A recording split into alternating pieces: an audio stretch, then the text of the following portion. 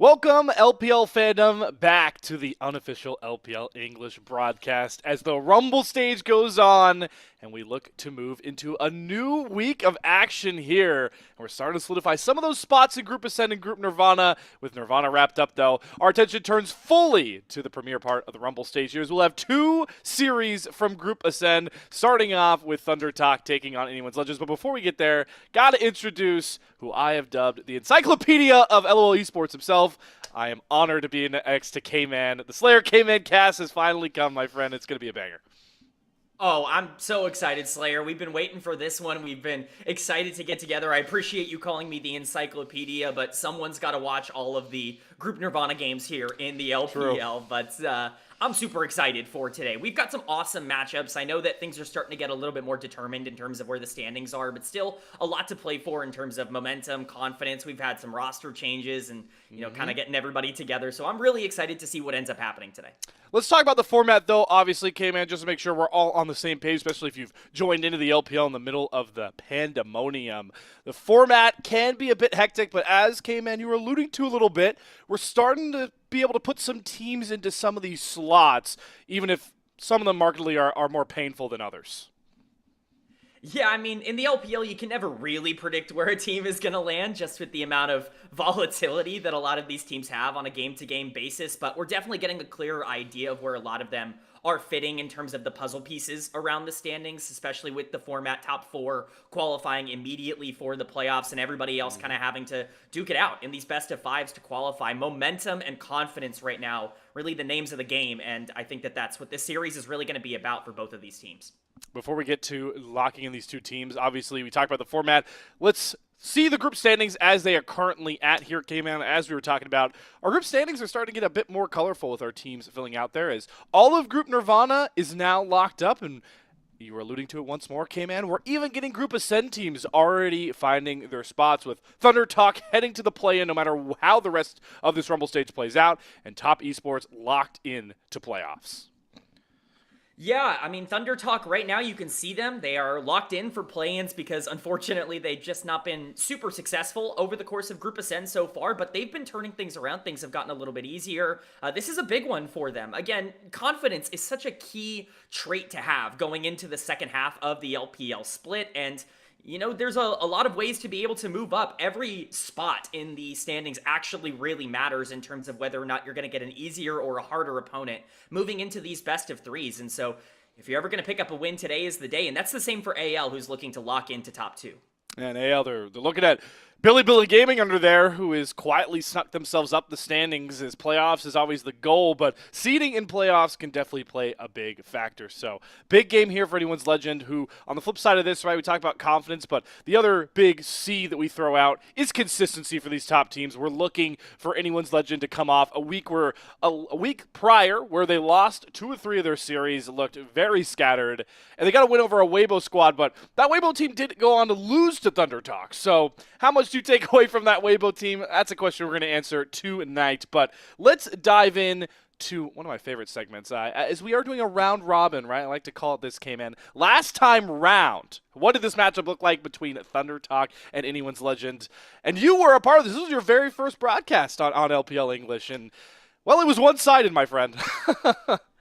One-sided, I think, is a proper way to put it in terms of how these games went. You definitely saw a little bit of a gap for AL. This is really when they were at their strongest in terms of a lot of their consistency, as you noted, and they just looked so good in this series. I think a couple of things have changed for both of these teams moving a little bit later on into Group Ascend, but a lot of the traits, I think, can be translated over. Most notably, we saw Tarzan really pop off in this series. Of course, Thunder Talk, new jungler. You're hoping Xiao Huangren can, come in and have a little bit more success than maybe Beishuan did, but Tarzan is such a key piece for how this AL team operates. If he's going to have the same kind of success that he had in the previous series, I think it's going to be pretty difficult to imagine things going differently.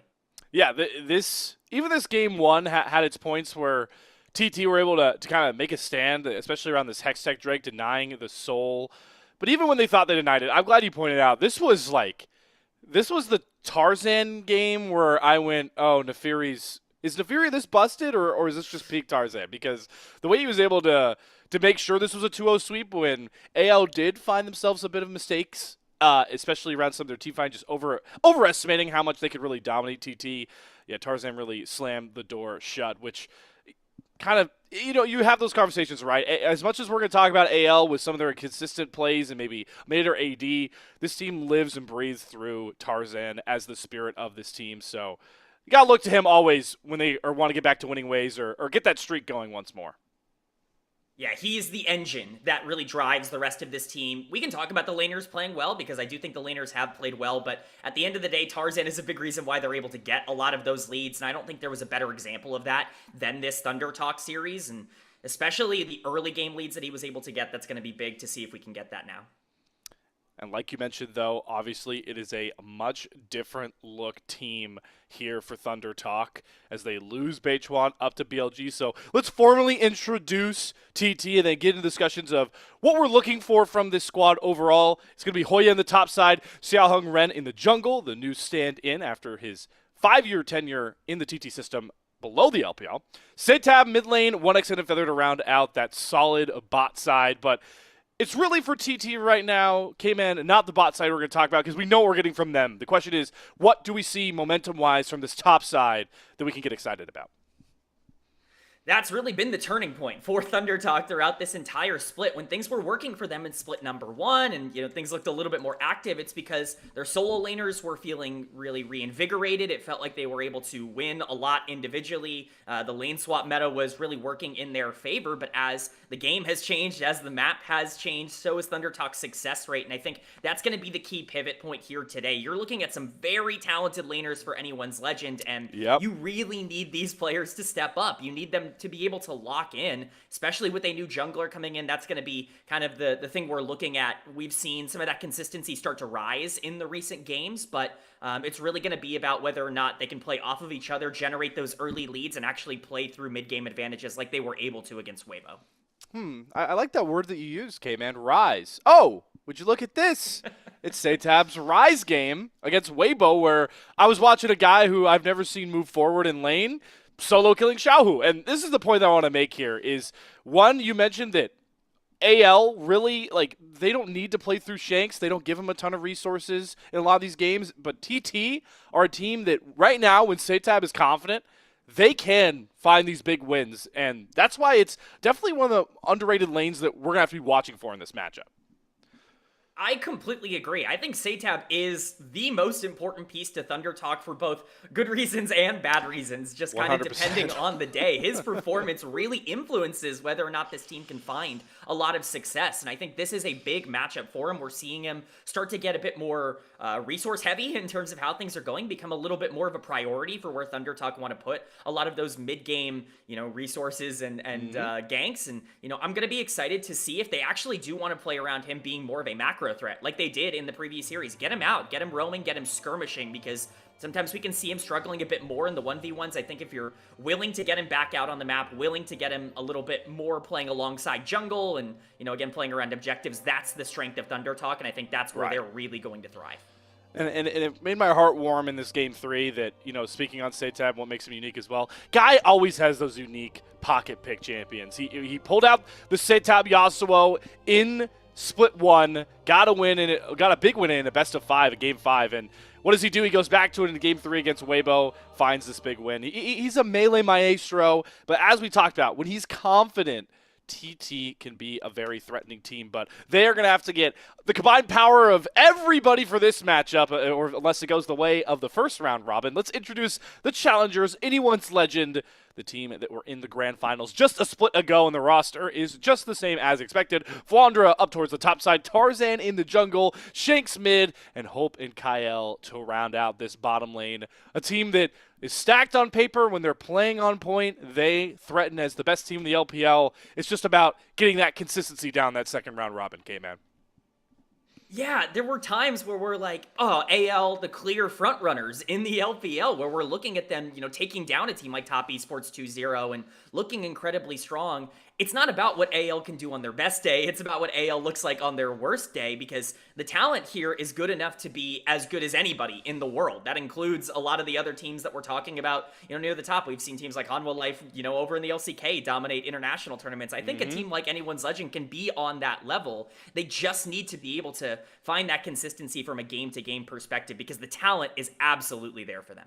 Well, I know the Twitch chat's about to go crazy with that Hanwha Life comment, but I'm with you, right? This team at its peak is very threatening and has some of the best players in the world at their positions when they're playing well. Markedly for me, it's guys like Kyle and obviously Tarzan, the way this guy plays. And Cayman, I know you source these clips for us, and it really showcases the highs and the lows of AL. That 2-0 you talked about against Top Esports was so flawless, but it's just not every day right now for AL, and really markedly every team in the LPL. You don't know what what team you're getting on the day.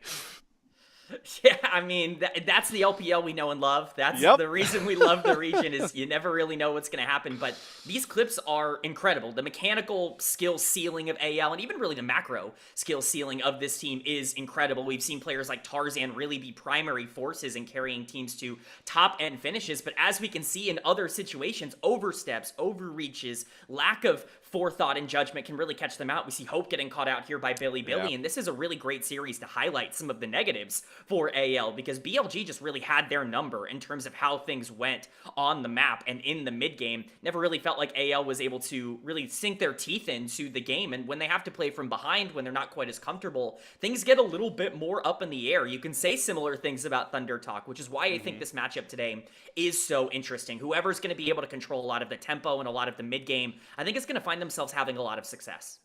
Yeah, and on the AL side, right, I'm glad. I think these last couple of clips we picked out show it really markedly. Is lanes, I think, can kind of cover the weakness of Hope and Shanks as well when he picks these kind of safer mid lane champions, but they really need to polish off their positioning for me and Hope with, like, everyone likes to say just like clicks for AD carry players, like good clicks, right? But Shanks and them have often gotten themselves caught out in bad spots. And that's really the improvement that we want to see, not only in this Thunder Talk series, but going forward. And this last clip, I love it, K-Man, because might just be showing off the two best supports going blow for blow in a series, dare I say. Hey, I'm not pushing back on that. I think it's a very good argument to make right now in the LPL, but we really, for AL, just need to see them lock in. Again, their best is their best, and I'm excited. Well, it sounds like we are going to be heading to the arena very shortly to see our two squads walk out and take the stage. And there is Anyone's Legend looking to put together another legendary 2-0 to try and keep themselves competitive with Top Esports. Because I know we saw the group standings earlier, K-Man, but this was an interesting conversation we had prior to getting on air. With how many extra series ALs already played over Top Esports, if they lose this one, right, they're now 3 series down. It would virtually lock Top Esports up as the #1 seed going into those playoffs almost. Yeah, I mean, I don't think it's technically guaranteed. I think theoretically, if Top Esports loses every game from that point onwards, it could be possible. But barring some ridiculous collapse, AL needs to win today in order for them to have any shot of being the #1 seed, to have side select going into playoffs. And the reason that that's important is we've seen blue side matter so much in the LPL in particular. It's been the region that's really kind of determined the victory and defeat the most from side select, at least statistically. So definitely a big game here for Anyone's Legend. And Thunder Talk's kind of the same. They're fighting to make sure they're not going to have to go into whoever, that top 7 team that just barely doesn't make it in to that guaranteed spot is going to be. So interesting to say the least, we'll just say.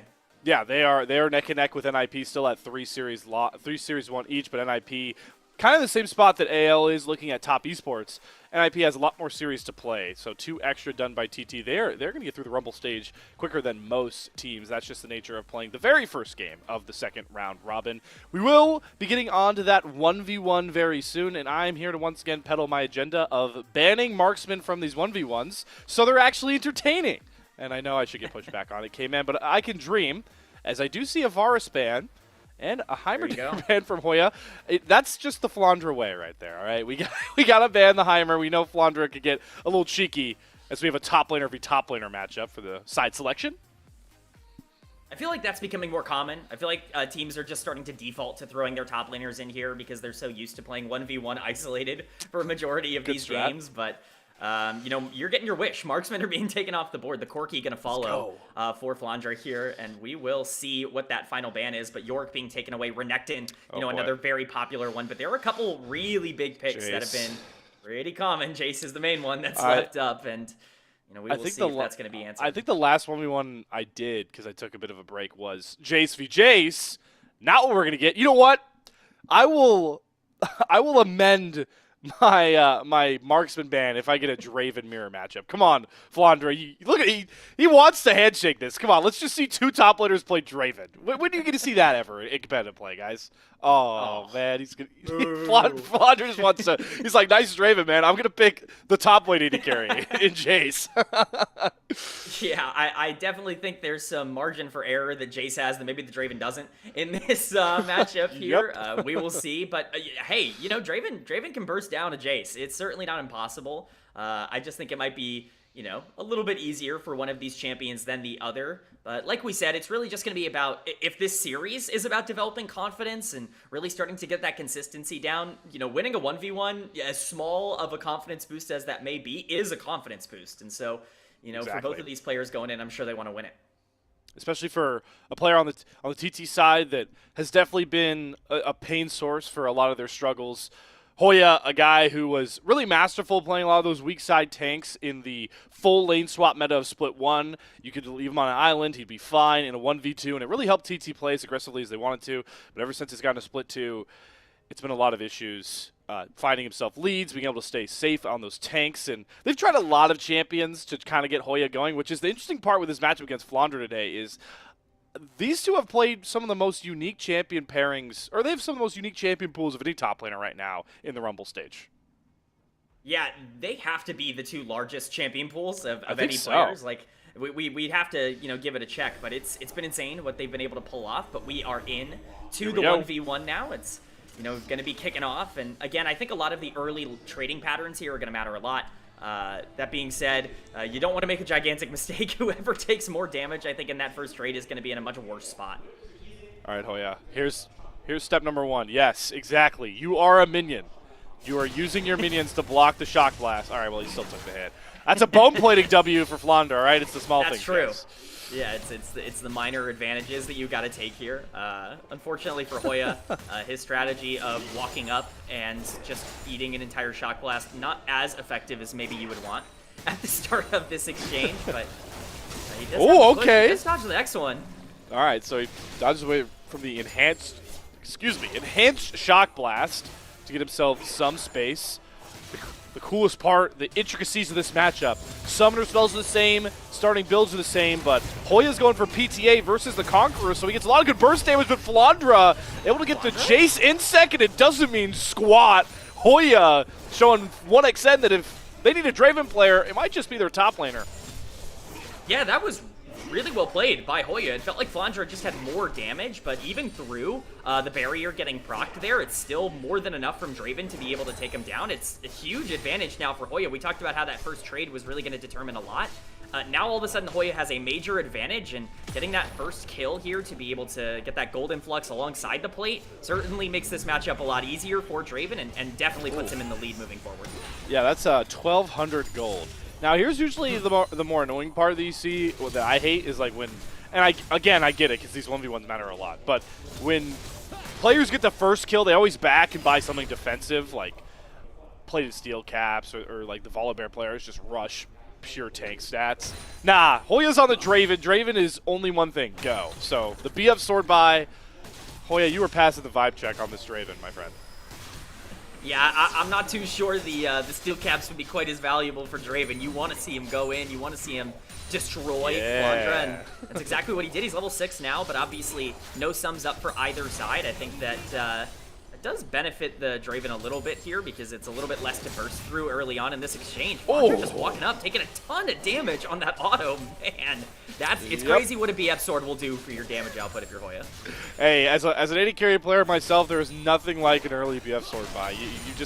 You feel like the guy that you walk into the club and everyone's staring at you. And right now, Hoya's fans are the minion wave that he's cutting down here. Is Flandre will try to take a reset out of the brush, and Hoya was not taking this level of disrespect. Gonna throw a couple axes in. Flandre's gonna go back in Whirling Death is available for Hoya, but he's going to let Flandre limp away and just freeze this wave out and away from the AL top laner. Oh, all right. It doesn't hit, but that still cancels. Oh, the callback, please. Oh, Flandre knows. He's gone through this once or twice, I have to imagine, understanding you know, the mindset of a Draven player on the other side. But the freeze really helps out Hoya.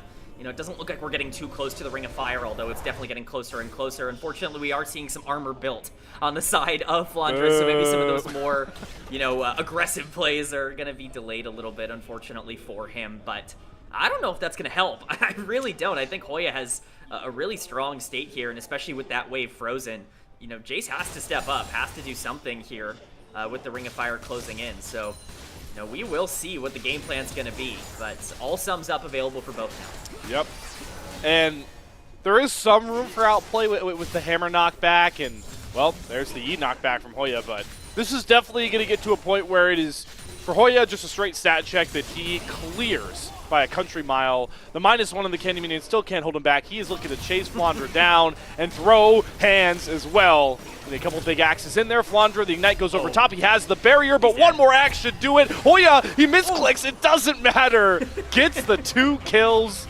And Hoya showing his Draven getting side select for TT, which, as we talked about, K-Man, means 2 games of blue side, at least, for Thunder Talk. Yeah, that's big. You know, blue side is a pretty massive advantage right now in the LPL. Almost all of Thunder Talk's wins this split have come on blue side. Only 4 on red side the entirety of spring, including placements. So definitely exciting for them to be able to see that blue side coming in. And I presume they're going to choose blue as they do on the bottom of the screen there. I almost thought Hoya was going to throw that. He did misclick at the end there and had to go under tower. But luckily, he's going to be able to make it work.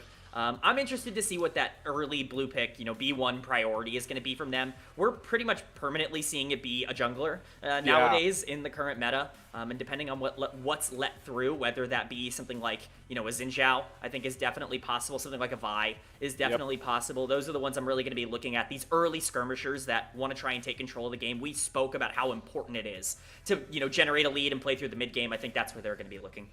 Okay, man, already utilizing our telepathic chain as casters on the same desk and reading my mind and then answering the question that I had. I was literally going to ask you, are we just going jungle prow with B1? But the unique little fold that I'll add to your point there, K-Man, is knowing that Setab can go for these melee mids, which means his AD pool opens up a bit more wider than mid laners. And we know that Xiao Hung Ren just had an MVP performance on the Zyra, has the Lilia as well. I'm curious how much you think maybe we might see an early AP jungler locked in if some of those bans go towards the more popular AD junglers you mentioned.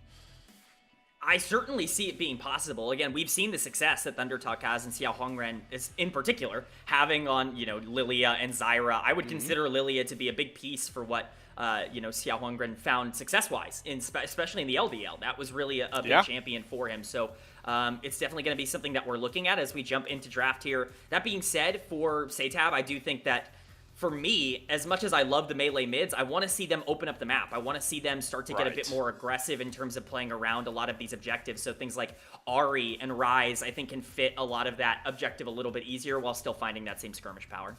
Ahri, definitely one of the most played champions for Setab across the 2 splits, without a doubt. As we do see the Vi draw a red side ban here, alongside the Nico. And with this last ban up for TT, they are blue side, so you don't usually have to ban the Varus, but K-Man, I want to give you the stage to get this point out. How unfortunate has it been for teams that let hope onto Varus? For not just the split, by the way, everybody.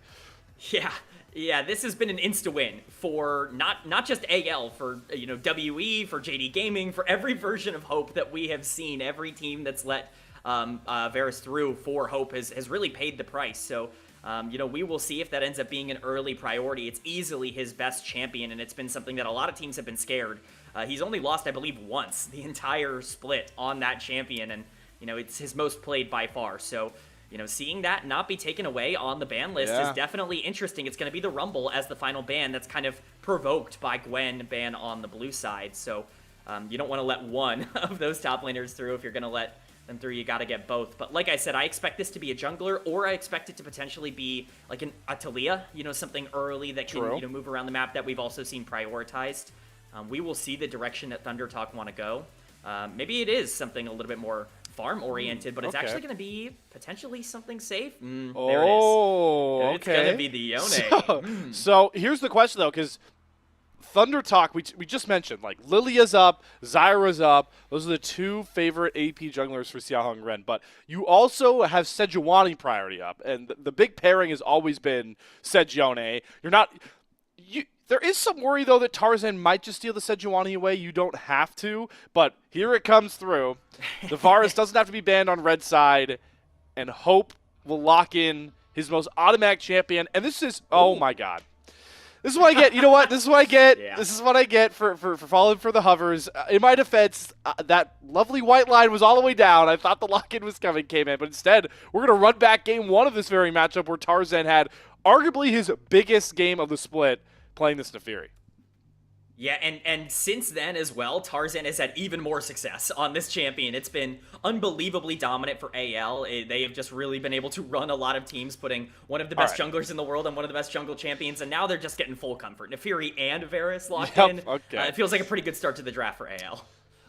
But both teams are kind of handshaking. Everyone likes to throw around, like in sports, the win-win trades you see. Right now, I'm feeling the win-win trades coming through right now in this draft. I mean, TT, they can't be mad with getting what is, I will fall for it again. I am a fool. What I believe will be a Sejuani lock-in alongside the Yone. So you got the premier, that is the premier red side turn that a lot of teams have to fear. So you get that for TT on this blue side. But now the question becomes, how do you build around this? Do you look for what Hoya melee champions do you want to put with them? Do you want another big tank next to Sejuani? Where does your head go, K-Man? I think there's a couple of really interesting options. One champion that we've seen rise in priority a ton this patch is Shen, and I really wouldn't hate that in this instance. I think that would be really fun to see. But it's actually going to be the AD locked in as the answer to Varus. Misfortune, a pretty common answer right now. Varus kind of the all-arounder, I would say, in the bot lane, although he definitely has some strengths and weaknesses. Misfortune can match a lot of that pressure in the early game while still being relevant later on. And another pick of the patch that's been able to rise recently in the Annie, selected to close out the first part of this draft for AL. Interesting. Okay, so Shanks, this is a very intriguing lock into the Yone, right? It's not as safe as a lot of those other control mages you left up, like Azir, or you could have played for the Rise, you could play a bit from space. Annie is definitely kind of a threat for Setab as a player who is never afraid to force a 1v1 early and mid lane. So that's going to be a fun matchup, especially how much we talked about Setab being, sort of the driving factor for TT early success, and Shanks we're still looking for to bring his consistency back through for AL. But it's time to now start picking out some of these supports. The Rakan and the Alistar come off the board for now. Do you expect TT to throw another AD ban? Or I just forgot that whole blocked Varus. All supports, K-Man. I'm getting thrown off.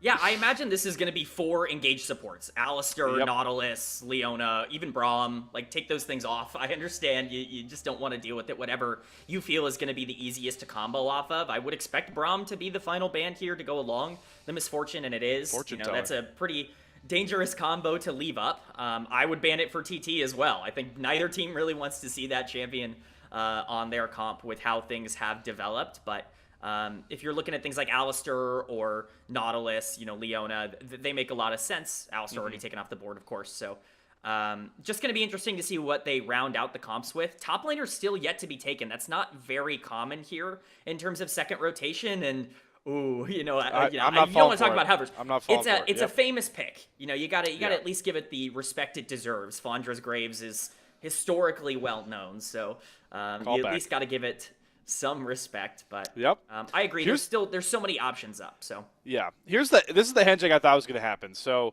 you take Leona away. I think this is just Nautilus. As much as AL could justify stealing the Rel for Kyle, I don't think it fits their combo enough to really force it. You're really single target oriented with a Nefiri, a Varus. Really, Annie's the only AoE, and again, these two teams are kind of just trading what their comps like at this point. You get the Nautilus for that point and click CC that comes across on a one target, and then TT is like, yeah, we'll take the Rel that's all about AoE combos, trying to set up this bullet time. TT have drafted themselves a fun Wombo comp, and for a team that we have had questions about executing in a lot of spots, I liked it off their first series win in a while. They're drafting confidently to play through a team fight. Yeah, I'm interested by the hover. You don't want to mention anything too early, but one thing we hadn't considered is that There we go. Yeah, Yep. I was going to say, Hoy is Okay. actually a pretty proficient Yone player. It's something he's played a lot of. I didn't want to mention it too early in the draft, but it's going to be the Yorick as the answer. We've seen Yorick be very, very heavily prioritized, and it just adds a bit of a different dimension to this team. You talked about the Wombo, the ability to play 5v5. Well, here's a secondary win condition, and I think that that's something that a lot of teams, you know, really have benefited from throughout this year, is having a couple of different ways to win the game, especially here in the LPL when things can get so chaotic. But really on the top side for Thunder Talk, you're just going to want to be generating as big of a lead as possible, and AL answering saying, we just want to shut that down. We don't want to really allow that Yorick to get too far out of control. It will be the Scion as the answer, and we've got our comps adjusted here. Yeah, I'll say it. TT, draft-wise, I think they've got a comp that you mentioned, even with the second win comp, works so well. The fear that I always have with Yorick comps from draft, because gameplay, right, you can get afraid for a Yorick if a team falls behind because they don't have space to, you know, extend lanes, but that, I just want to take it from a draft perspective. You drafted a really powerful team fight comp on 4.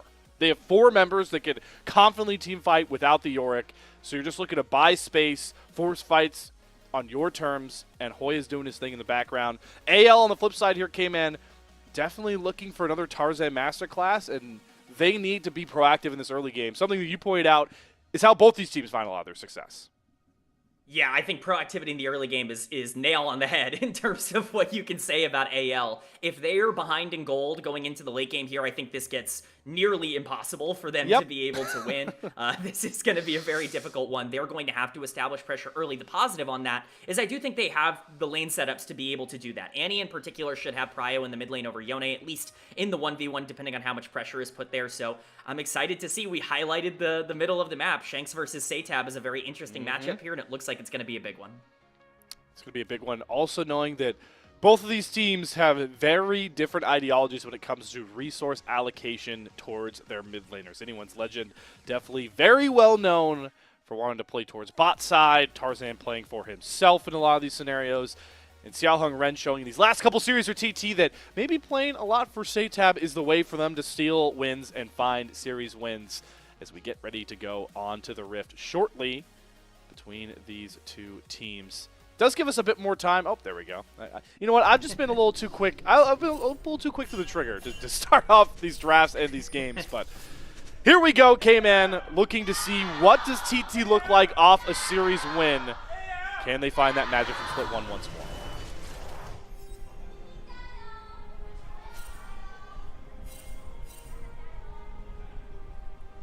I was hoping to hear a few more Gyos there, but yeah, that's what I thought we were leaving space for. you know, we got a couple. You can't be too mad about that, but you're absolutely right. I think that there were a couple of things to really focus on in the early game here. I think the main thing for me is we see AL kind of 4-man down on the bot side. This has become a little bit more common as of late. I think the main thing that I really, really want to watch out for AL and their ability to play out the early game is just exactly what is going to happen with Tarzan in terms of pre-level 4. Are we getting full clears from both of these junglers, or does Tarzan actually want to surprise and maybe be a bit more aggressive? We're actually seeing the invade come out here to kick off, which is a very interesting start, but I certainly do not dislike it for AL.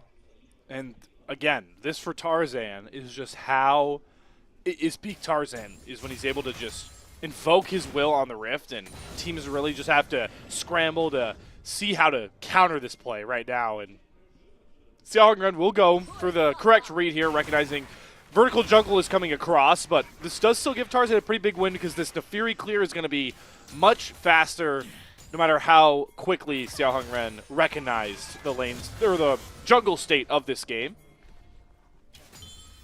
Yeah, early level 2s here for the bot lane as well for AL should give them at least the push for now. I consider this a pretty even matchup bot lane, but if Tarzan is going to put a ton of pressure down there, things do become a lot more difficult, and with them kind of being stuck at level 1 here, Tarzan, you know, theoretically could try to go for something very aggressive if he wanted to at level 3, and he is.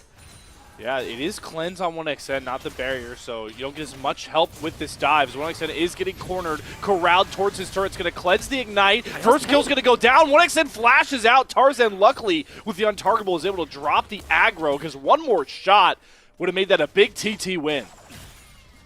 Yeah, it's just a little bit greedy there for AL. They just go a little bit too aggressive onto what I would consider to be a target that had a little bit too much HP. No poke really coming down before that play to make it happen, and they really are punished for it. We see a small trade with Satab in the mid lane. He's got to take these as much as he can, but that's a big win, in my opinion, for ThunderTalk. Unfortunately for them, the kill going over to the Rel in exchange for Tarzan on the Neferi, but it should slow down Tarzan at least enough to create a situation where things are a little bit more even in terms of where the jungle priority is going to go as Kyle makes his way top lane. Yeah, they're also sending Hope up here, so they're forcing a very early lane swap, which continues to really show how AL, in these early games, are so impressive to me, how they react to the map state. And this is it feels like a simple read off of that dive, but it's still a big one to make because Flandre on the Scion, right? He's going to TP, he's going to catch this wave. He doesn't care about being 1 versus 2. You want to try and shut the Yorick out of his power spike as quickly as possible. Really feeling like even though there's been very little action came in, you can already start to tell what the difference is between AL and TT, even if you turned off the records. Yeah, you can definitely see a difference in priority. One thing I want to note in terms of the lane swaps on the top side, this is something we're seeing a lot less common now that we are on the Spirit Blossom map, as opposed to the Noxus map previously, as, of course, the Grubs timer is much more delayed.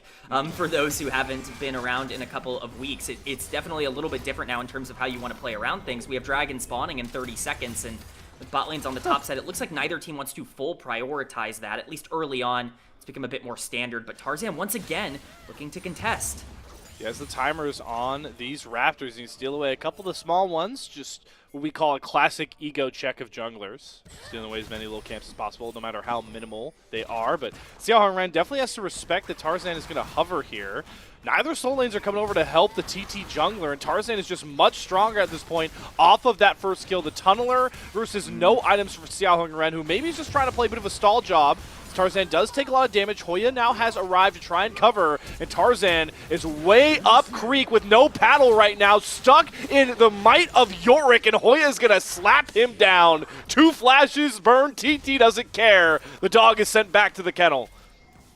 I know I said I wanted Tarzan to be aggressive, but I think I should have probably specified a little bit more what kind of aggressive plays we were looking for. He just full invades a Sejuani who can full lockdown with a Yorick right there. It feels like a very weird play for Tarzan to make, just not respecting the roam from Hoya at all. I'm not sure if Andra just didn't make the play. Satab, my friend, the fate-sealed whiffs. Lucky that Shanks on this Annie does not have enough damage to turn that around. But more space bought for Shanks. Nonetheless. Yeah, it's an interesting play for Satab to go for. If he hits that, I think it actually becomes really, really interesting, but we kind of see the Annie nerfs coming into play there, with Tibbers being a little bit less strong than he was last patch, just a tad bit at the very least. So that really coming in clutch for Satab, understanding the limits there, but because of that play with Tarzan, it's going to be Xiao Huangren that does actually secure that first dragon. I say that, but Kyle is here. Smite check. Smite should be available, yeah. Oh my god. Kyle is tired of just setting up his teammates. This guy's trying to throw hands now on the Nautilus. That does take the Ignite away for the time being.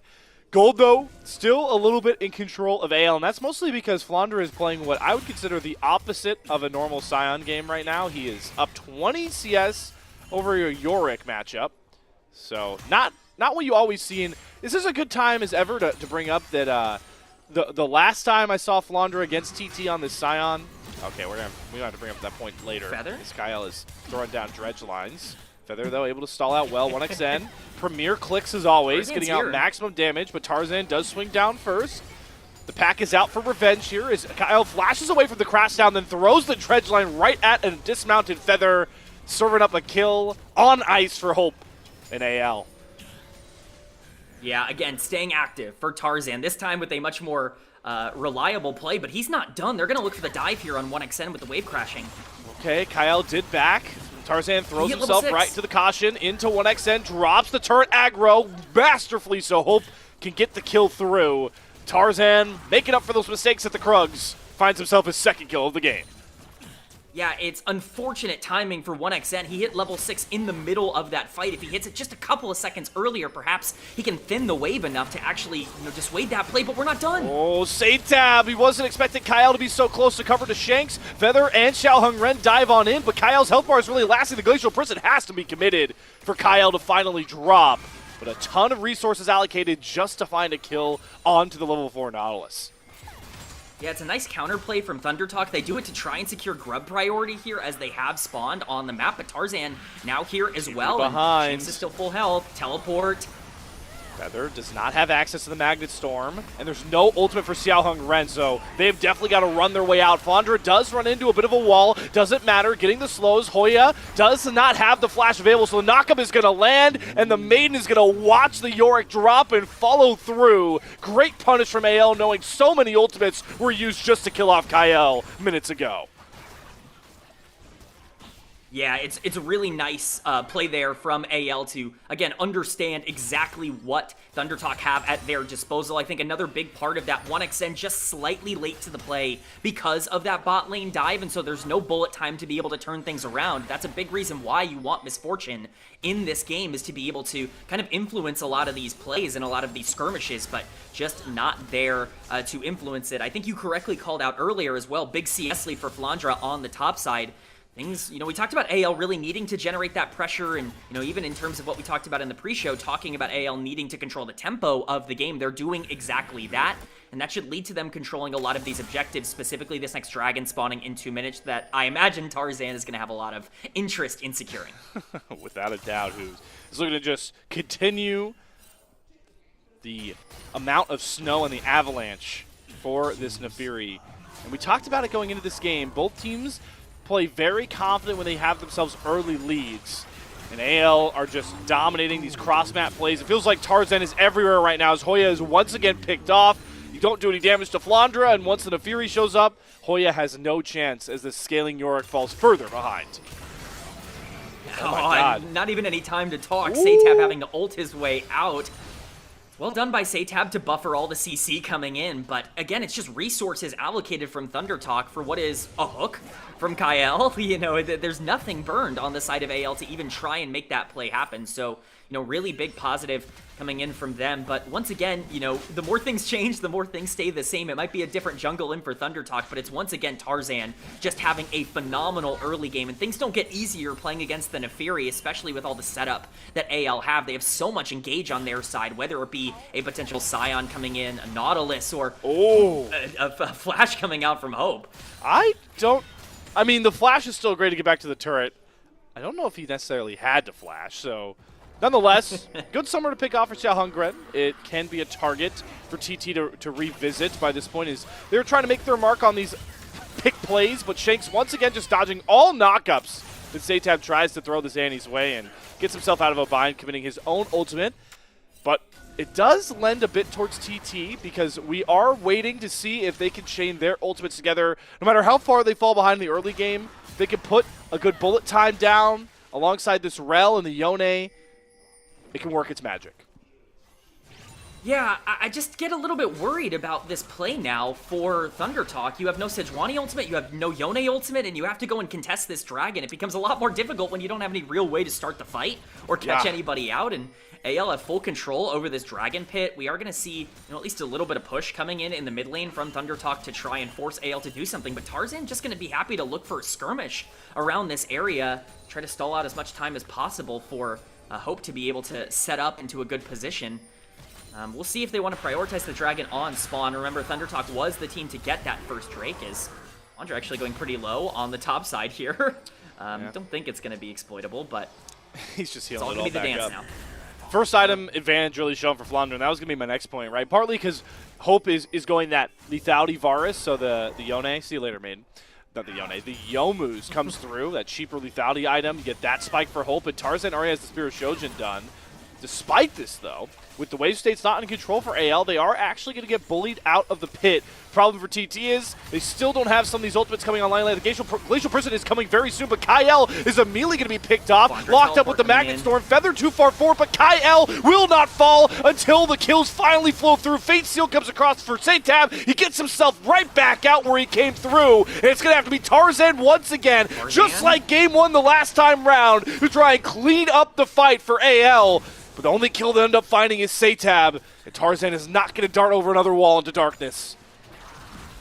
Really thought that fight was going to be more AL favored, but Kyle getting caught out a little bit too early. It's just a little bit of a disconnect. I get that the Dragon was going down, but one of the big advantages AL had there is that Flandra had access to teleport, whereas Hoya did not. I figured that that was going to be coming in from the Scion, but he has to keep the wave on the top side, so it ends up being a much more even fight than expected. ThunderTalk tries their best to be able to pull it back, but Tarzan's just too strong at this point in the game. We're going to get a replay here. Kyle just a little bit too far forward. This is a big vision difference. He has to face check this brush, and Feather more than happy to be able to capitalize. Hope going to try to pull as much back as he can, but Xiao Hongren once again kind of whiffing on that Sejuani ultimate. Not the first time this game that has happened. An awesome combo.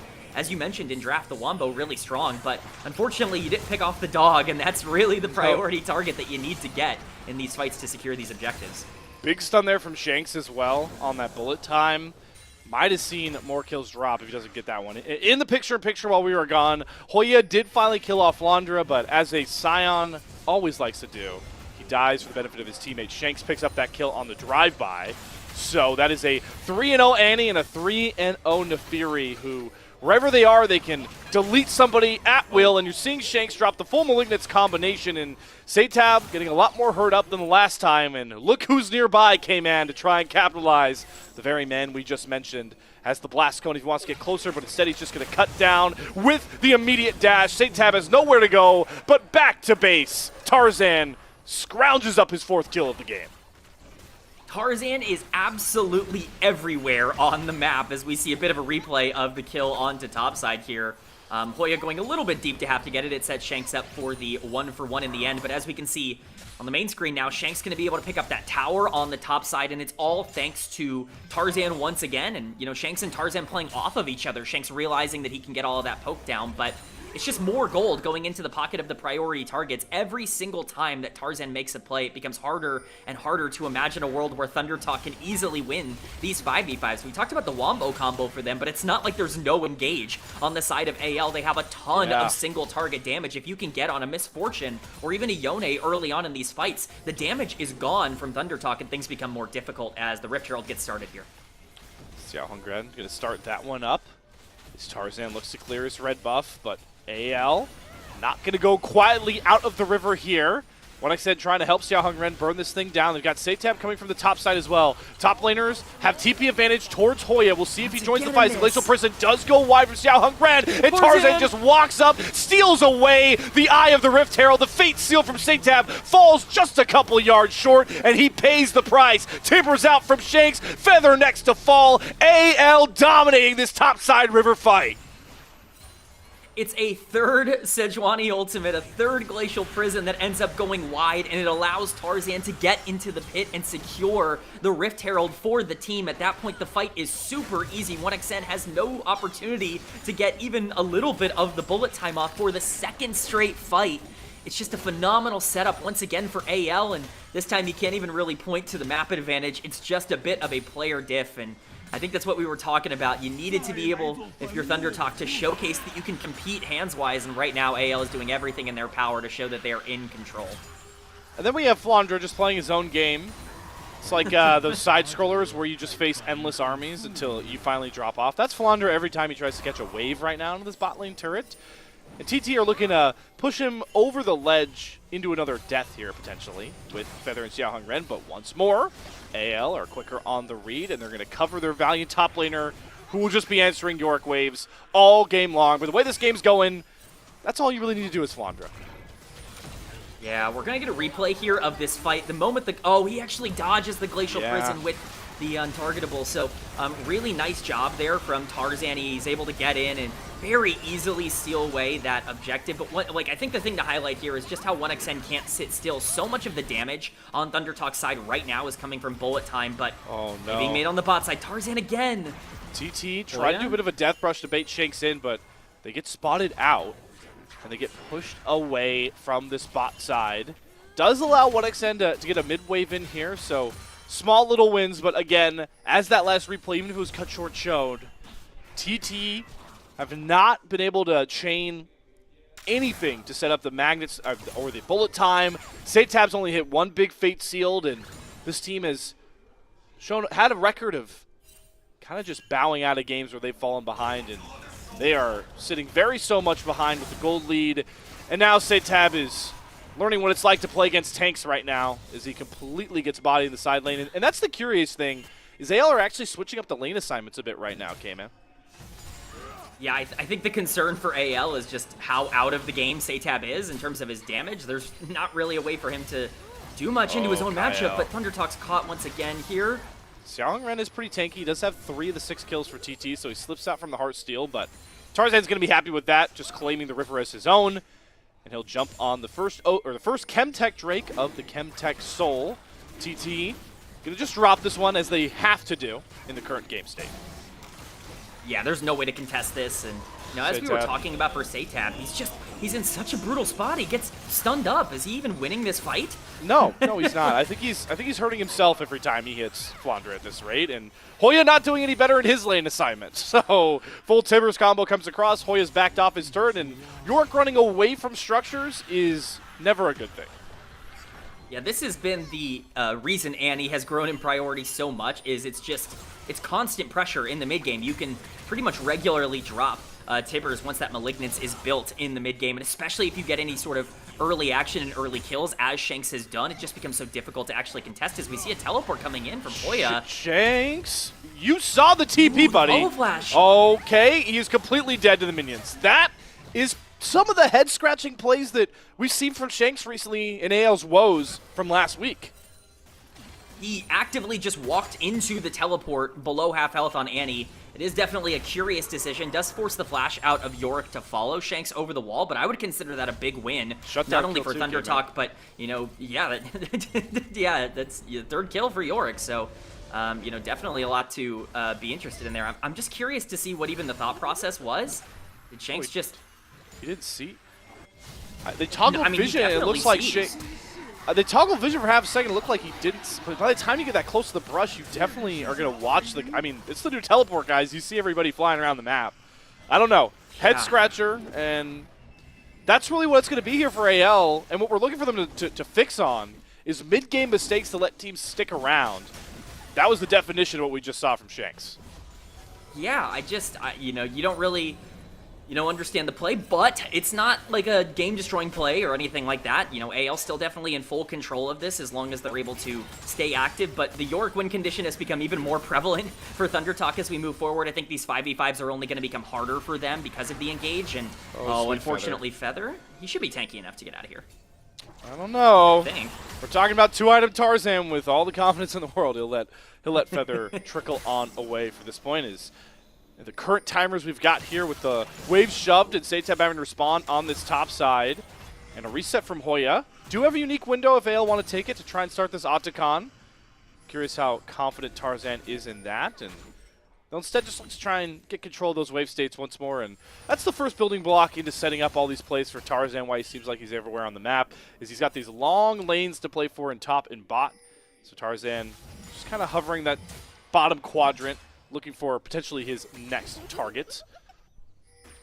Yeah, I like the wave control idea here. I think for AL, the name of the game right now is set up for this bot lane to become the pivotal point on the map with both Dragon and Otacon available in about 2 minutes. If you're going to be able to get to that point, that's going to force a 5v5 from ThunderTalk that I'm just not sure they win at this point in the game. So I'm sure AL is going to be focused on prioritizing that. For now, if you're ThunderTalk, though, as much as you are a little bit out of your own primary win condition here, this game is certainly not over. Like we said, the Yorick is available, and Yone can eventually get back into this game if given enough time, but see if AL end up allowing that time to even exist in the first place is get some more action on the bot side. Flandre gonna perfectly buffer. Yeah, perfectly buffer that Glacial Prison coming in from Xiaolingren, and unfortunately those Sejuani ultimates just not been particularly useful this game, sometimes to no fault of the jungler.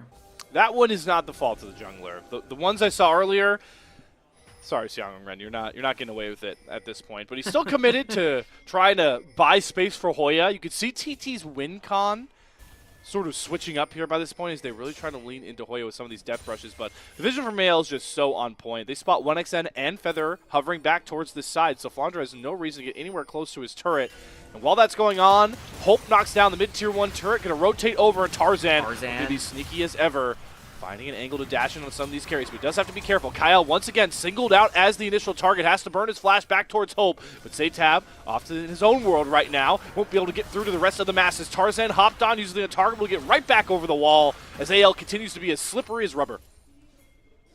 Yeah, I mean, you can't catch AL, but it's well played by ThunderTalk to actually be able to establish priority there.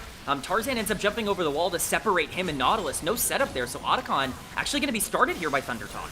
They have all of those Wombo ultimates except Xiaoheng Ren's Glacial Prisons up in mere seconds. Can Tarzan steal another big 50-50? Kyle gonna brunt Feather. Tarzan gonna go on target, but the bullet time does hit its mark onto the Nefiri, but unfortunately, Saytab's fate sealed falls flat once more, and Shanks knocks him down. And with that, you allow the resets for Tarzan to come through and mop up 2 kills. The Otacon at a price for ThunderTalk.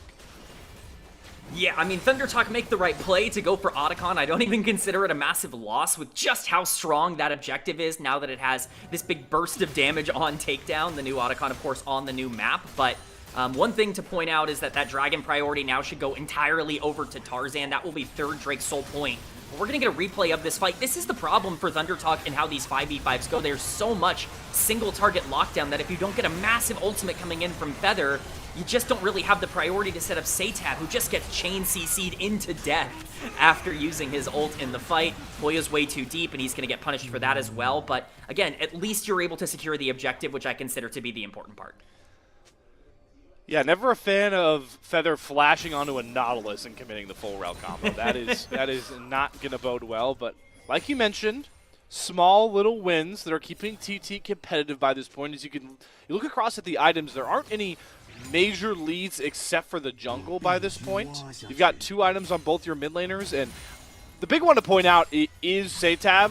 Yone, just like his brother Yasuo, is one of those champions where it doesn't really matter what your score line is. Once you hit 3-4 items on a champion like Yone, you can get right back to the winning ways that you might have had if you were 5-0 out of lane. Yeah, that's the lucky part of playing a bailout champion like that, but the problem for Saytab here is I don't really foresee an easy way for him to get in so long as AL are keeping their mind on it. Hoya could be caught once again, though, here. We've seen this play before. This Flandre is far too tanky to deal with, and Tarzan has his own minions or pack to try and deal with, but my lord is the maiden making this one difficult. The ghouls are not to be trifled with Tarzan, and now Hoya gets to buy more space to get heals after heals. Untargetable does dodge out that big call towards the minions. So Tarzan able to find himself the kill, but looking a bit harder than it was earlier in the game.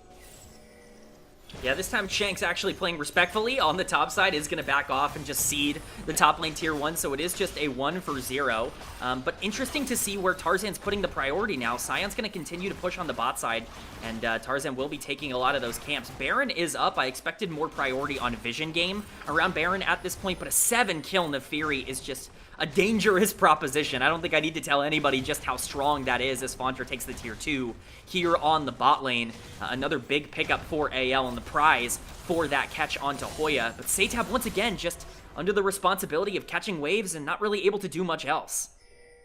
GA looks like it's going to be the purchase here from Tarzan, which I do love on this Nefiri that can be so slippery, but also there is always that chance the TT do just catch Tarzan, Shakes, anybody on AL in these big wombo combos, and to see AL recognizing that in their lead that they're currently holding to try and nullify that wombo more with the Zanyas for Shanks, with this GA that's going to come through for Tarzan soon.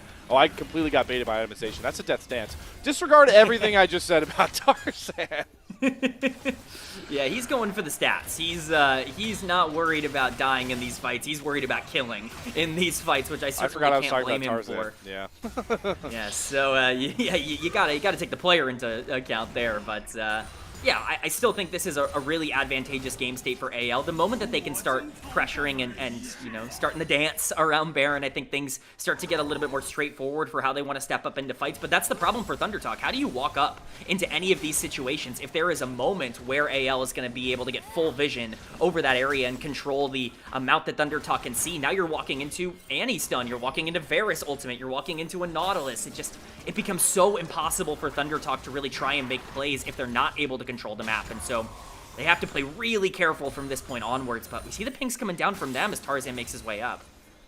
Do you want to point out another build augmentation that's coming through for TT, recognizing how these last couple of fights have went? Satab has a Quicksilver stash, I think, just to make sure that he doesn't get Tibbers ulted after his Fate sealed and dies before he can go back to his Spirit form. Xiaoheng Ren, very tanky by this point, can eat up a couple of key summoners. Chains of Corruption, everything coming down to try and burn the Sejuani. Xiaoheng Ren is able to flash out, so you get the Varus ulti out, but the Sejuani very, very hurt.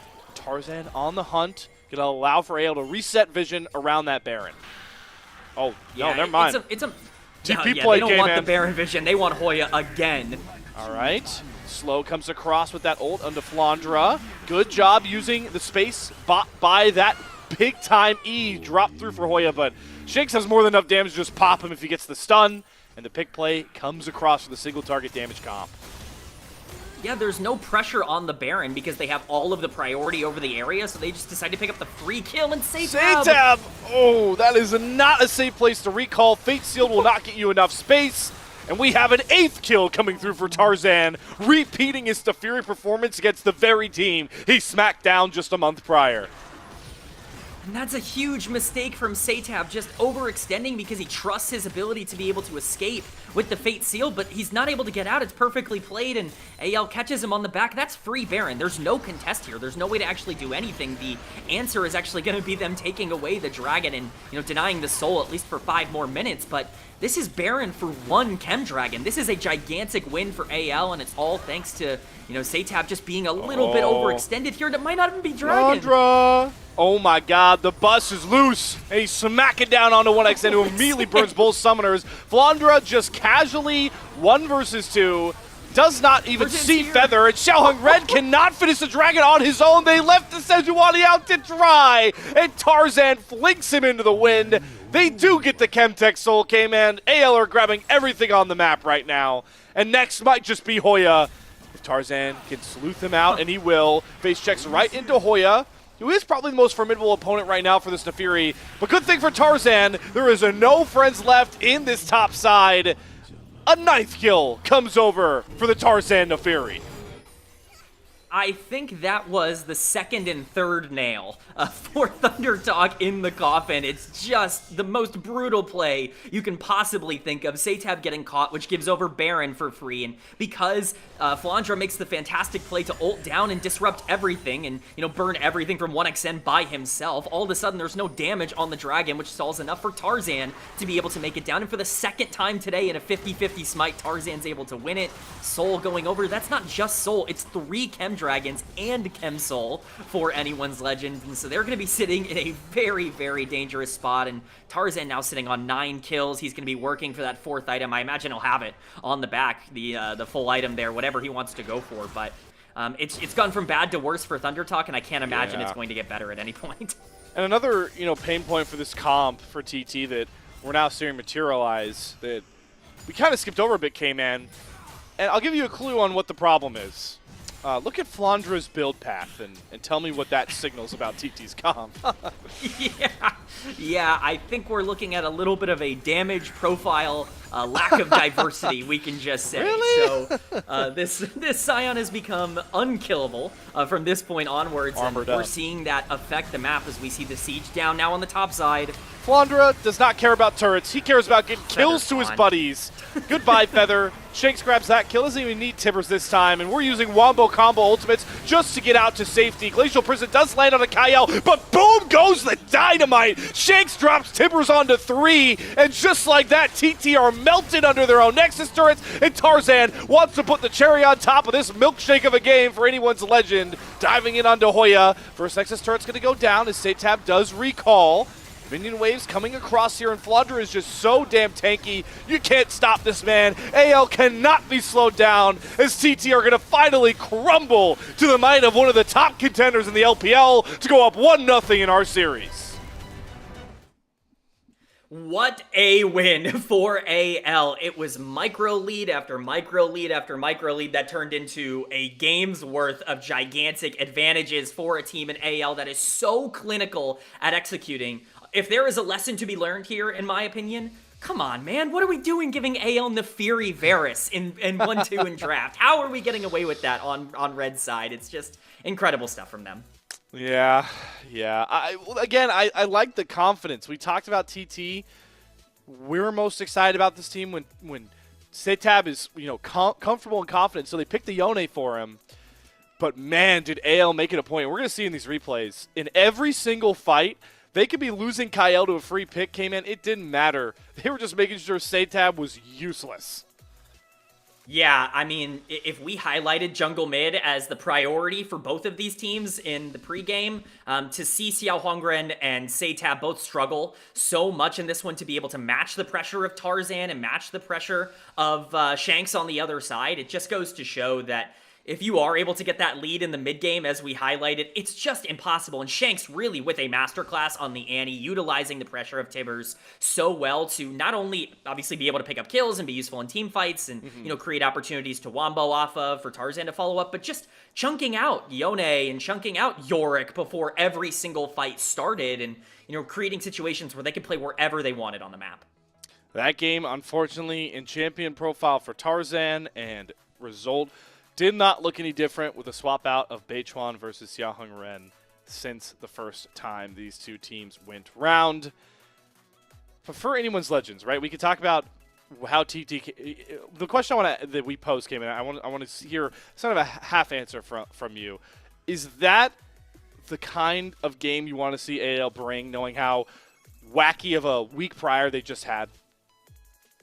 Yes, I want to see confidence. That's what we want to see. We want to see this team play like they're one of the best teams in the world. Because I think when they really start to, say, maybe we're, as good as our opponent or close to not as good as our opponent, that's when things start to get a little bit more murky for them in terms of how they draft. I think seeing the Nefiri, seeing the Annie, all these playmakers that want to get moving on the map, seeing that identity for AL shows me that it's not just, we want to try and play through the early game. It's we're going to beat you through the early game. It's having that confidence to understand that they can hands check whoever they want to go into, and we see that with the damage diversity coming in from the side of AL. Yeah, wow. They got 4 players over 20k damage in a 32-minute game. Very, very impressive.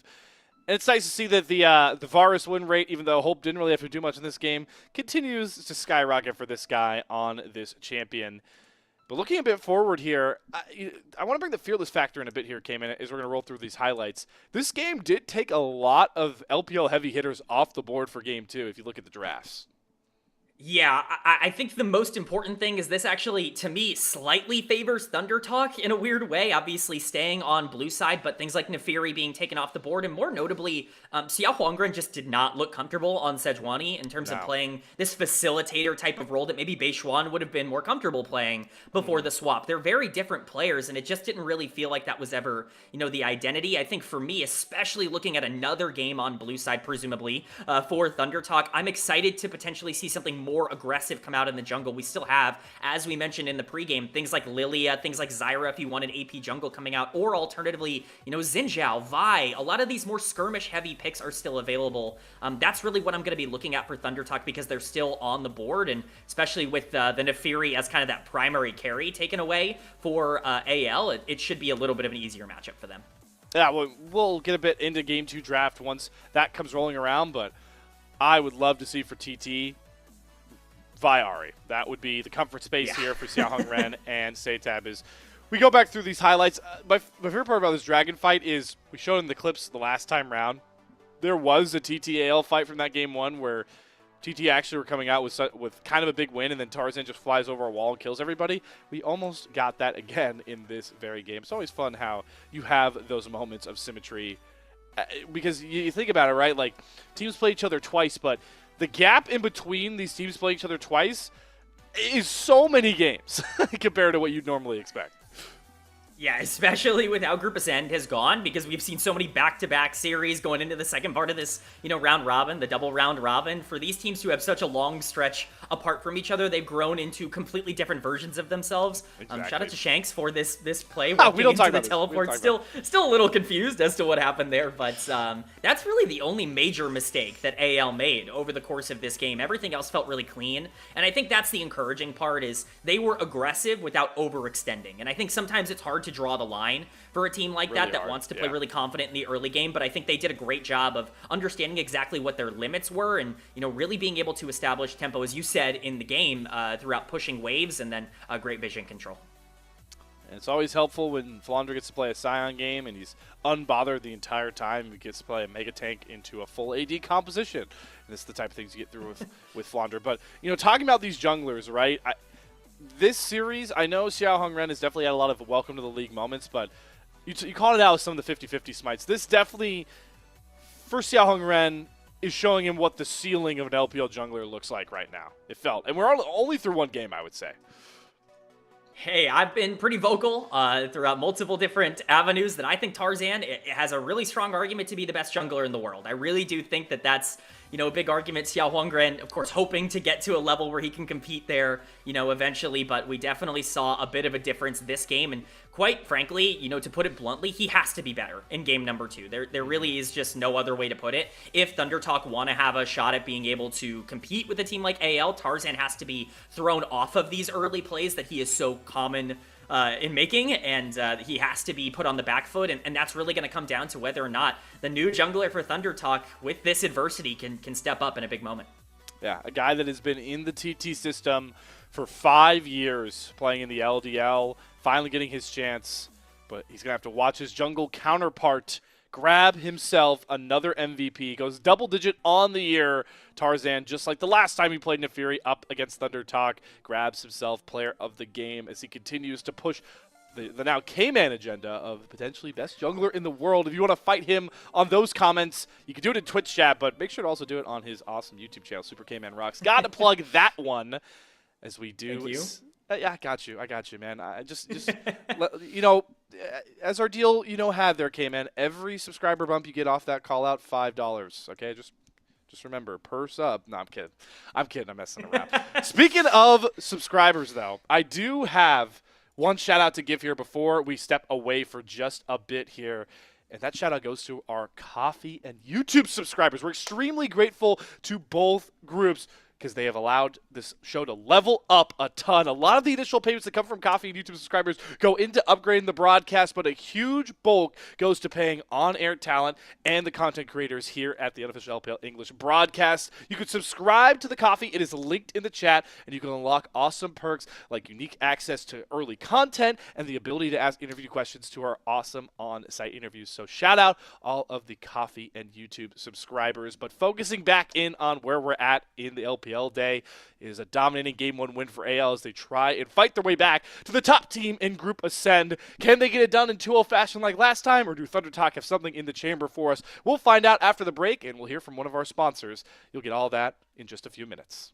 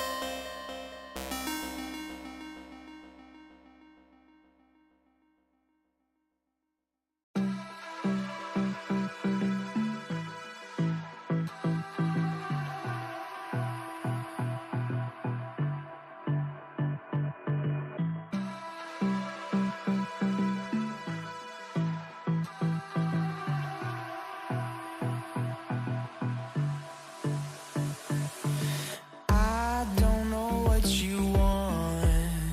Let's have a bit of fun till I downfall. My love, if you feel like I do right now, don't say you're on the run to the other side. My love.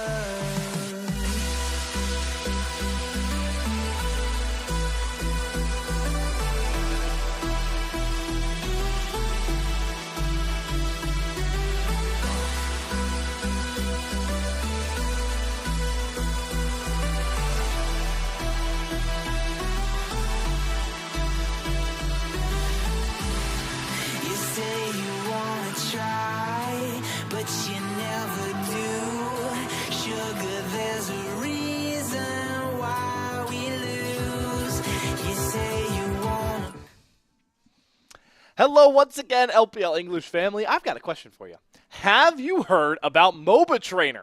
It's a new app that teaches you League of Legends with a series of puzzles. Just boot up the program you see in front of you and work through a puzzle every day to improve your game knowledge. There's an awesome map you can pick through. We're not going to show off the map right now. We're just going to jump right in with a random puzzle to show you guys how you can improve your League of Legends knowledge. So here we go. We got a random one. It looks like we are talking we're set up for diving. It's a hard one, as you can see. And K-Man, you're going to be making the decisions as the color cast is supposed to have a brain between the two of us. So, Well, that's, I'll try to put my top lane knowledge into effect here. We've got jungle shadowing. I unfortunately am not able to see the mini map, so I don't have a ton of options here, but here we see go. the Gwen, crashing in. There we go. Perfect. No vision on jungle, but we also have no vision in general. Our jungle is hovering. I don't think this is an awful time to trade, but, depending on how aggressive you want to play, I think that's up to you. I would trade here, though. all right, so you're taking us home, K-Man. So we're trading, and K-Man goes 1 for 1. So really quickly, you can see this is what happens when we make a choice. MOBA Trainer tells you if it thinks it's a good choice, and they give you a video explanation. We're not going to watch it, but they explain all their decisions. So good start for us here. Is our Valiant Fiora will trade into the Gwen with the jungle hover. Trade goes about even, and Vi has arrived for the gank. I thought we were going to get another decision, but no, our Vi just goes melee range, saves Vault Breaker. All right, so I guess that trade worked out. Easy kill. Yeah, easy peasy. Yeah, definitely no problems there, but as we expected, Darius here. Okay. Ooh. All in, use W. Use W feels yeah, useless because he's already pulling. This definitely feels like a scary spot. I think you have two, like, you could all in here, but, you know, this is a scary situation. What would you do, Slayer? I would back off because, one, I'm greedy, and two, look at the wave. You need that wave. Yeah, I think the wave is also the number one thing I noticed, so I would back off as well. Oh! We can give our W at least. I guess we could give our W. Well, unfortunately, folks, this is all we're going to be able to show about the promo from MOBA Trainer. We will continue this after our next series. But what's more important is the draft. So big shout out to MOBA Trainer. Last thing I'll say, 20% off unlimited puzzles if you use the code LPL20. It goes directly to us and MOBA Trainer developers. So big shout out to them. We'll hear from them later. Game 2 draft, though. K-Man, it looks like we've changed up some of our ban priorities as we have not taken a jungler off the board on either side through 4 bans. I think this becomes much more interesting if all of the junglers are left up, specifically the Vi, which I think is going to be, you know, it's been a pretty priority pick, pretty permabanned over the past couple of weeks, especially since the new patch came out. It's actually going to be the Poppy taken off the board instead. That's a Kyle pick. He has been unbelievable on that over the course of this split. It's been ridiculous to see him play that, but opting instead to take away the Roamer in the Galio. I'm interested by that because I think a lot of people would consider Ryze to be a slightly higher priority in that same little bracket, but it's the Galio for Shanks, and like we said, the Vi no jungle bans. Definitely kind of been, no jungle bans, and so if you do want to go for something aggressive, like Vi, as we called out, something that's been highly prioritized by every team, then you've got a ton of options, and we see some playmaking coming out. Here we go, though, so you get the Nico. I love this term from AL. You could tell that they were fine giving up junglers for 2 reasons. One, they believe something like the Nico is going to come through, so now you're going to get an easy Kalista lock-in for Hope. That's going to be the R3. And Tarzan, his new favorite jungler, I feel like, ever since the changes have come across. He likes the Pantheon no matter what the jungle matchup is on the other side. But TT's quick response here, K-Man, is an aggressive bottom lane of their own. And is it enough to scare Hope off what I feel like is an automatic Kalista pick, but Ezreal gets locked through. Yeah, interesting to see. You know, Lucian has re-risen in priority over the past couple of weeks just because I think a lot of teams are indexing more either into full early game or full late game in terms of how they want to play out the map, and I think Lucian plays into that. It's funny, though, we've actually seen the Nami decrease in priority in terms of pairing up with the Lucian, so kind of the classic duo coming out here for 1xN and Feather, but the Ezreal as the answer just ensures stability down on the bot side. It keeps that option open for Pantheon to play more aggressive around mid lane and whatever they want to go for in terms of their big matchup there, whether they want to take that on R4 or potentially save that for counter pick on R5. It's still the solo lanes available. That being said, I guess theoretically you could flex Pantheon mid lane. We've seen it a couple of times. It's certainly not out of the realm of possibility, but with these mid lane bans coming through, I would certainly expect that not to be the case. So Setab going to be the unfortunate receiver of some of these bans. I like this approach from AL. Let's just knock down Vi pairings. So let's take away the Ahri. That's the clear one. You could just take away the Ryze as well. It doesn't pair the best with Vi, but you talk about playing the map as much as possible and Setab's comfortable champion pools. Nope, the Ryze won't get the ban sets. The Orianna, just classic Vi pairings. And on the flip side, you take away Shanks. Very comfortable on the Azir. Maybe this is where the Ryze ban comes across. No, it's the Ornn. Yeah, I like taking away like the premier tank left on the top side just to keep that from being a little bit of a safe pick with especially all the aggression that you're putting in. But again, we talked about it opens the door for some aggressive picks. The wheel. What's fun? We're gonna play. I can't quite see. Vladimir. Yeah. Oh my God! Not again. Ooh. Please don't make me watch. Yeah, no. It was so bad. It was so bad. I can't relive it. Yeah, we can't go through it again. That's all right. I understand. It's going to be the Ryze for Shanks, as we called out. The double global coming in, which has just become the popular pairing with Pantheon. We've seen the Talia kind of be the #1 option in that regard, but Ryze also functions in a very similar manner in terms of being able to create the same kind of early opportunities. And this is what we were talking about with the Pantheon being the early priority coming in. Is just that it creates the opportunity to play through mid lane, and that's exactly what they'll do, but Setab going to answer with an aggressive mid laner of his own. At least I imagine this will be Setab on the Aurora. Yeah, Setab did play a really good Aurora in the one game when TT took off of IG, so do like that pickup. if this Jace comes through, there is a funny little scenario where you could actually double flex if you wanted to. I don't know about Hoya's Aurora top. That's actually more up Flandra's lane, but Saytab does play a mean Jace himself in the mid lane, pulled that one out in split 1. Nonetheless, they're going to round out an interesting comp. I know Jace is very powerful, but definitely doesn't fit the bill that the rest of this TT comp drafts into, I feel like. Yeah, I feel like they saw AL draft an early game comp last game and then win through tempo and just said, like, what if we just pick a bunch of champions who can fight early and just kind of go from there? Oh my god. All right, I don't think that was on the wheel. Can we go back to the wheel? I want to see. There's no way a Flandra Nasus. Oh boy, I'm scared because this pick at face value could turbo int this lane. I have a hot take. I don't think this is bad at all for Nasus. I think he actually should be more than fine on the top side. And, you know, I think especially with all of the safety you have elsewhere, you've got the Ezreal to not really worry. I think Neeko historically is a matchup that I would actually consider pretty positive into Nami, who, you know, I think has really been affected by a lot of the nerfs that have come their way. I really like this draft once again from AL. I think their mid game is terrifying. If you're looking for a mid game skirmish and you have to walk into Pantheon, you have to walk into, you know, Ezreal damage, Pop Blossom coming in from Neeko, and you give a little bit of space for Nasus to be able to start getting a lead on the top side, this game gets scary really fast for Thunder Talk if they don't get a lead. Thunder Talk, though, have definitely confidently drafted themselves into trying to compete in the very state of the game that they floundered first time round against AL. They've got the Lucianami lane. Level 6s come along for Saytab and Xiaoheng Ren. This Vi Aurora can be very impactful on the map, and you do have a very big lane to play through. Hoya versus Flandra, Jace versus Nasus. This matchup can go just like the solo queue games. You rarely see the Nasus get marked into Jace. This is a big test for a TT team that we're looking to continue to carry that momentum through, K-Man. After their first series win in so much time, can they take a game off of Anyone's Legends, a team that has been so dominating when they're confident in the first few phases of the game? I'm nervously excited for this one for TT. Yeah, I mean, it's in their hands. The pressure is in their hands. If they can get that lead early, especially if Xiaoheng Ren, who we've been highlighting, can really get that early lead on Vi, it's going to create something more interesting. So we let a big crop of Jaios ring on through. Most of those for Anyone's Legend is you can look at the best jersey to buy there for an AL fan. Kyle, my goat, on the Neeko. Very excited to see. I feel like it may be in a Groundhog Day. Am I watching the exact same level 1 rotation here from AL for Tarzan? This is the exact same as what they did last game. Yeah, this is actually almost entirely identical. The only difference is that the Vi is actually going to be starting on red on the other side here. So Xiaoheng Ren will actually have a little bit more tempo in the early game from that play, but this is once again a vertical separation coming in from the side of AL, opting into it. Flandra walking into Hoya, though. Okay, well, Nasus is going to have a rough lane already. Just gets worse and worse for Flandra.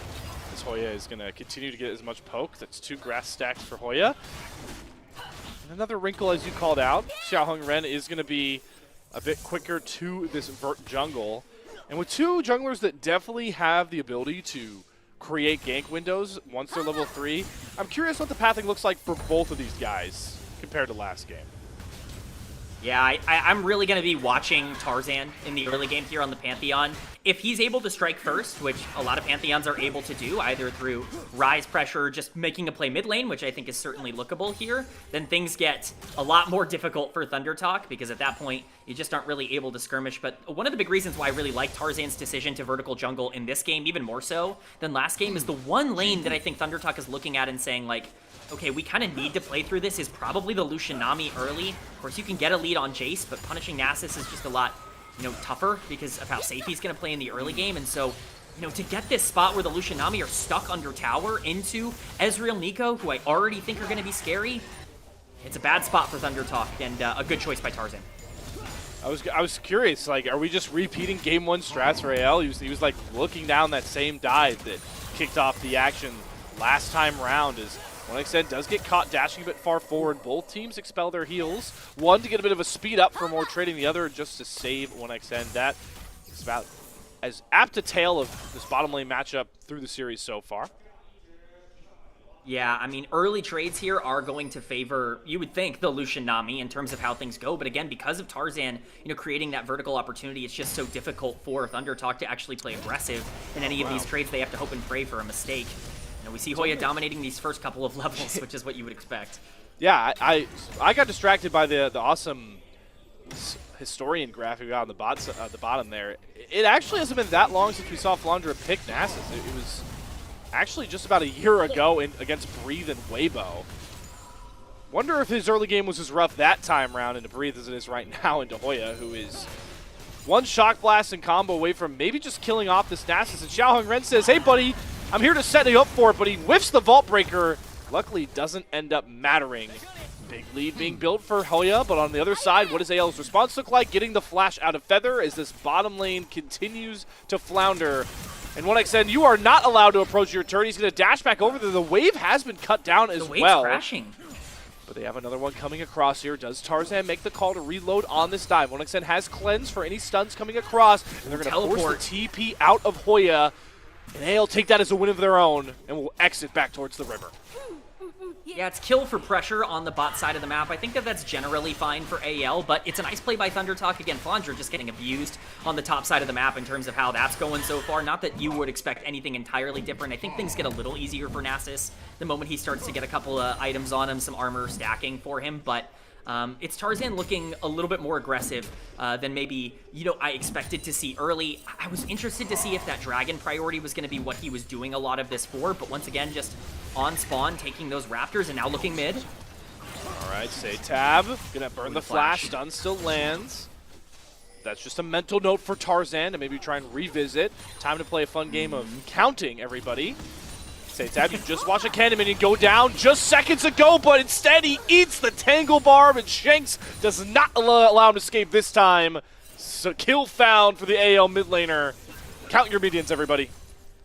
Satab not passing the vibes check on the Nico, ends up falling in the mid lane, but it's just another example of Kael just being so proactive on the map, even early on this Nico. That's the big advantage that you get from this vertical jungle opportunity, is that Kael is able to move around anywhere you want because you're winning the 2v2, and Nico already is going to have more, pressure in a lot of these exchanges than something like Nami will. So be on the lookout for that to continue to happen for AL as we see the replay here.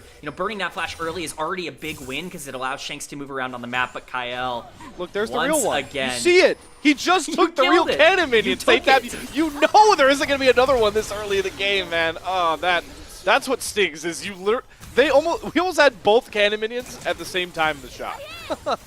Yeah, and now we're seeing another exchange on the bot side, and Feather and 1xN are both getting dangerously low for Tarzan as this wave is getting close to crashing. Oh, and look at Shanks.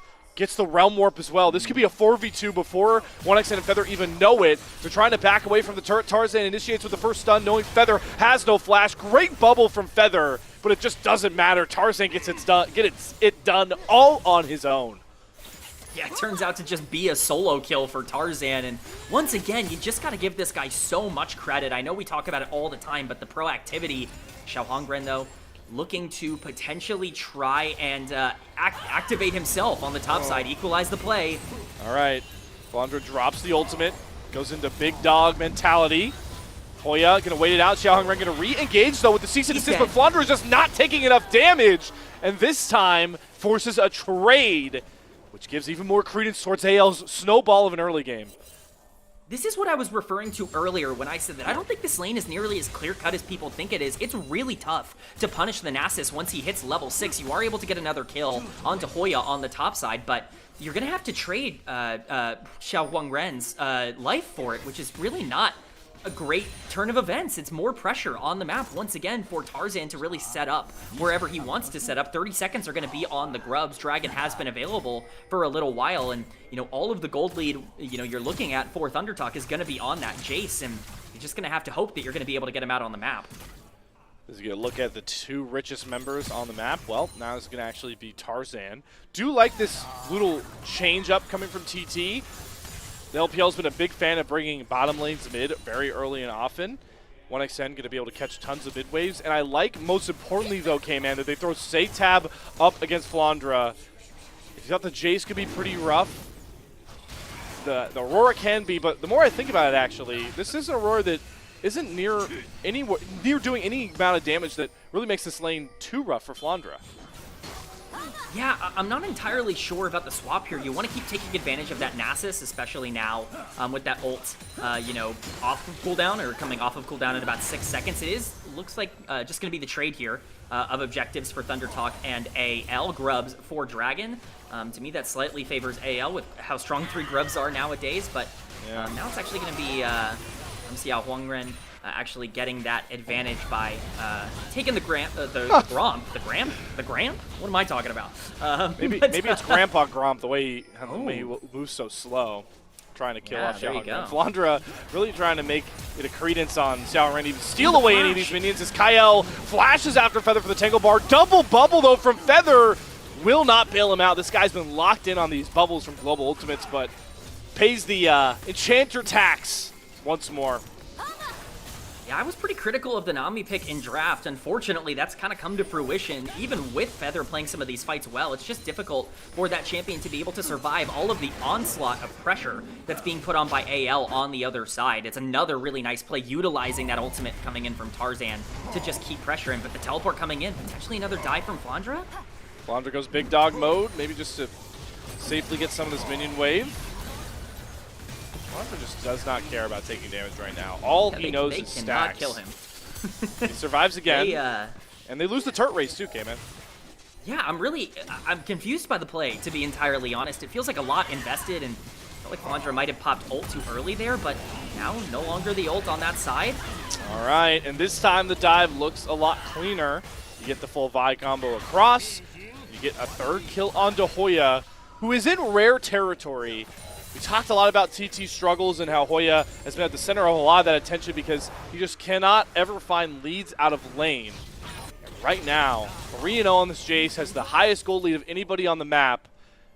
He'll be able to continue to really dictate tempo on this side lane. Yeah, I think it's worth noting that, yes, Hoya does have 3 kills, and that's important, but the big lead here to me is bot lane. Like, Hoya, so much pressure put in as he duels a little bit with Shanks. I don't imagine too much is going to come out of this, but so much energy and pressure put in for ThunderTalk to get this Jace ahead, and yet you're looking at basically an equal lead for Hope on the other side in terms of how that bot lane matchup is going, purely based off of the CS lead he's been able to generate for himself off that vertical jungle that Tarzan created, and that's created a gold lead for AL because of Tarzan's active play. So, you know, Jace is really the power point on the map for ThunderTalk. You talked about how it's rare for him to come out of lane with a lead. Well, he's got to do something with it because a lot of the rest of this mid game is going to be in his hands.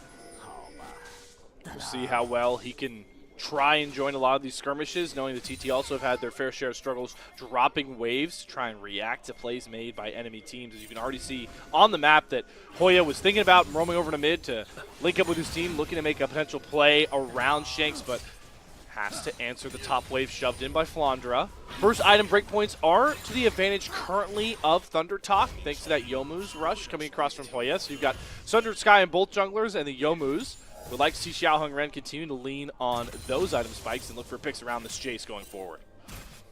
I mean, that's the game plan, is you've got to play around this Jace. Everywhere else on the map right now is just going to be a little bit more difficult to play through, not only because Pantheon can answer almost anything else a lot easier, but because, you know, Shanks can do the same. If you try and target mid lane, it's going to be difficult to really fully collapse there, not to mention Ryze is actually pretty scary right now, and even before, you know, he ends up finishing that Roa. Right. I say that as they do try to collapse onto Shanks, but Tarzan is here, and so is Kael. Oh, no. Oh no. Okay, guys, we can't miscount this minion. It's running away from the wave. Okay, but here comes the Grand Starfall. Bubble doesn't land, but Tarzan's ult does fall pretty flat. Doesn't really set up any pick plays, but instead Satab walks right up to a brush, disrespects the vision, and hands Tarzan an easy kill, happily trading his flash for his 3rd kill of the game. Yeah, I have to assume that that's just Satab, you know, guessing that they're not going to be able to fully pull the trigger. Tarzan, you got to know him better than that. If he sees somebody that he can flash onto, he's 100% going to take that play every single time. So definitely a bit shocking there to see that go down, but this play's not over. Tarzan's still looking. Trying to go for the pinch onto Hoya. Cancel Feather's back. Or more importantly, K-Man really just buying a ton of time for their real scale threat. While this is going on bot side, Flandre has gotten to just free hit on waves and continue to catch up on gold, but more importantly, the stack count that is about to crest over 200 at the 13th minute mark. That is a great spot to be in, knowing what the lane state was like for Flandre's Nasus earlier on. Yeah, this is the real problem with Nasus, is you have to actually put a lot of resources into keeping him down. It's all well and good to get that early lead into him, but he's eventually going to get those stacks if you're not continuously, putting him on the back foot over and over again. The breakpoint is pretty inevitable for him, and, it's coming a lot sooner. We do see the Ocean Dragon spawning now. That will be second Drake. That is a potential out for Thunder Talk, in my opinion, as we go further along throughout this game. A lot of champions that really like to stat check on their side, that want to be able to generate those leads, and at least for now, they're going to have the opportunity to try and prioritize that. That being said, both junglers on the top side, actually going to be Xiao Huangren, potentially once again looking to capitalize on Flandre, but Tarzan's here as well. All right, let's see how much those first item breakpoints do to burn through the health bar Feather. of Flandre. As Feather picked off, trying to move his way up towards this topside play. The heal, the great dodge on the spear, keeps Feather alive, but all while we were waiting for this pick to come across towards the Nami. It's a 1-for-1 trade onto Flandre. Xiao Hongren gives his life for the dive. And TT are trying to find a prosperous play off of it as they pick off a tier 1 turret as well. Oh yeah, maybe looking for actions between worlds. Comes across from Seitab, but doesn't trap Kyle or Tarzan. The bot blossom turn comes across. Tangle Barb lands onto Seitab as well. Does Tarzan have enough single target damage with the Sundered Sky? Yes, he does. And guess who showed up in the wind? It's Shanks with the Realm Warp, throwing down, finds 1 kill, tries to chase down Hoya, won't find it. But even when TT trying to make a proactive play, it's AL to shut it down once more. Yeah, it's a very nice proactive play. Once again, we talked about needing to keep Flandre on the back foot, but the problem is AL is not scared to go for a lot of these engages, and we already saw Tarzan looking at Feather. He did a pretty good job to get out of the initial exchange, but with Rise on the flank and Realm Warp available and, them on that same side of the map, it's just so hard. Like, the dive is clean. Oh, the Wither! Nice. Oh, that is so unfortunate. I didn't even realize the Wither was the trade there. Oh, Does he teleport? Shanks. Shanks caught out? Yeah, we saw this in game 1. This time Tarzan's going to try to come to the rescue and does burn through Hoya's health bar. And Luco's here to valley back up his superstar jungler. It's Kyle again. Xiao Hongren on the back foot. One more spear to the heart of the Vi should do it. But Seitab flashing forward actually makes it a trade. Luckily for AL, it's Hope to bail them out and make it a positive play. A double kill over to the Ezreal, but that got messy. Yeah, definitely a messy play. That's a big shutdown going over to the side of Thunder Talk. A lot of gold on Tarzan, that being his first death of the entire game. But again, really nice collapse, and this is what you want to see from AL. You want to see them utilizing these global ultimates to save resources elsewhere. It's, all well and good to put a lot of these plays into Shanks, but with the collapsibility coming in from AL, this gold lead just continues to grow for them. It's a 3K gold lead now, and with Rift Herald up, it could be to take the moment that Tarzan wants to get out on the map. Dragon available as well, though, as we said. Will only be second Dragon, very delayed in this game. So, we'll see where the priority wants to go. But Feather just getting chunked out by Hope by himself. NA solo queue players in Pistol, that's what happens if you walk up to my Ezreal. I'm just letting you all know right now. Throwing that down. Watch out in Emerald, everybody. That's what my Ezreal trades look like. Calling the shot, yeah. I will probably int into anyone's lane in chat. Let's be realistic here. But the Rift Herald is being started up by Xiao Hongren, who continues to try and find a shot-calling stance for this TT team to keep them proactive and competitive. The tidal wave going to come down, as what I said, does a really good job keeping space between Tarzan. Chunks him below half HP. We saw a lot of 50-50 smite steals for Tarzan in game number 1.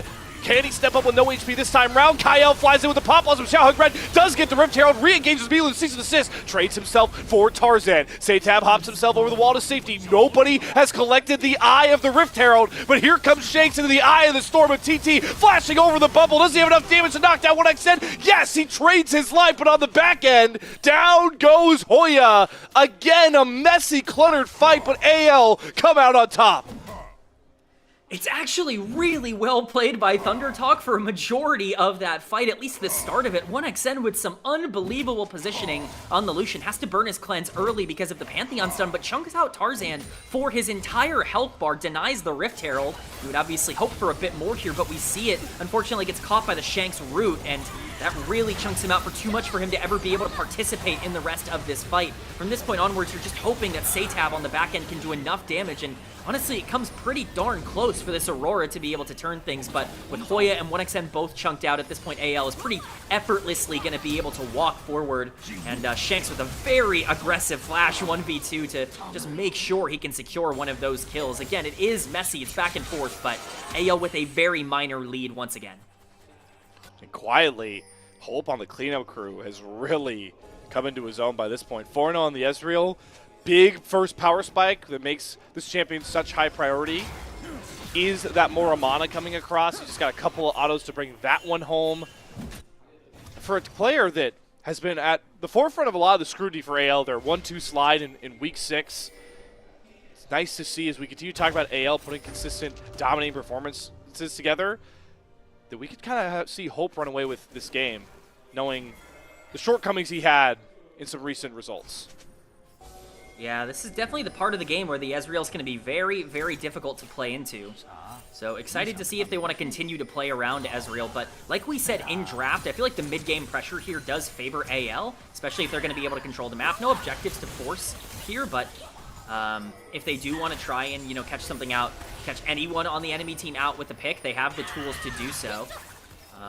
Just going to be some vision trading back and forth between these two teams for now, but understandable that neither really want to blow the game. Whoa. I say that as Hope. Hope gets completely rattled by the cease and desist, but the arcane shift gets him back out to safety. Xiaoheng Ren does not escape Tarzan's might as he follows him over the wall and slams him down. Satab's heroics are just far too late. All he finds is a kill onto Kael. Another multi-kill fight for Hope on the Ezreal. I was just in the process of saying that I don't think it really benefits anybody to go for a lot of these exchanges, despite what Xiaoheng Ren was posturing for in that fight on the Vi, and yet they go for it. They try to catch out Hope, but this is why you pick the Ezreal. He can just arcane shift himself to safety and keep himself out of harm's way, and the counter engage is real. Satab going into trade 1-for-1 at the end, but I feel like that's hugely negative. It leaves AL all the opportunity in the world to go now and take this Otacon, which they're going to have full priority on, and this thing's going to be gone. Two-man, Tarzan and Shanks. Otacon with ease, and quietly as we watch the replay of this fight, I'll hold my point on the Flandre is they do almost have enough damage to find that kill onto Hope. It takes a lot to keep him up, but if you don't get that kill onto the Ezreal, the rest of this fight looks so rough. Yeah, I mean, even if you do get the kill on the Ezreal, I'm sure you're going to be trading at least a little bit in that exchange, but you're right. Without the kill on the Ezreal, it becomes pretty disastrous for Thunder Talk, and now you're looking at a gold lead that is getting bigger for AL, and I would argue that their tools are a little bit more consistent. The Nasus has gotten a lot of time to start scaling into the late game. The Rise isn't exactly going to get easier to deal with as we get further along, and if, you know, Kael can really create some big opportunities on the Nico, it's going to be a problem for Thunder Talk, though they do still have some damage here. As much as we like to talk about Jace and Lucian being early game champs, there is the potential for some nice positioning and, you know, some front-to-back team fighting to still be positive if Satab can get on the backline. Yeah, Satab's 2-item spike is full damage built with the Shadow Flame and the Ludens. And this Lucian from 1xN has been staying competitive in farm, and with the E-Arc and dash for days, doesn't have to worry about mana. But what have you heard about a Nasus flank? I really want to see somebody jump on 1xN just because they had the Wither on him. The #1 enemy of AD carry players is the W of Nasus. Yeah, I mean, there is no more tilting ability in the game than being withered mid-team fight. It's just the way that it goes. Maybe Teemo Blind, that's really the only one I can think of. But, yeah, just like it's... a 90, what is it, a 90% slow and then half your attack speed off Wither alone? I gotta do the research.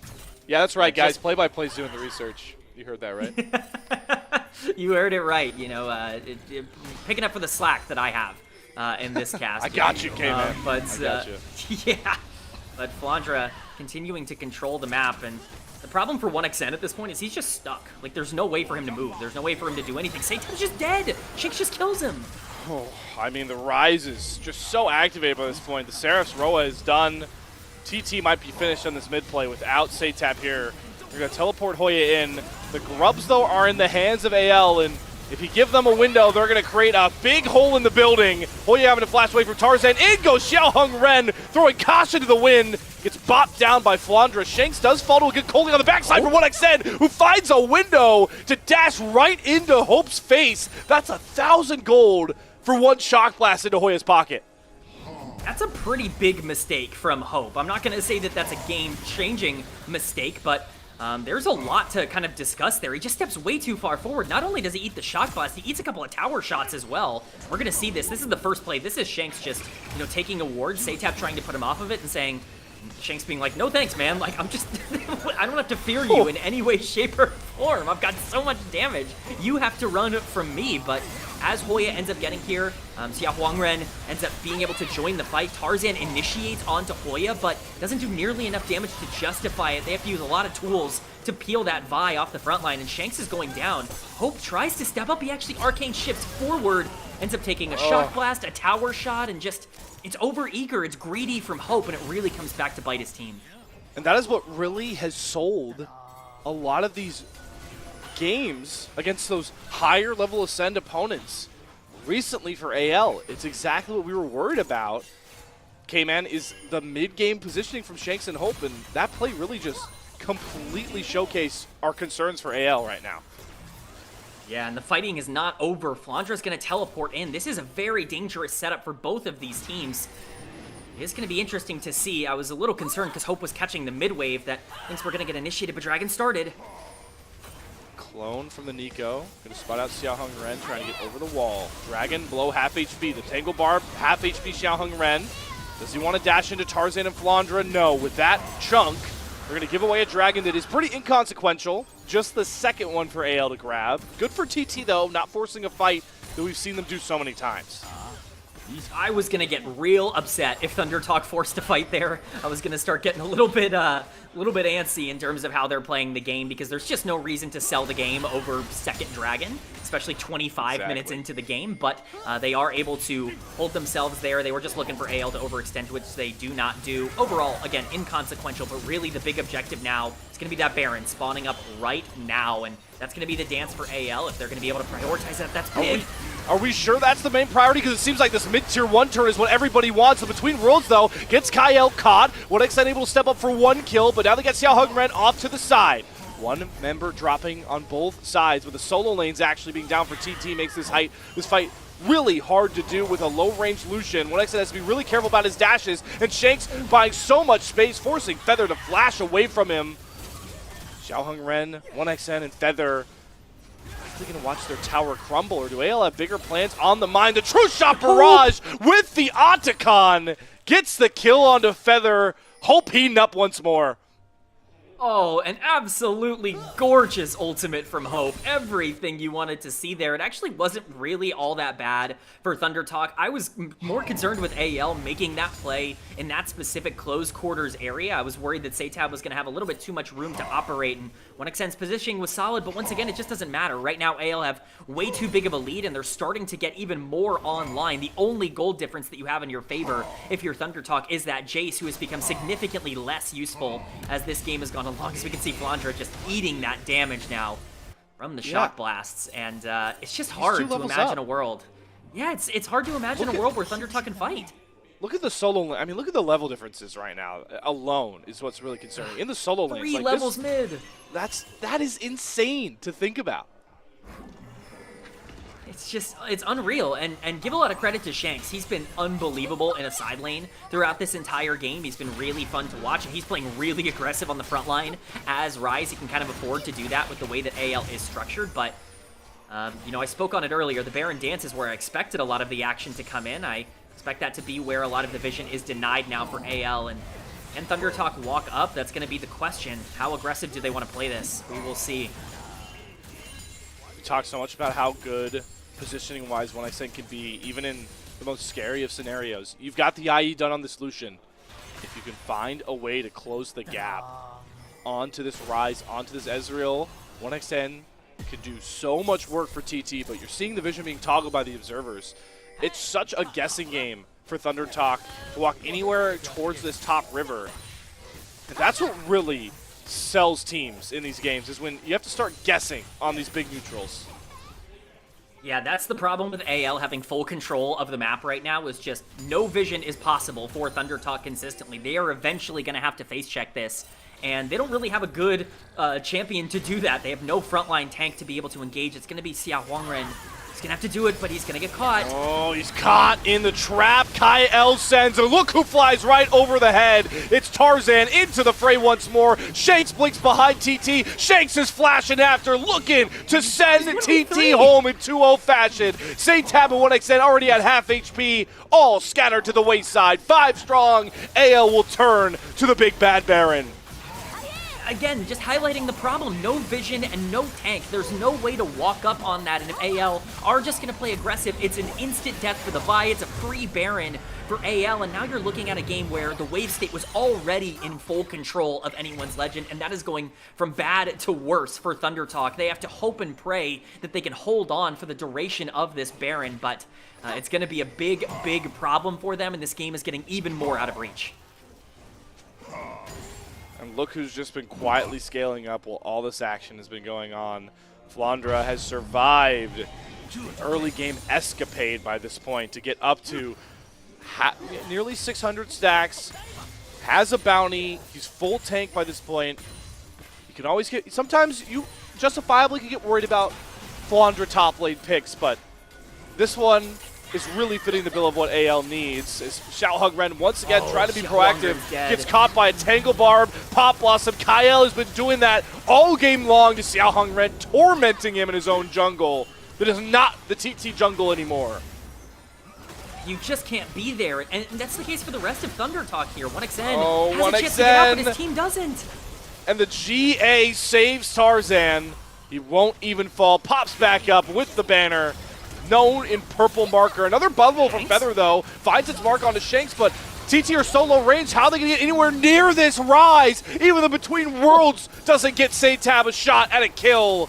It's all up AL's lane as they blow through turret after turret. All the while this was going on in the mid lane, K-Man, look what Flandra has done with one Nasus ult and a couple of swings of the cleaver.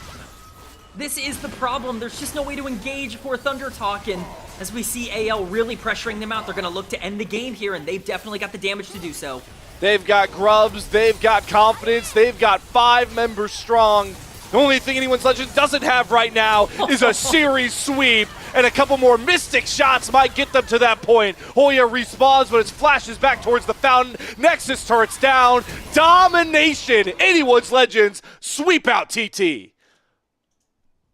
Domination is the apt word. Brilliance coming in from anyone's legend. This is the exact kind of series they needed here today to get themselves back on track after what you noted was an up and down week number 6. They needed to feel a lot more comfortable and confident. You wanted confidence here today. They played with some aggression. They played forward. They were not scared at all. You can talk about Shanks frontlining. You can talk about Hope, Arcane shifting into every single fight. It's everything we wanted to see from AL and then some.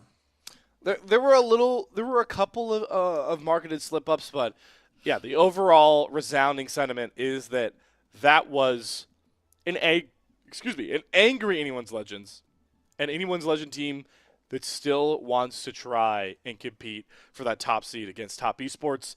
They moved to 11-4, and again, while we always talk about the stars of this roster, and like Tarzan and Kyle were great. What really makes this team complete is when Hope and Shanks can bring the punch to those later fights in the spaces that Tarzan and Kyle created. And even though this is a 3-11 TT team they did it against, K-Man, the takeaway here is that that's the blueprint to success against anybody in the LPL. Yeah, I mean, as it turns out, if you're able to control the map and the tempo, you win the game. And I'm not saying it's always quite that easy, but as it turns out, it makes it a lot easier to play it out. Obviously, we saw some interesting picks coming in, and their scaling was pretty good this game as well. They had a lot of different outs, but really at the end of the day, it's just playing with that understanding that if we're playing the game on our terms and if we're taking our fights, then we're going to be able to really dictate what their advantages are going to be. We're not worried about the Jace getting a ton of kills in a side lane. We know the Nasus is going to get online eventually. If we can get Tarzan and Shanks out on the map, moving on this Pantheon Ryze duo, create that action that way. It's going to be in our favor, and we're going to be able to play through that. Anyone's Legend showing the exact blueprint that should scare a lot of other teams in the LPL in a very shaky Group Ascend standings. On the flip side here, K-Man, for Thunder Talk, what do you take away from this series? Because I know that's a rough question to ask, but 3-12, locked in for the play-ins. What do you really learn from this? I think you learned it's pretty tough to win the game if you're down in gold. I think, especially for Thunder Talk here in Group Ascend, you got to be able to be a little bit more clinical in the early game. They got caught out twice at level 1 with a 4-man invade on the bottom side of the map and these vertical jungle opportunities. You're looking at this draft for Thunder Talk. You're looking at Lucian Nami being the priority point that you want to play through, and that's gone from level 1. There's no way for that to be the option that you have anymore. It's already you playing at a disadvantage, and I think the real big issue is it just never really felt like jungle was comfortable. Like Xiao Huangren was feeling confident in the plays that he was making. He did a good job to capitalize on Flandra on the top side, but he wasn't transitioning that into anything meaningful in the mid game, and especially as we saw in these team fights, was just not really all that effective. They're going to need this jungle position to be more of a positive moving forward if they're going to want a chance to qualify for playoffs. And while you do need to give some credit to Xiao Ren for capitalizing on, like the cross-map plays. That's always a big thing to do. You don't want to try and burrow yourself further by reacting to one side of the map. It's what you can get on the other side. You can see now, knowing what the champions we got from Flandra in this series, especially the Nasus build path, that ALE were completely comfortable, like weak-siding Flandra and him being the target Xiao Ren, because ALE knew that like giving up leads to Hoya and maybe Xiao Ren wasn't going to be enough for them to topple AL. So great, another point for AL. Great job doing their homework, understanding what the matchup is into this TT team and exploiting it. Yeah, and, I don't want to mince words here, but Thunder Talk has had a lot of trouble playing through Hoya in general already. And so I'm sure AL felt pretty comfortable saying, okay, you want to put all your gold onto Hoya, who's looked a lot, more up and down, we'll say, in the spring split. We're perfectly fine with that. We're going to get gold on Tarzan. We're going to get it on Shanks. We're going to get it on these all-pro caliber players that we know can really capitalize. And then eventually you get to the point where Jace, who's pretty immobile, is pretty capitalized throughout the back half of this game, throughout the back half of this game. There's just not really a way for him to affect the map in that kind of way. It's a really, really big positive for AL, and I'm just not sure the priority was in the right direction for Thunder Talk, but it might have been out of their control after that, vertical map swap. And, I think that's just something that they probably needed to be more prepared for. Looking forward here for both of our teams, AL, they are on, a pretty big week for them. They do play 3 times in our penultimate week, so they'll go into a matchup against NiP and WE. The real thing about this week here for AL is looking at their slate, this should be 3 comfortable series wins. So it's good to see them start with the right foot forward.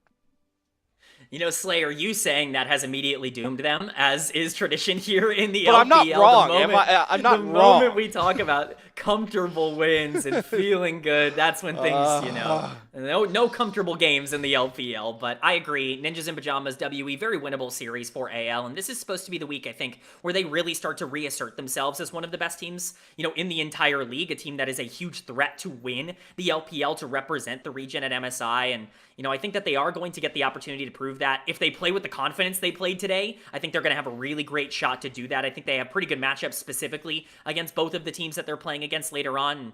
And, definitely going to be, if they can showcase that early game aggression, definitely going to be in their favor. Let's talk, though, player of the game thoughts here, though, because I think it's kind of hard to figure out our player of the game. I did see some of the early voting. Where's your head at here, okay, man, for player of the game? Because, like, stats-wise, like, Hopes is really high up there, but I've got a special pick in mind personally for how this game went. Yeah, I think that there are a couple of great options. I have to look at Kyle in terms of how some of these engages went on the Nico. I mean, just awesome stuff. He's such a playmaker, and this is really the problem, is there's so many different playmaking type of champions in the meta right now that can be really productive that Kyle is almost always going to be a nuisance and a threat, but Nico especially is really just something that he feels great on. I would say Hope, makes a lot of sense. I would even consider, Tarzan for some of the early game tempo that he was able to generate on the Pantheon. Yeah. But I would definitely probably lean towards one of the bot lane members here personally. We'll have to see where the pick goes because I'm on the Kyle train. I think he made he just made like Xiao Hung Ren's life living hell in that late game. You saw in the replay. Like this guy dashes into a brush because he has to face check. He immediately gets hit with Tangle Barb, and then he's Pop Blossom. He's dead. You go into any of these brushes, it's just immediate CC lockdown from the best support right now in the league. But the name sake himself is going to grab this win. The voters felt like Tarzan with that early game tempo and, well, just being Tarzan earns him back-to-back MVPs. He takes both player of the games in the 2-0 sweep with Undertalk. You know, I'm not sure it's the direction I would have gone, but I can't be super mad at it. I do understand exactly where they're going through with this. He instantly got them a gigantic lead. I know I've talked about it a couple of times in the postgame here, but that level 1, like splitting the map vertically, was a nightmare for Thunder Talk. They had no real answer to that, and that is Tarzan being able to pressure out the bot lane. I think that was huge for them, but this was a team effort from AL, and I think that that's the encouraging part. You can't really point out 1 or 2 or 3 members that kind of carried them across the finish line. Everyone played well here today for them. So Anyone's Legend does create a bit more space with BLG right on their tail. They'll now get themselves a 2-series buffer right now with a pretty easy part of their schedule coming up as they try and keep the top 2 locked up to top esports and AL as it's been really all Rumble stage long. It's time to shift further down those standings, though, as we get into the real meat and potatoes of Group Ascend. Our next series coming up is going to be a 6-8 FPX team trying to shake up the upper half of Group Ascend, and NiP seeing if they can separate themselves further from the bottom with Thunder Talk. FPX versus NiP coming to all you guys after a bit of a longer intermission. We'll see you on the other side.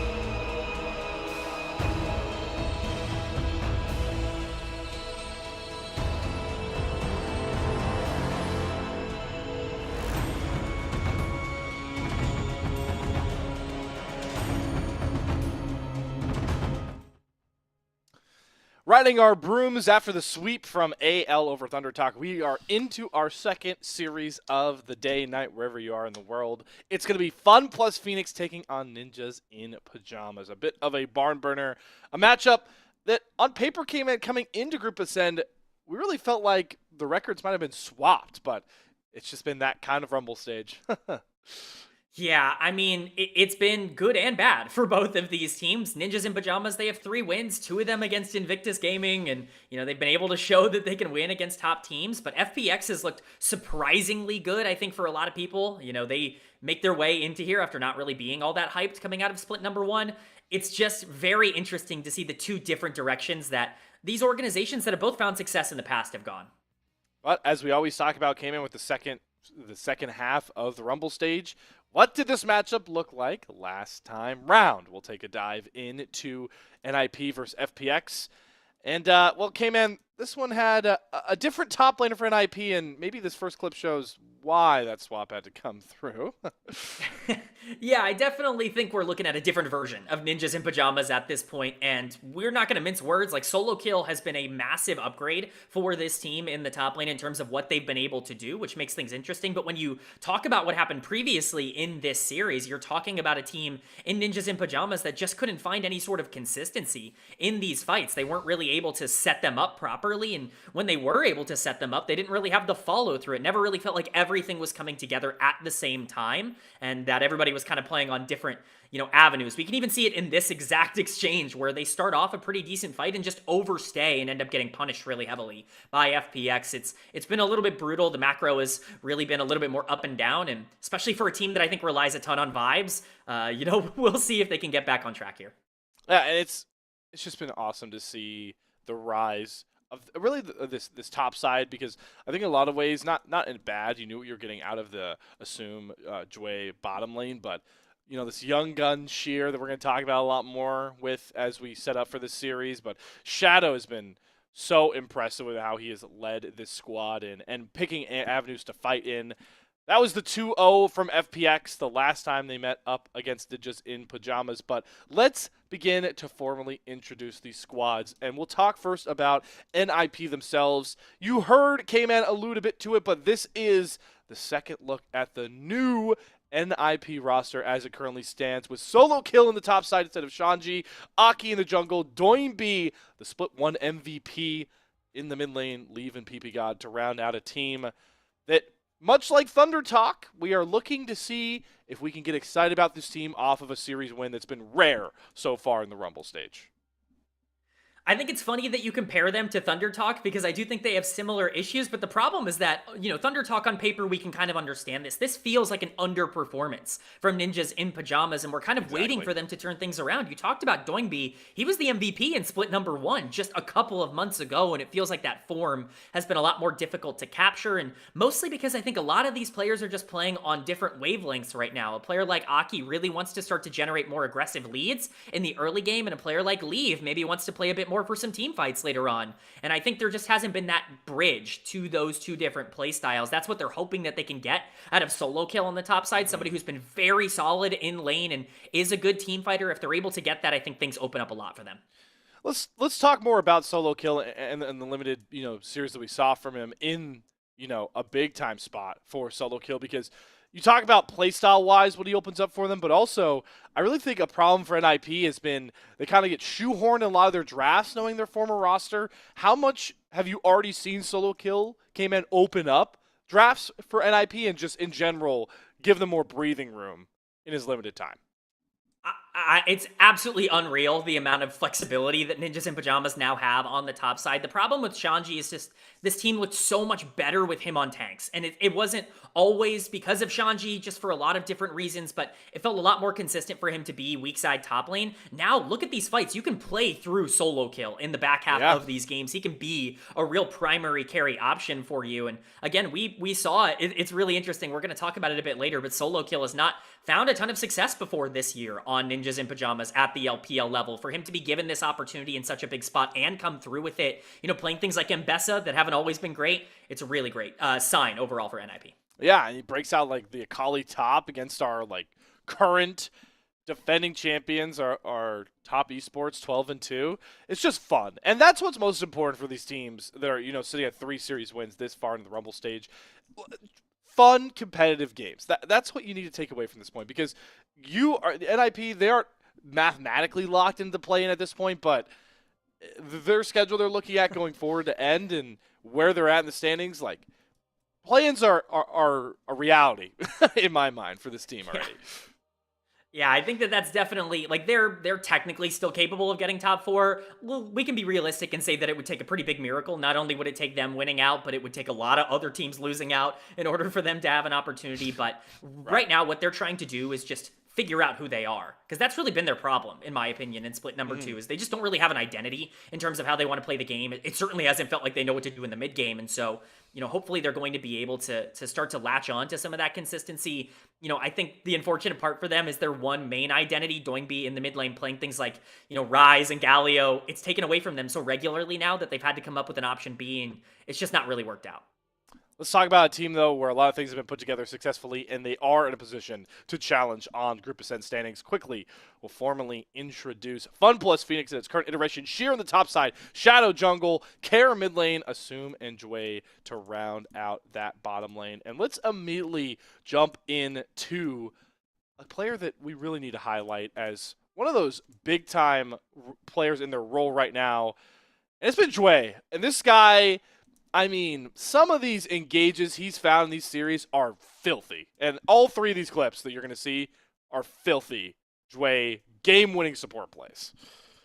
It's insane. We were already hyping this guy up for a bit of 2024. Like, we saw the flashes, we saw the glimpses on maybe a team that didn't quite have as much priority, but he's got a strong case to be made to be the most productive support in the entire league right now, especially because the rest of his team relies on him so much. We're seeing that Nico perma-banned because he's a playmaker. We talked about, some players earlier, Kyle being, this really big setup man for AL. I don't think there is a support in the league that has as much responsibility for setting up plays as Jway has, and he has been knocking it out of the park for this team. They would be in a significantly worse spot without him, and that's really cool to say because there aren't a lot of teams that really prioritize these playmaking supports nearly as much right now, and I think FPX really benefits from it.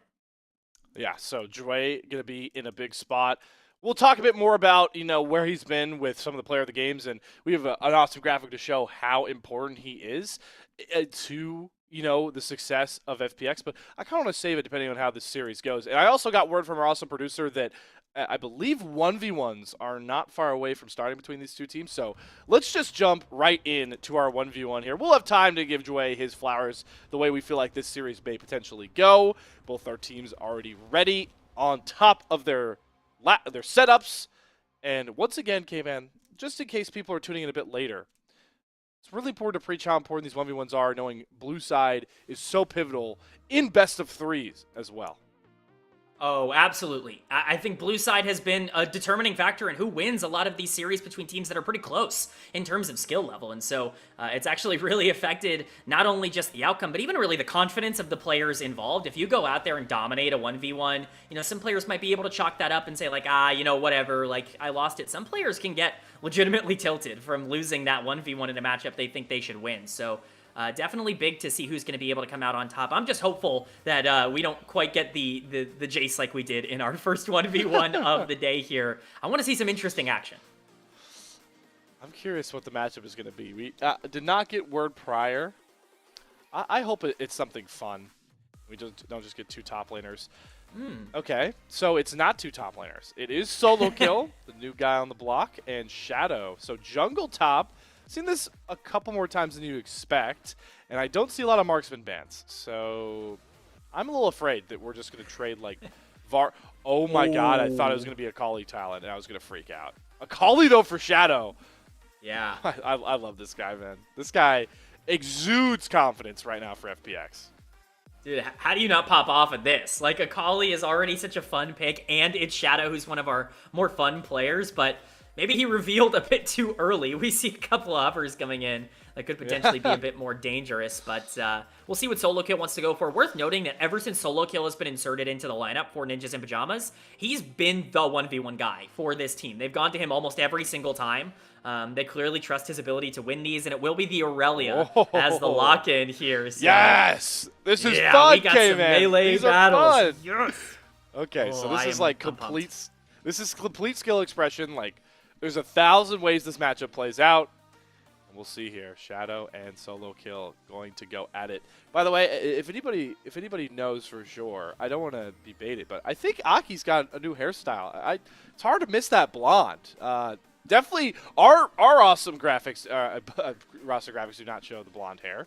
I'm sure we'll get the pan over from Aki. Hey, listen, you're 3-9. Like, anything can help switch up the vibes, and nothing like a fresh cut, a new look can get the vibes going. It also can ruin the vibes, but we're gonna focus on the positives here right now for Aki. Yeah, bad haircut can really throw everything off, not only in League but in life. So it's good to make sure that you're in a good mental state going in, that you're not tilted from day number one. But a good haircut, you know, we talked about confidence in the earlier series, aggressive plays. I mean, what gives you more confidence than looking the way that Aki looks with that hair? So, you know, I'm excited to see. Well, someone let me know. Is that Aki yeah. new look? It's blonde and it's bodacious. Here we go though. On to the 1v1. One of the most fun ones you're probably going to see all Rumble stage long. And you want to know how I know?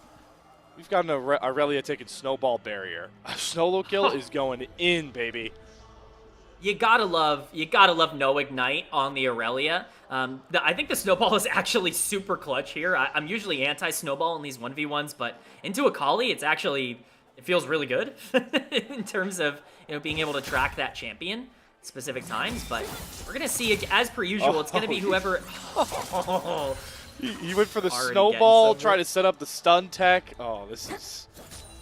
I'm worried for you, K-Man. You're gonna be trying to throw out some awesome point, and then you're going to blink, and somebody's going to be like 10 HP with how fast these two champions work. Well, that's the dream, right? We want to see action, and we're getting it now, I believe, as we set up here. The stun coming in. Most of the W, though, doesn't want to commit for the free dash you would have gotten. I'm waiting for that Aurelia. Yeah, here we go. It's like low health minions. We're just going to dash in and out. They're passive fully stacked. Shroud down for Shadows. He definitely comes out a bit weaker to wear. Solo Kill just baiting out abilities as Shadow respects the might of this Aurelia with the Q fully stacked up. Yeah, this is scary for Shadow because if you go for one big engage here and you lose all your health, that's really bad. Like, you all of a sudden can't trade anymore and you're gonna have to back, and Solo Kill has all that pressure. Oh my god. He gets the stun, dashes in with the snowball. The one problem for Solo Kill is Flash, as fun as this is looking, he's running out of mana. Oh. Does get a big amount of it back as Shadow uses the Shroud once again to buy himself more space. But he is firmly down a level right now. He's going to have to catch a lot of these minions to find a way back up. And benefit for Solo Kill is this is as free as a reset as you're going to get. Yeah, the problem for Shadow is he just cannot fight without Shroud. Like, there's just no way for that to ever go his way. Yeah, so you gotta get that Shroud. Like, if the Shroud cooldown is down, you are doomed here, and you gotta make sure that you time everything correctly. But because of the wave catch, we should be hitting level 6 around the same time, I would imagine. No Ignite, though, for Solo Kill could actually matter for just some potential anti-heal shenanigans as we get the Oblivion Orb as the buy for Akali. Oh, man. It's double defensive. Nah, I don't hate it as much because we're getting this matchup. But hey, these are great adaptations. Just try to limit the Aurelia healing that is such a sore when you're fighting this champion and the Hex Drinker.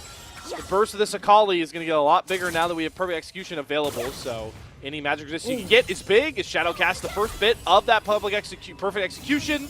Down comes the Crescent Guard. Sorry, getting my ultimate switched up. Nonetheless. Ultimates are down for both these guys in the most anticlimactic fashion, if I may say. Yeah, I think you can definitely say that. Basically no damage done by either of them after burning ults. I think that they just felt a little bit forced to burn them to get them back up in case the Ring of Fire ends up being important, but you see the full trade now. At least the half trade. Oh. Man, Aurelia W We're doing some serious damage on this Champions kit, nonetheless. Shadow doing a much better job at this point, using the Shroud, not just defensively, but to find trade avenues. The problem still being, though, that Solo Kill is stacking up so many fat waves that allow the freest of resets. And this time he's going to get the empowered recall with that tiny plate falling off, K-Man. Yeah, it's a nice play by Solo Kill. He's playing it correctly. Solo Kill is setting himself up. Oh, but he's actually going to stay. Is he going to death push him? I mean, he's got Snowball up in mere seconds. The Shroud comes across. He doesn't land the stun. It's the Shroud out of Shadow once more. But yeah, I mean, he really took away his timer to get a free reset. The waves are pretty neutral at this point. Does get to Mog on Shadow, who I actually thought was not going to get his cannon, but does allow the cannon to come across. Best part of the 1v1, by the way, so far is the emotes being traded between these two guys. Yeah, the mental part is really the big part of the 1v1, and if you can get those emotes in just a little bit quicker, that's a gigantic mental advantage, and that will determine who ends up winning games. So, speed of emotes, I love it. I love that analysis. Speed of emotes. We should start, that's the, we've got some head-to-head stats potentially coming up. We got to start tracking speed of emotes. That's really kind of the primary one that I'm going to be looking at. But how Shadow actually going to get the back off first here. You know, K-Man, how like everyone talks about watching like Faker POV because he like watches every one of his lanes, all tabs to that side scroller game he likes to play during he does 8 billion things while playing League. We gotta start seeing if he incorporates emote maxing into that. How Can you imagine Can you imagine if Faker's skill level was combined with like the mental BMing of, a couple of these pro players that we see? He would be unstoppable as a professional. He already is close to unstoppable, but we will see if Solo Kill and Shadow can, kind of match some of that energy here. As Solo Kill's going to hit level 10, finishes the Maw. It's actually just going to be components here for Akali, not actually going to complete the Morello or anything like that. Just going to push forward with, a couple more things, the Codex as well, so the Haunting guys, so. Complete item advantage to Shadow, though, right? So you get the Maw. I mean, no matter how many components you get, having that single item gives you a lot more strength. We're under a minute, by the way, until the Ring of Fire. And the way these two are posturing, we're either going to get one of two things. They're all about to all in and try and trade kills so they can reset before Ring of Fire, or they're going to handshake that nobody gets to reset by this point, and we are going to wait for the Circle of Death to creep on in. Yeah, it's going to be interesting to see if the resets do come. I think Solo Kill feels a little bit more confident because he does have that completed item. If Shadow is stuck under tower catching this wave, that's going to be a problem for him, but it does look like timer's just going to be enough for Shadow to be able to get that back off as he hits level 11 on this wave. Again, pretty important for him to get something here, but it's even more magic resist coming in for Solo Kill. Just wants to be as tanky as possible for that ring. Still pretty big win for Shadow because he should be able to, complete that Rift Maker. Yeah. So the big hurdle of not having an item versus a legendary completed is now been hurdled by Shadow as the Ring of Fire begins to creep on in. We're going to get to see the real skill expression of a jungler playing Akali and Solo Kill in his solo queue comfort zone on this Irelia. Got to all come down to the full kits here, K-Man. Everything available for both these players. Yeah, you're absolutely right. Everything is up. They're both level 11. That gigantic gold lead that Solo Kill has, it's not been able to turn into much more than just a little bit of an advantage. But now, can those tank stats keep him healthy enough to take this trade? Oh, Solo Kill has the snowball to lean onto, but he's not going to dash in. Here comes the Ring of Fire. Shadow already pretty low. How does he find an angle in to get this Akali damage down without Solo Kill disrupting him? Extended trades are going to really favor this Irelia, but Solo Kill wants to go in to end this thing. Vanguard's Edge thrown down, Barrier Ignite, everything used by Shadow to create space, but with the Maw's shield, the Shroud will not be able to save Shadow. He's dipping, dodging in, but his minion waves evaporated. Solo Kill's health bar goes back up to half, and NiP have themselves blue side for 2 of our 3 games. Yeah, it's just so tough, man, to face Irelia in the Ring of Fire, especially when you're Akali and, you aren't really able to burst through a lot of this MR that's coming through. It just becomes pretty scary, but that is a big win Over to solo kill and for Ninjas in Pajamas, we talked about how blue side is so important specifically for these teams. You're looking at a gigantic difference in win rate for these two, and it is going to be blue side for Ninjas in Pajamas. They are 11-7 on blue side, 6-12 on red. So a pretty massive difference for them moving forward. Excited to see what they're going to be able to do. I'm interested to see where that early jungle priority goes, because I imagine that's once again going to be something we focus on. Before we dive too much into draft talk, though, K-Man, because these teams got onto the stage and started 1v1 so quickly, we did leave off some of our, pre-show stuff. So I want to circle the conversations back towards FPX and back towards Jway, because this awesome graphic that the LPL team made here, if we could throw up the MVP standings for the Rumble stage, really encapsulates how integral Jway has been for FPX. I mean, I don't think any of you loyal chatters off the top of your head would have expected him to be tied for second most player of the games right now in Split 2. It's insane just how important and valuable he's been to FPX. Look at the names he's next to.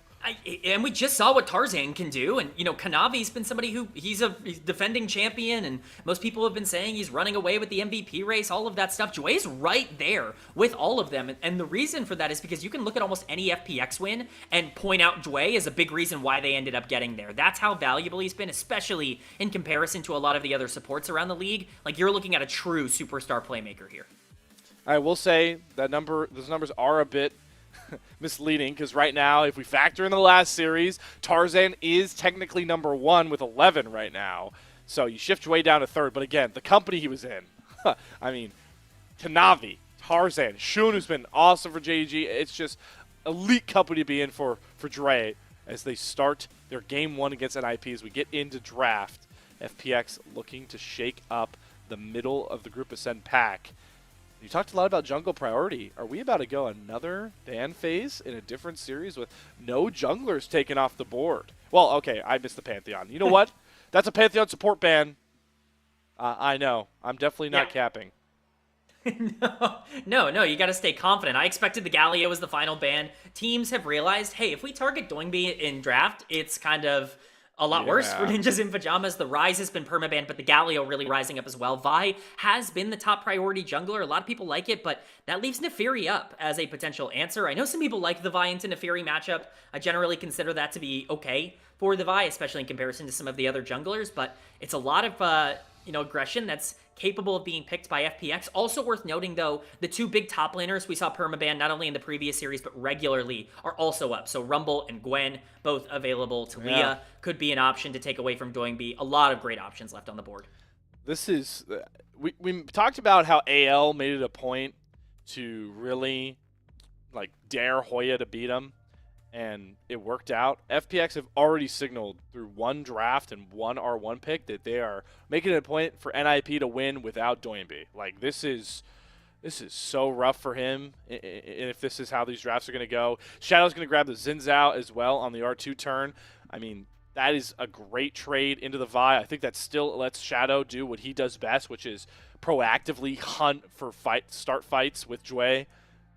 This is a great turn for FPX, but as you called out, Rumble's available, and knowing solo kill, the new champion pool he brings to NiP, gotta slam this one home.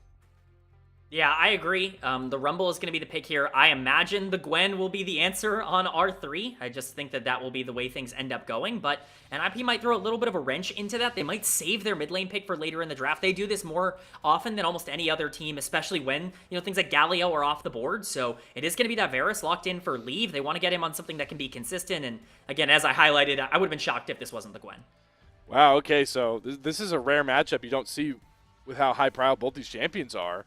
Sheer, the young gun himself, on the Gwen into the new guy on the block for NiP's Rumble.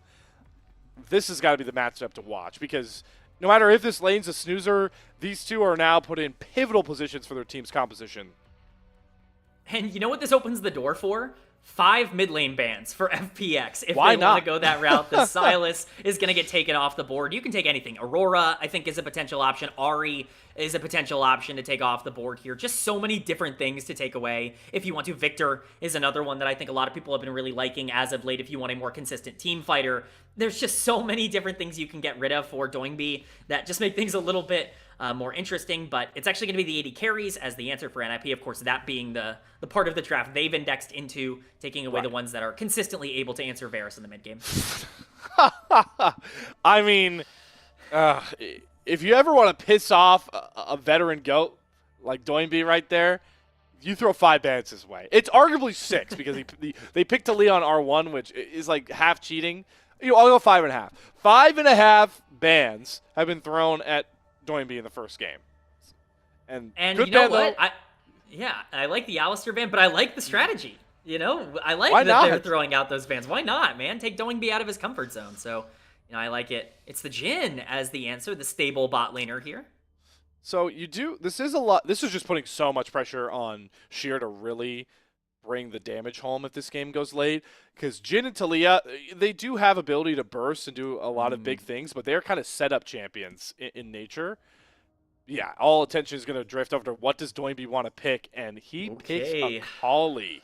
Wow. Okay. I am stunned by this pick. I got to be honest. Not only because I think this team has looked better with Doinby being on things that are a bit more facilitative to allow more comfort coming out of solo kill and Leaf, who are both more aggressive players, but also, like, as a mid lane player myself, I can't say I love the Akali into Taliyah matchup.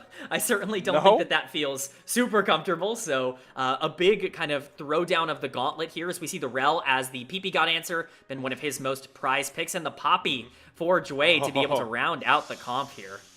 Oh, I love seeing these R5 Poppies. I do routinely like to call Poppy the series closer because a lot of times I see this picked, it's always for the team that like wins a game 3, or in our home region, North America, a couple of game 5s we've been seeing in some of our bigger collegiate conferences. But main point being, you put Poppy like remember when you came in hyping up the Kyle Poppy and it threw a ban. If you take Kyle out of the conversation, Jway might be the next guy that you need to throw Poppy bans to, and NiP might learn that lesson right here, right now. Absolutely. I think it's going to be interesting. I think Jway plays a big part in this comp, but what I really like is just how distinct the two different identities are. I think they can both get there in pretty similar ways, but, when you're looking at the early game, yeah, I'm looking at FPX. I'm looking at the fact that Gwen should be able to pressure out Rumble before he's able to hit level 6. I'm looking at the fact that Xin Zhao Taliyah should be able to move around the map, and Taliyah generally is good into Akali. Jhin is going to be fine into Varus, and that Poppy has a lot of pressure, but when you're looking at the 5v5s in the later half of the game, man, there's a lot of damage for Ninjas in Pajamas. You're looking at a very scary burst comp. So really like kind of the dichotomy between these two teams, and both have so many avenues to find picks and skirmishes. It's really going to be about who ends up finding that mid-game pressure, in my opinion, and whether or not FPX can push their early game lead. Another round 2 matchup where the first bout was not close. FPX 2-0 NiP, but much like our series before, that was with a different look roster. Unlike Thunder Talk, NiP have found themselves more success with their new addition in solo kill, put on a pedestal with this Rumble. But the stakes could not be more clear for an FPX team is looking to sneak themselves in to potential top 4 conversations the way they have been playing of recent. It all starts with the momentum game known as Game 1. As we head back to the Rift here and get a classic fan start across the board from these two teams, and a little bit of sheer love from the crowd. Yeah, I'm excited to see, who exactly the fans want to cheer for here. We're getting none. Zero. How about that? Yeah, no Gyos. Yeah, I was very surprised, but I'm hyped for this. I don't know if the crowd is. I'm certainly excited for this one. I think that there is a ton to like about these two drafts. And again, I love the dichotomy between these two teams in terms of how they want to play out this early game. I think you're looking at Ninjas in Pajamas being a little bit more hesitant to actually take, early game trades here, but a lot of onus on FPX to play around that Xin Zhao Taliyah early game and really make a lot of those skirmishes count because of the scaling on the side of NiP. So, interesting to see where the junglers go. Well, no crazy vertical jungles forced by a guy named Tarzan or something. We're getting pretty normal starts. Shadow and Aki are going to mirror across the Rift here. So we'll see what sort of impact that does have, because I would think that both these junglers would want to try and be active topside off first clears, knowing that Varus Jhin is kind of a null lane in playmaking. Also knowing that Poppy is such a great denial if Rel engages. Yeah, it's difficult to punish this bot lane for FPX, and I think that is a big reason why you go for things like Jhin and things like Poppy in the early game. Obviously, Poppy's going to have a ton of uses later on as well, but really the big, plus is just how safe they get to play. The two's around the same time. I agree with you, though. Top lane is really going to be where I'm looking for a lot of that early pressure. Perhaps even mid lane if they want to go for some cheeky level 3, level 4 kind of gank there, but doesn't look like that's going to be the priority for either of them now. I love how Jway is just daring somebody to walk close to a wall. That's just all Poppy gameplay is. It's like, is there an angle to hit you into the wall? It's just hilarious to watch them track that. We do see that Shadow's going to be able to track Aki's clear a bit here with that ward. Should spot out that the Raptors are being started. Right now, though, Shadow on the Xin Zhao is a bit quicker to his clear. He's going to be done with his red buff a bit earlier than Aki. So gotta look towards where the lane states are currently sitting at. Doesn't seem like there is much avenue for either jungler to force an early issue at this current juncture. Yeah, and that's going to be interesting to see how that progresses. I think eventually FPX is going to feel a little bit more pressure, but especially with Dragon still not even close to spawning.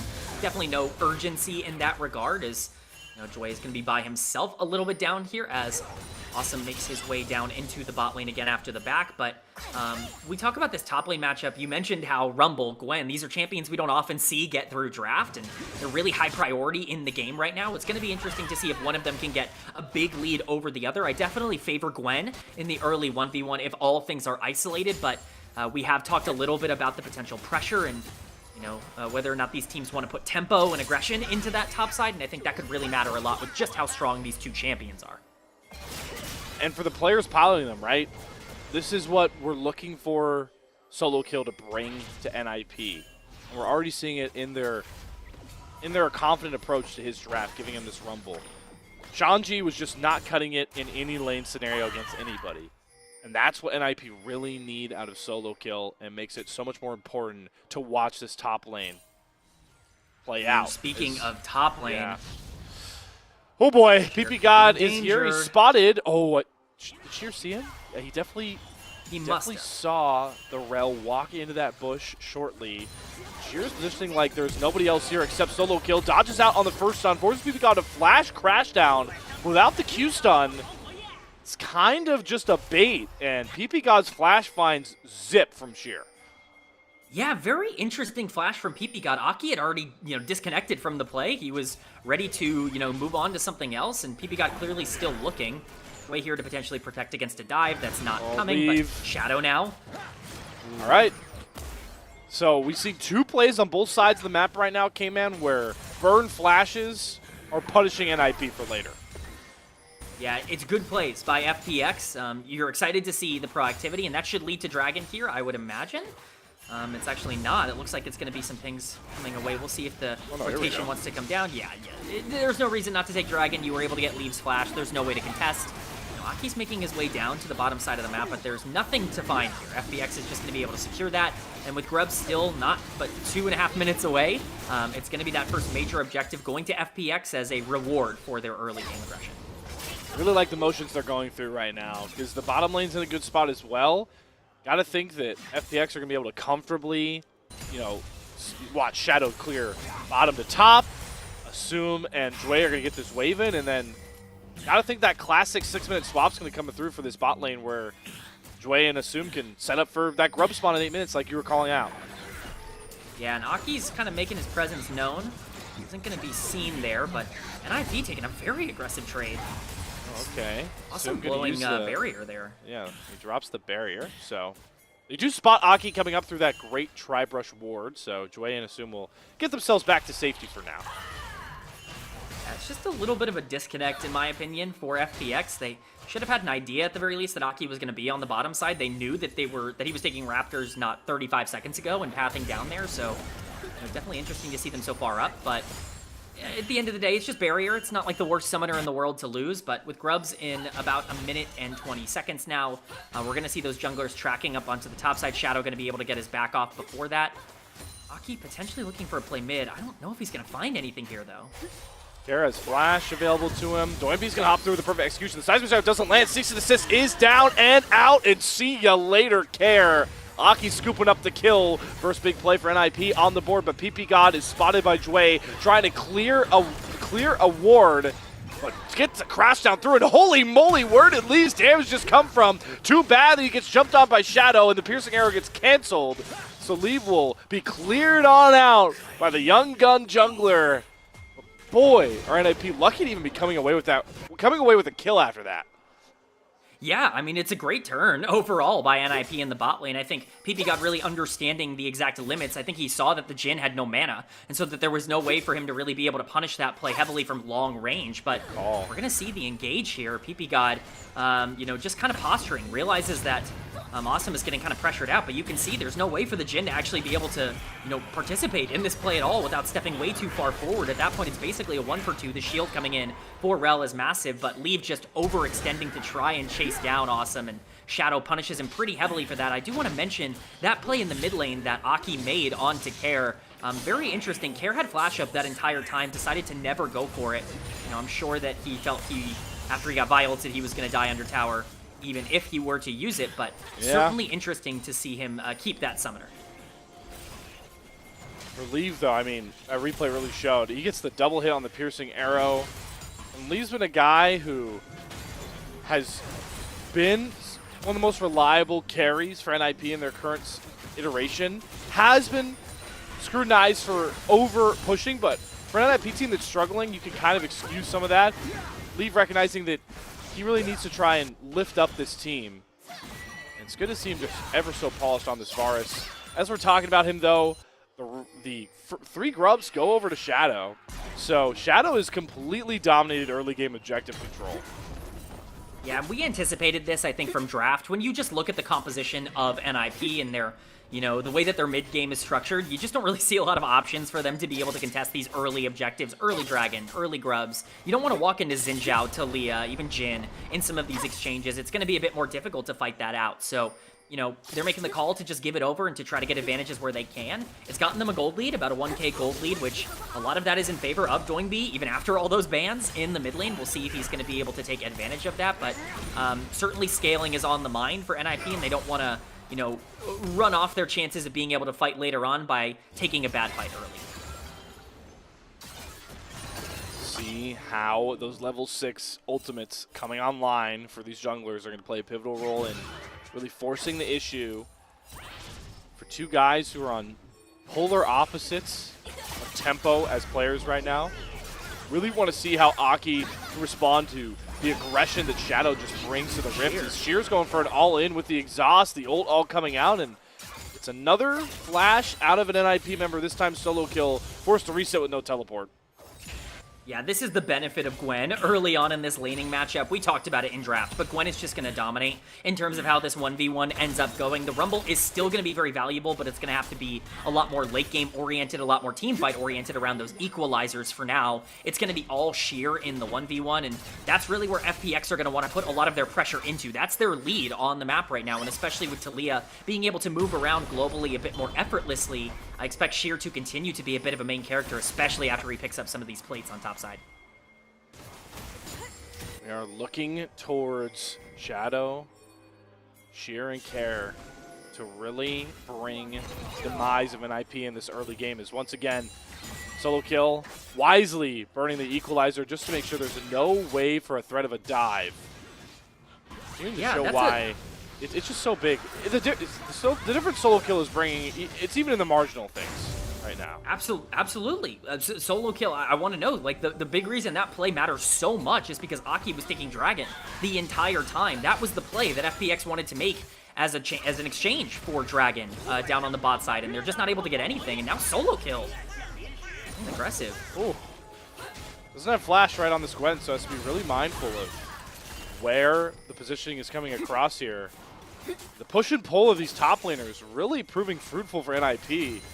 You called out the Dragons taken for Aki. Doingby nearly gets himself a 3rd plate on this bot lane tier 2, tier 1 turret. Aki steals away camps. Let's not go ruin that Aki by getting caught going for a Scuttle Crab here, as the Vault Breaker in is going to get him locked down by the Deadly Flourish. Assume earning that kill. Aki picked off, going for the nicest creep on the entire Rift. Aki, hello? What's going on, man? Like, I understand you maybe saw your bot lane rotating and you were like, oh, maybe we can fight.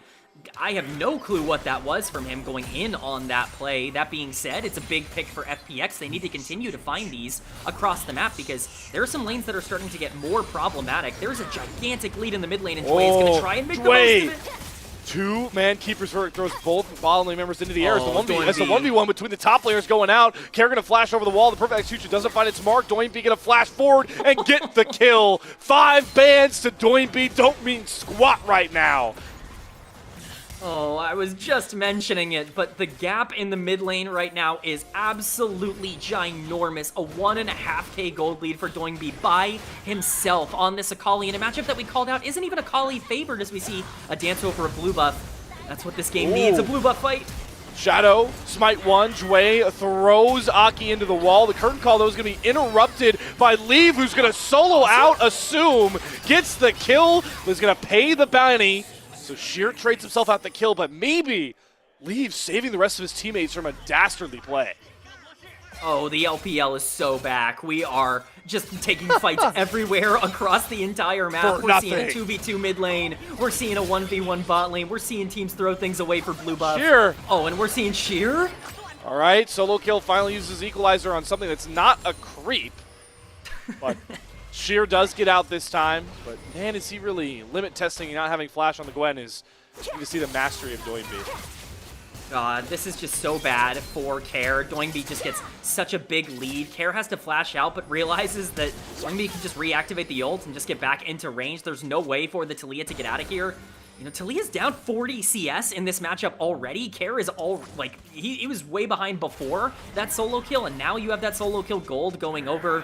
You know, the item was already fully completed for Doinb before that fight ended up happening. He's going to be almost a full item up on Care at this point in terms of the gold that he has, and it's just insane to see the difference that Doinb can make even after 5 bans were put his way in draft. And what makes it even more tantalizing, K-Man, the FPX comp, like who doesn't get demolished by a full Akali combo in this team? It is there are no tanks. Terrifying. There's 0 tanks. Yeah, I think the only way that you could potentially deal with this Akali late game is Poppy. I think that Jway is going to have to be super relevant in the back half here to really be able to shut down Doinb. He's probably going to have to mark him in every single team fight, and we know Jway is capable of doing that, but what did we exactly say in the MVP conversation when we were talking about Jway getting player of the games? He's the playmaker for this team. He's a big initiator in a lot of these fights, and that's not really going to be an option for him because he's mostly going to have to be used as a peel tool to, you know, keep that Akali off the backline. Very true, but if there's one thing that makes Poppy most valuable as a pick, if it's jungle, if it's support, it's going to play such a big role for Jway to maybe keep up his MVP streak. Keeper's verdicts. How many people and who can you knock out of those big 5v5 fights? That's all. That's 90% of the importance of a Poppy pick, I feel like. Yeah, it's definitely a big part of it, but now we actually see a potential contest over Herald here. I imagine FPX don't want to give this over. All right, let's see one of those Keeper's verdicts from Jway. He's trying to flank and keep solo kill off to the side. Doinb, though, sees an angle to go in onto Care. The exhaust comes down, though. Doinb gets shut down in his own shroud. PP God going forward. Keeper's verdict from Jway only knocks out Care in the background as we do watch Aki fall in his own 1v3. We walk away with a trade on each side, Jway and Aki, but Herald secured by NiP. Yeah, it's still a win for NiP. Credit to Aki for being able to get the Herald, and credit to the setups for allowing that to happen, but he overextended so much in the back half of that fight. Doinb doing a great job to pull a ton of aggro his way, understanding that 1v3 he can buy enough time to get out and, you know, really get his team into the situation as we're going to see here. You know, it's a nice setup for NiP. They're just way first to the objective, and, you know, Doinb does a great job to buy a lot of that time, get Care super low, but Aki goes for the kill instead of playing with the rest of his team, and he just doesn't have the damage to actually be able to pull it off on this Vi. Care just barely surviving, but after Aki goes down, there's no follow-through from NiP. A more patient fight could have perhaps led to a slightly bigger lead, but definitely still a nice play for them. Yeah, K-Man, you're starting to point out a couple of misreads here from Aki, who for now hasn't really tormented NiP. We're still in a pretty good position, but you need that B1 Vi to have a lot more impact and mostly mistake-free going forward if NiP want to grab themselves a Game 1 win here over FPX. And you can look towards Aki now as the Dragon is being started up. Herald dropped in the background into the mid lane. Here comes the Weaver's Wall, though. Gonna make it very hard to get over that wall, but here's the Vault Breaker, and here comes Aki right here to ring the bell. Steals away the Dragon. Doinby flying into the face of Assume. Look at the attention Doinby dictates. Care, Dway, and Assume all have to wait for this Akali. But here comes Shears Gwen, dashing in with the needlework. Doesn't find any kills. It's PP God. It's gonna be the only one dropping. Finally, a positive play from Aki as he wins the 50-50, and with the Herald, gets mid-tier 1 turret down. Yeah, that's the kind of play that you can make because of the pressure you gained from the Rift Herald just a few moments earlier. Aki with a fantastic smite, but I do want to give FPX some credit. They finally were able to mark Doinby in that fight and create a situation where he wasn't going to be able to take over on their backline, and without his damage in particular, NiP don't have a ton of tools. Aki shadowing though, and the teleport coming in top. Season Assist is still here, but it's actually Care that shows up. I wonder if they were expecting the Gwen instead. Nonetheless, the dive dematerializes, and we get a look back at that fight you were pointing out, K-Man. Yeah, Doinby was on the back end here. Aki with a fantastic smite. This is a difficult play for him to make, but the big thing here is Doinby going into the backline and not being able to burst down the Jhin nearly as quickly as he needs to. And like we said, a ton of damage going in to that Xin Zhao on the other side that just is not able to be replicated for the rest of the fight. So they do have to trade 1 for 1. If Doinby is marked, that's kind of the advantage you gain. But the problem is you already gave over so much that even though you trade 1 for 1, you still lose Dragon and you lose the tier 1 mid because of that Rift Herald. It's still a negative play for FPX, and I don't think it gets easier for them in terms of scaling moving forward. They've lost out on feats of strength, so the boot upgrades in NiP's hands. They've knocked down their second turret of the game. Will be immediately answered, though, by Sheer, who is quietly scaling up into that one late-game threat that FPX are relying on. It feels like for these fights going forward, if we're pulling from foreshadowing, this game might come down to which hyper carry bursts the enemy's backline down first. Yeah, it's definitely going to matter a lot where the positioning at the start of these fights ends up being. If you can find a situation where Sheer can get on to leave pretty quickly or even solo kill pretty quickly in these fights, things become a lot more difficult, I would say, for Ninjas in Pajamas, even with a lot of their scaling advantages, but a lot of pressure onto Sheer. We highlighted him earlier as a really big piece for FPX. He's going to have to prove it here today because he is absolutely the win condition, as you mentioned. But I think Shadow is going to be a lot more important than maybe we're giving him credit for, not only for some of these skirmishes that are going to happen in the mid-game here, but as a potential disruptor for damage coming in from the Varus a little bit later. He just needs to buy enough time for that Gwen to be able to slice through a lot of the backline and the midline of Ninjas in Pajamas. If he can do that, it might be enough, but Sheer playing aggressive. He's going to drop the exhaust. Solo kill slips away from the Deadly Flourish. Here comes the Weaver's Wall. Care jumps off to the wrong side. Solo kill just soaked up 2 ultimates, exhaust, and gets out scot-free. Yeah, and I would consider that a win for Ninjas in Pajamas, not only because solo kill soaks up so much, but because I think they actually won the fight in terms of the damage that was dealt over the course of it. Absolutely insane. Leave gets 1 combo in on Care, and he has to completely full back. Otacon is up. That looks to be what NiP want to try and, get here. Sheer, is he going to overextend? No. He's going to have the patience, the understanding to back off, but definitely looks like Aki is going to continue to look for some of these picks. Get a bit of a lull coming across with nobody looking to force this Opticon. We could focus in on some of the item breakpoints that are coming across here. And markedly, for me, K-Man, it's just Doinby. Zanya's in a proto belt, a rocket belt done. Kali is dictating all of these fights, but maybe we have a skirmish coming first as the flank teleport from solo kill does come out. He's got the ultimate, drops the equalizer, sees the assist. It's such a beautiful combo. The Seraph Shield is not enough to save Care. There's about enough time for the response. Sheer teleports in, immediate flash out of solo kill. While flash trades were good in the early game, it's not going to be enough for FPX right now as another pick formulates for NiP.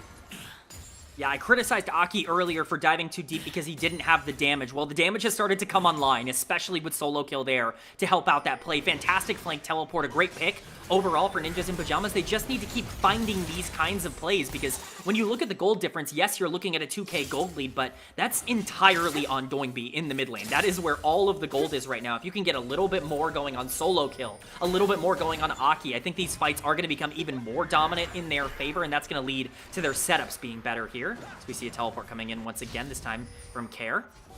Yeah. FPX really making it a point to be first to not this Otacon, but this Drake. Infernal Soul in a damage-built comp like NiP is music to the ears of guys like Doinby. But Shadow is looking to maybe get a bit sneaky here, starting the Dragon on his own. But Aki drops a pink ward, sees the Dragon is already being started. Shadow hasn't gotten a lot of damage in. Keeper's Verdict comes out a bit early. It only hits PP caught away. Doinby is teleporting in. RNIP a bit too late. Down goes the Drake. We're even at 2 apiece. Does the chase begin? Does the hunt of Doinby kick off at this point? No, they don't want to chase into Fog. And Shadow gets away with highway robbery on that Dragon.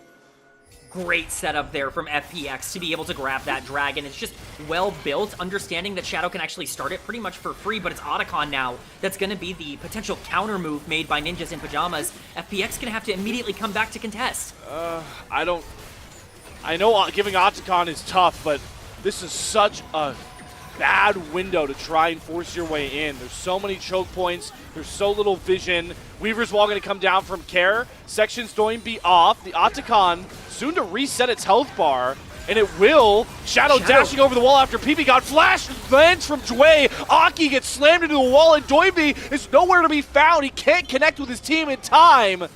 And FPX now get to take their shot at Otacon. It's a disaster for Ninjas in Pajamas. They end up waiting for a Doinby flank that never comes. Oh, solo kill! The seismic shove. Care redeems himself for the early game woes. Another single kill found for FPX. And they're back on Otacon again. Doinby is completely separated. He has all the gold for Ninjas in Pajamas, and he's not in this fight at all. This is the problem. If you want to go for a flanking Akali, you're just not able to actually execute if you are too far behind. And not only is that Dragon coming in to delay any sort of soul from Ninjas in Pajamas and even get yourself to 2 Dragons if you're FPX, that's Otacon. And you mentioned just how strong the new Otacon is. It's massive for FPX to pick this up. We're going to get a fight replay. Look, Doinby's not able to participate at all. That Weaver's Wall. Where? He's at the top of your screen. You can't even see him. He's off screen entirely. Shadow, Dway, some fantastic plays here. Aki perfectly lined up into the wall for Dway to be able to stun him up. And then even as we continue this fight, Care, kind of sitting around waiting to get vision on NiP. A fantastic seismic shove onto solo kill that ends up picking him up as well. And from this point, NiP is completely screwed. It's a complete disconnect from them, and it could have just thrown their whole lead. What a great development for this, band of brothers FPX team that we've given so much credence to for how they've gotten to the 6-8 mark. They have big series wins, but I'm just even more impressed and, faithful in this team to threaten top 4, 5, and 6 spots, seeing them play so smart from behind. That's what a lot of teams in this mismatch of Group Ascend have failed to do. A ton of teams can win when they have a lead. What really is going to impress is how do you navigate a loss from an early game. Exactly, and I think that that's really the key here for Ninjas in Pajamas, because as much as we say, oh, their lead might have been thrown there, they had a really bad fight, this is still a 5v5 comp that I prefer in the back half of the game. I still think they have so much damage going for them, especially with solo kill starting to get to some item break points for that Rumble on the top side. It's going to be pretty big to play around him, and as much as FPX want to play for the map right now, look at where the gold advantages for them are. It's a small lead for Gwen, which is super important, but Xin Zhao has quite a lot of gold for this team. The Poppy has a little bit of that gold advantage for this team. These aren't areas that you can capitalize on nearly as efficiently as a 2k gold lead for an Akali on the other side, but they're going to try. Oh, flash out of PP God. Another window that Shadow busts open. Getting some big summoners down once more. Aki spotted on the top side with Doinby, bringing the top lane wave in. It's time to talk about another sleeping giant. Sheer there has had a ton of time to farm up, and I mean, what is this going to be a Rabadon's third for this Gwen that can really maybe make up for some of those damage concerns you were talking about, K-Man? You need damage on Gwen. That's your win condition to me. Very clearly, there's almost no other way I can imagine you winning these 5v5s unless Doinby just, once again, decides to not be a part of it. Outside of that, you need Gwen to be able to get on this backline, and that's going to require a lot of setup. I think the Weaver's Walls coming in from Care really need to be important. If you can find these choke points where Sheer can get in, that's going to be massive. Have to keep track of Jway and those keepers verdicts as well. Now that we're so 5v5 centric. Infernal Drake spawning in 20 seconds. How do these teams position around this side of the map is going to be integral. I wonder if FPX are willing to sort of give away Soul Point. They have a lot of investment towards this top side. Sheer's got a big wave coming in, and Baron is up. Where do these teams' priorities lie right now, K-Man? Well, I think pretty clearly for FPX, they need to try and make sure that NiP can't get onto the backline. A great flash from Care. Chains of Corruption down. We're still just trading flashes. When do you cash in those chips in those big fights? Look how dark the topside river is. It's the same issue we saw in Game 2 for TT. They just couldn't walk in, too afraid. Nobody to really bear the brunt. All the vision is still going to be cleared up here. Do FPX try and threaten the Baron, or are they just buying more time for Sheer? It's a game of chicken right now across the map between these two teams. It's all about where that first engage ends up going. It's not who engages first, it's where they engage that ends up really creating a big difference between these two teams. But one thing that I really want to point out, as much as we're talking about how we're getting into the 5v5 section of this game, both of these teams are very well set up to find interesting picks. If anyone overextends and gets caught, that could be a massive game changer, but FPX and Shadow are starting the Baron. This game saw Shadow steal away a critical Drake once. Now he's really indexing his sneaky attributes, starting this Baron with limited vision. He is going to sack this Soul Point Drake. How much is PP God going to find out about this Baron, though? That Weaver's Wall should be singing alarm bells, PP God. That Baron is gone. Soul Point Drake felt like a big victory for NiP, and they just learned the hard truth. What a turn from FPX. This is how you play aggressive on the map. Brilliant stuff from them. And I really want to give a big shout out to Jway because he does a great job of not giving away that position is happening. It's really up until the Weaver's Wall that there's no way for, Ninjas in Pajamas to know that has been started. It feels like it's free for NiP to be able to get that Soul Point, that there could potentially be a flank. But again, that darkness used to their advantage, the setups used to their advantage. And now Sheer on the bottom side pushing with that Baron. He doesn't want to over push, but FPX is in the area if they want to collapse. He is very high level compared to Aki, PP God, but they're going all out for Sheer right now. 4 members committed. Yes, that's a teleport from Doiby in the background, and they are going to knock down the Gwen. Shadow's flank is a little bit too late. Do FPX still really want this fight without their Gwen? They've once again sectioned off Doiby, but Shadow's in a 1v3. He just does not win. Double kill over to solo kill as Doiby flies on in with the Pro Execution. Cares down next. The Keeper's Verdict just a little bit too late from Jway. All of that Baron work done by Shadow crumples as they give over 3 1v1s to the might of NiP. What just happened for Fun Plus Phoenix? I understand that you want to try and make a play down there to capitalize on maybe them overextending, spending a lot of resources to get Sheer, and I think that the play is wise, but once Sheer is dead, Shadow jumps into 3 members trying to disrupt, and everybody else on the team is completely separated. We can watch this here. Sheer just walking up a little bit too greedily, does get caught out a little bit, but I think a big reason why he feels comfortable is the rest of his team is in the area, could potentially collapse, but look at the routes they take to get here. They're all playing so safe without vision, and Shadow just goes in by himself 1v3. Look at where the rest of his team is. They're fighting 1v3 on the back end of this fight. Care's already half health. This fight is over before it even begins, and Doinby finally has a chance to disrupt. On the backline, Care gets hit with the Chains of Corruption coming in from the Varus, and it's just doomed from that point. It's a completely separated fight for FPX, and it could have cost them everything. It might cost them the game because they had so much map state control. Now it all disintegrates. You go from having 3 Baron waves pushing in your favor to now just maybe 1 in the split lane spot, and you give confidence over to Aki and NiP as Carries once gets singled out. They are sitting on top of the equalizer, the most valuable Rumble ult you might see in the LPL for a while. Solo kill grabs the last kill deservedly. 2 more down in the name of NiP. It's Care getting caught out again for the 2nd or 3rd time this game. It just feels like this Taliyah has not been able to accomplish much outside of that one gigantic seismic shove, but it's more going in favor of Ninjas in Pajamas. Now they're going to have full push. Jway now has to flash out. I mean, that was fancy footwork to not get stunned up around the Chains of Corruption, but again, these are small wins. And NiP are happy to give away by this point. It's hard not to think about how different of a map state we'd be in if not for that last fight from FPX. These should be tier 2 turrets going down for FunPlus Phoenix. It's just not the world we're living in right now.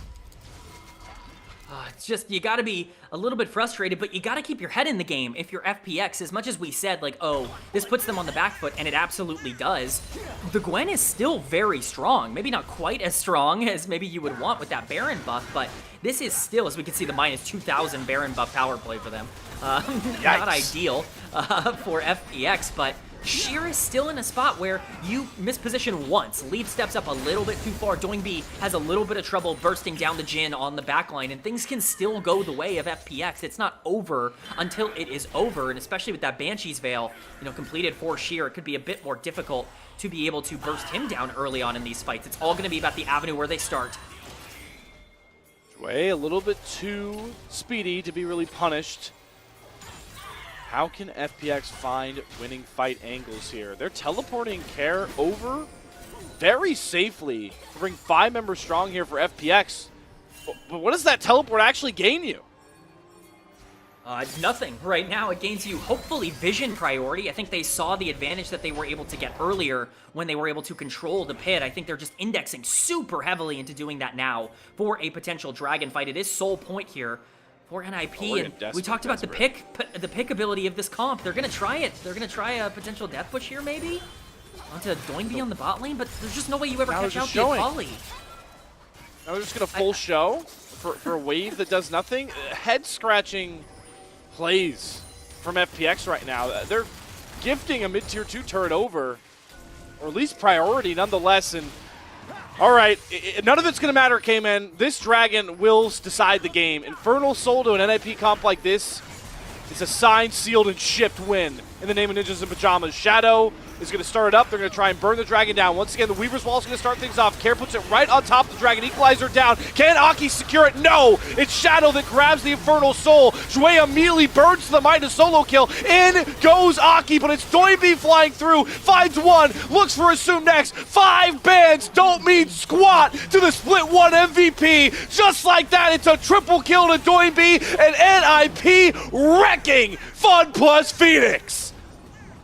Doingby on this Akali takes over the fight once again. 5 bans, it does not matter. This guy is popping off here today, and the Akali completely destroys the entire backline of FPX in that exchange. I'm excited to get a replay to talk about it. That's a huge win for NiP. Of course, they don't get the dragon, but they are going to get this Baron, and that's going to completely set them up to be able to take over later. Maybe Sheer has something to say about it, but this would be a miracle play. Needlework up in 2 seconds. He's got it now.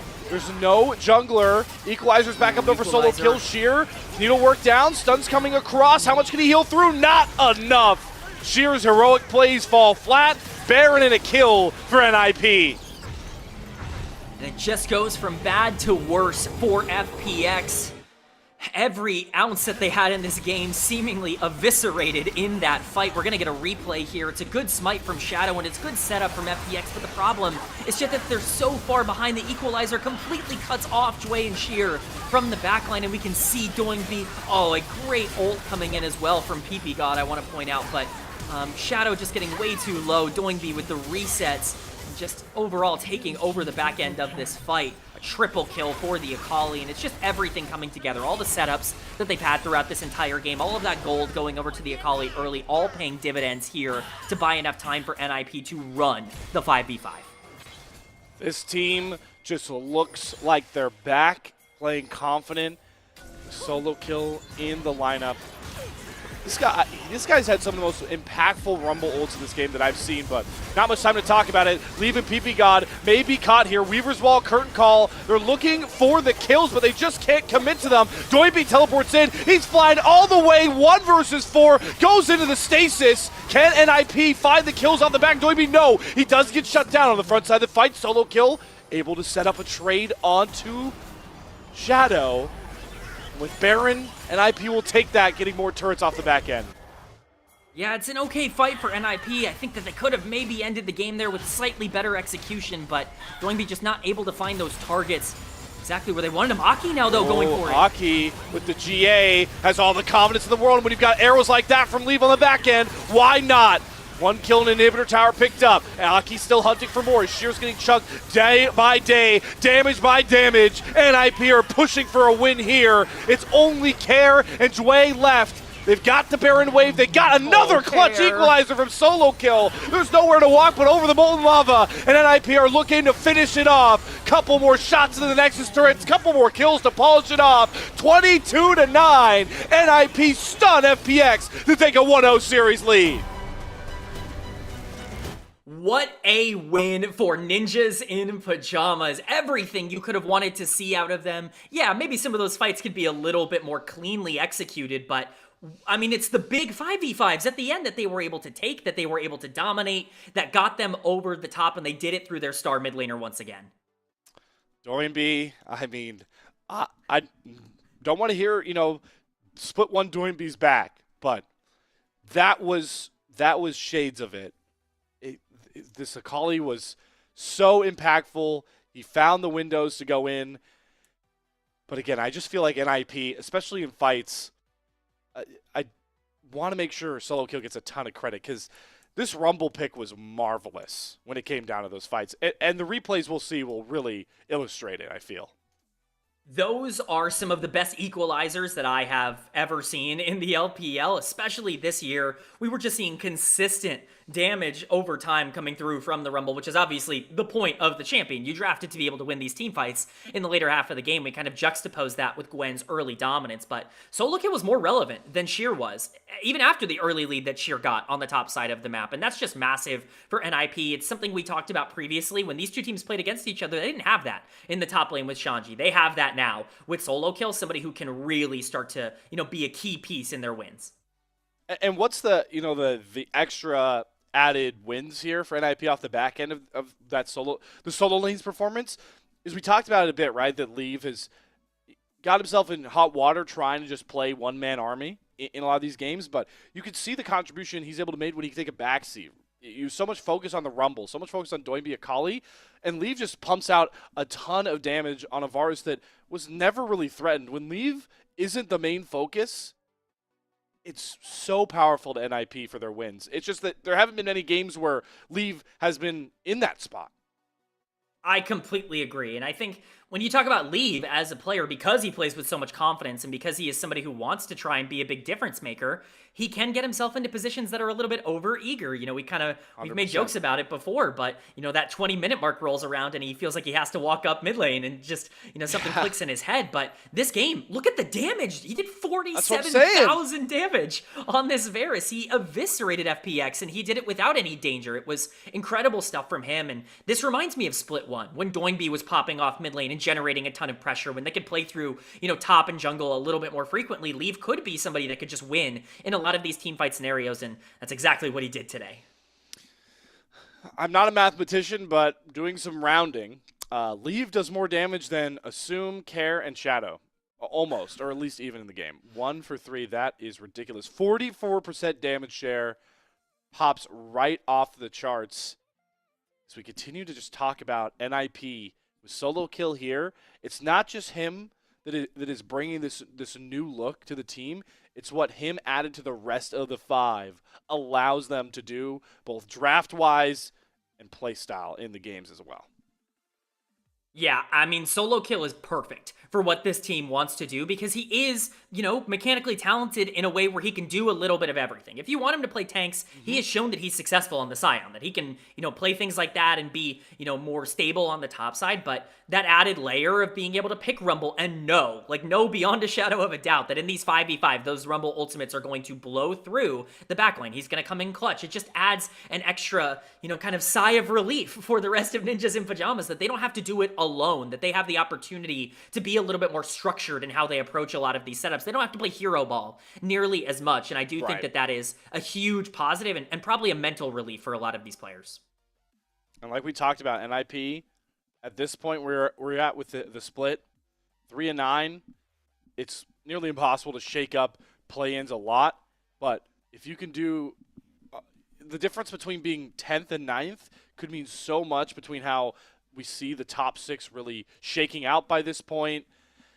These wins matter so much, especially if you want to drag Fun Plus Phoenix down from the conversations of, oh, hey, this team could like get themselves a Nirvana team in the play-ins. Nope. Like there's so many games. There's still a lot of games left where you could see 6 through 10 shake up so much as we start to get to some of these later fights. And I just want to watch your eyes on where these equalizers are and how much raw damage they get out. Especially, this was the first one that really just popped off the screen, K-Man. I mean, it's perfectly placed, and it's perfectly played by ninjas in pajamas. I mean, they're stuck in that equalizer. There's just no way to deal with that. It's this one too.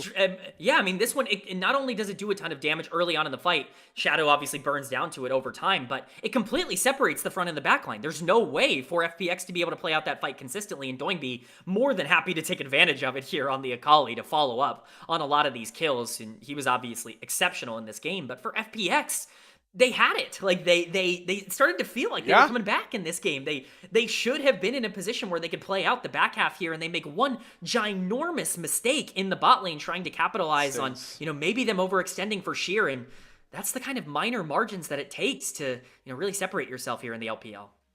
Yeah, and even in this last fight, this starts off with you being able to wall off a bottom lane with no help coming, and they don't even get the kill onto the support.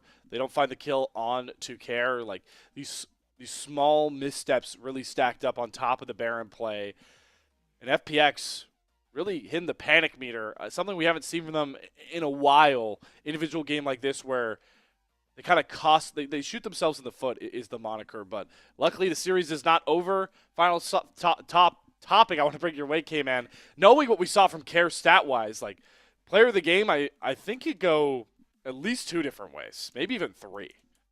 Yeah, I mean, there are a couple of great options. I think it's perfectly fine if you want to look at the stats to give it to Leave, but to me, the lead in particular that Doingby was able to get in the mid lane is what really opened up the map here for Ninjas in Pajamas. He was up 2,000 gold at like it's 12 minutes into the game by himself in the mid lane. That's just how much. He was a 40-50 CS as a Akali into Talia. Like, that's the kind of difference we were seeing from Doingby, and it's not like he didn't pop off and destroy a lot of these fights. To me, I wouldn't think too hard about this.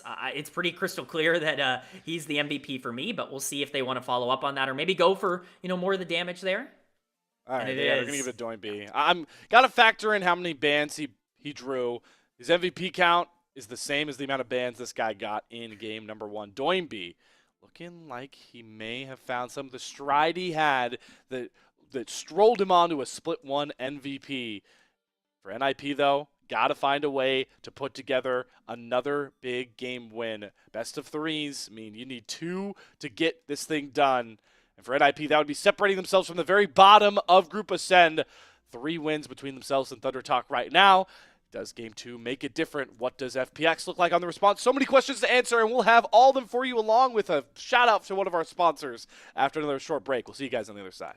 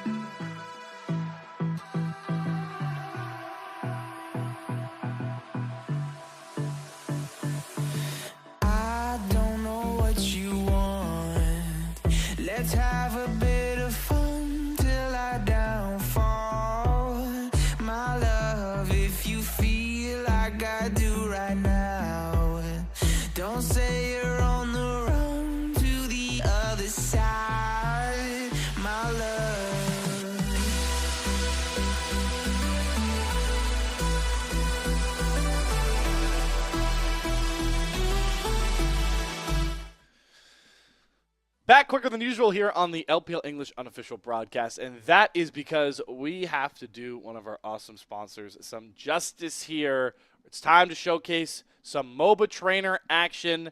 Not going to give you guys the whole big spiel here, but big shout out to MOBA Trainer. It is an app utilized to get bigger knowledge when it comes to the game of League of Legends through awesome puzzles. We picked a random one. We're going to dive in now to how to use a numerical advantage in fights as a jungler in the early game. As we're going to watch the Vi, and we're going to test K-Man's game knowledgeability in certain scenarios. Here we go with the gank, K-Man. Oh, nice flash get from Jace.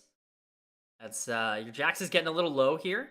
We do not have vision of the enemy jungler. We do now. Bel'Veth is on Raptors, so this play should be makeable here. Okay, all right. Yeah, I see no reason not to chase Jace, right? Like this, yeah, this feels free. super easy. Yes, and no flash, and yeah. So and Bel'Veth is nowhere in the area on Raptors, so at the very least, like she won't be here for the collapse. Like this should be a pretty easy get onto the Jace. And there we go. So you saw there that well played. MOBA Trainer tells you, good choice. They'll tell you if it's a bad choice, and no matter what the choice is, they'll give a video explanation detailing their decision so you can watch and figure out what's going on. Our next decision, though, after the kill here, K-Man, we know that Bel'Veth is somewhere on the top side. Take the Scuttle Crab, bait for it, or just take our Gromp. I would definitely take the Crab here. You have Bard roaming up from support, and you have Shove in the mid lane. You have a top laner who's alone on the top side. There's no reason not to try and fight here if you can. Maybe you can bait, but the Crab would be my objective personally. All right. Take the Scuttle Crab. Oh. Ooh. Am I wrong? Is that not our Bard right there? That is our Bard. I guess we don't know where Janna is. I think that's part of their logic. So interesting. I would feel that Bard would be able to collapse, but I guess they would know better than I. All right, so let's see where it goes with their decision, which I believe was just a bait. Yeah, so baiting it. Bel'Veth was right around the corner, and Janna was first to roam. Helps to know more than we do. But it's time to bounce back, K-Man. Recall, take Gromp, back to fight. Are you feeling like a fight now with Bard here? Yeah, I mean, if this is a 2v3, I mean, Yone's got pushed in the mid lane, Jax can roam down. I mean, there are multiple different avenues. If you can just stall this out, Janna's also level 2 and you're level 3. So this is, you have a huge XP advantage. I would always fight here. All right. They call out the Bard approaching. Look at that. It's like K-Man wrote that one. Bard approaching, move heavy top priority. You can look for a fight. All right, cool. So we bounce back. We can still get a 3-for-1 on our score at the bottom here as the fight will commence. Curious what MOBA Trainer will throw at us as a last decision, as it feels like this is the ultimate fight of this one. Maybe it's chasing the Azir here, potentially. Oh, it's definitely going to be a chase for a kill, huh? That's always what they like to do. Oh, I mean... All right, all right, are we going to big brain this? This feels like the automatic answer is just to chase Janna, who does have flash, though. Yeah, but I'll say this. If I'm playing solo queue, I'm playing for kills. Like, I'm not giving this kill to Yone. I'm taking this as Vi, if it's me. All right, let's do it. Let's go with K. Hey, all right, you know what? I'm pushing back on this. I don't want my Yone taking this kill. I want this kill. This is my kill. I earned this. I'm not giving it to my mid laner for free. No way, man. What is this kind of solo queue? All right, so there you saw, though. We go 2 for 2 on choices. This is what you get out of it, though.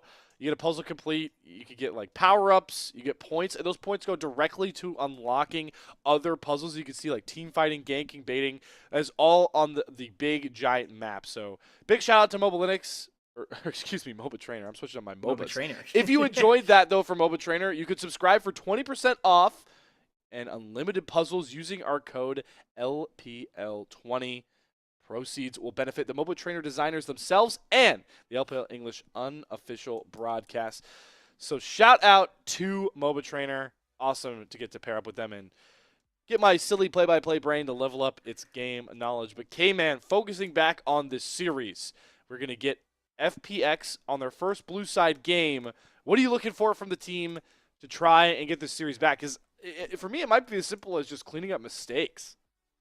Yeah, I mean, they were in a spot where they should have been able to control a lot of that. I think one thing that I was a bit concerned about, they drafted this early game comp that I think really wanted to play around Xin Zhao Talia, and just never really felt like they were running the game early. I think if they are going to index into being a bit more passive around some of these objectives, maybe something a bit more scaling oriented could actually be good for them. I think they have good team fighters, and especially if Sheer is going to be more of a priority for your team, you're going to hope that Jway can get on something a bit more playmaking oriented. I like Poppy, and it did its job there, but, I'd love to see a Nico, even more of an engaged style like tank, something like an Alistair if it's on the board, or something of that regard. I want to see this team play more towards their players and maybe not so much for what is considered like the strong meta right now.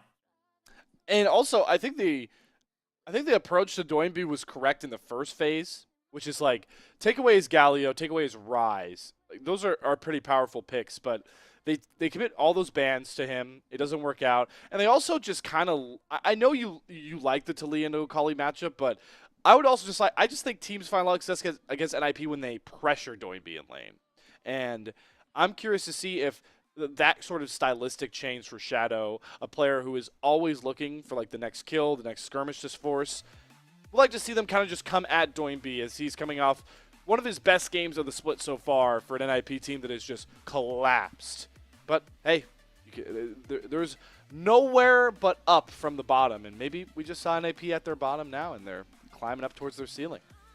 Yeah, that's the hope.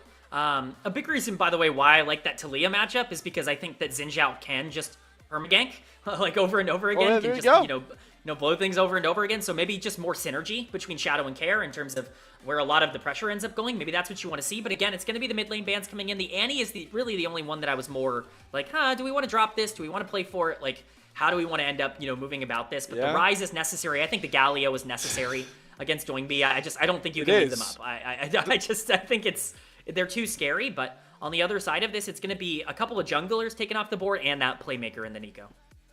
Yeah, so what do you let slip through here by this point? You let the Jace through. You let Yone Sejuani priority come across by this point. Three bans to Doinby again. I wouldn't be in love with an AD carry first pick here. The first thing I note, especially with all the things taken off the board in game one, Naafiri is on the board. Xin Zhao's off. Vi is off. Poppy is off. And I think a lot of people consider those to be the three big answers to Naafiri in the current meta. So, it's definitely something I'm going to be looking at, but it's the Misfortune as the first pick. They just want to get something stable, I guess, in the bot lane.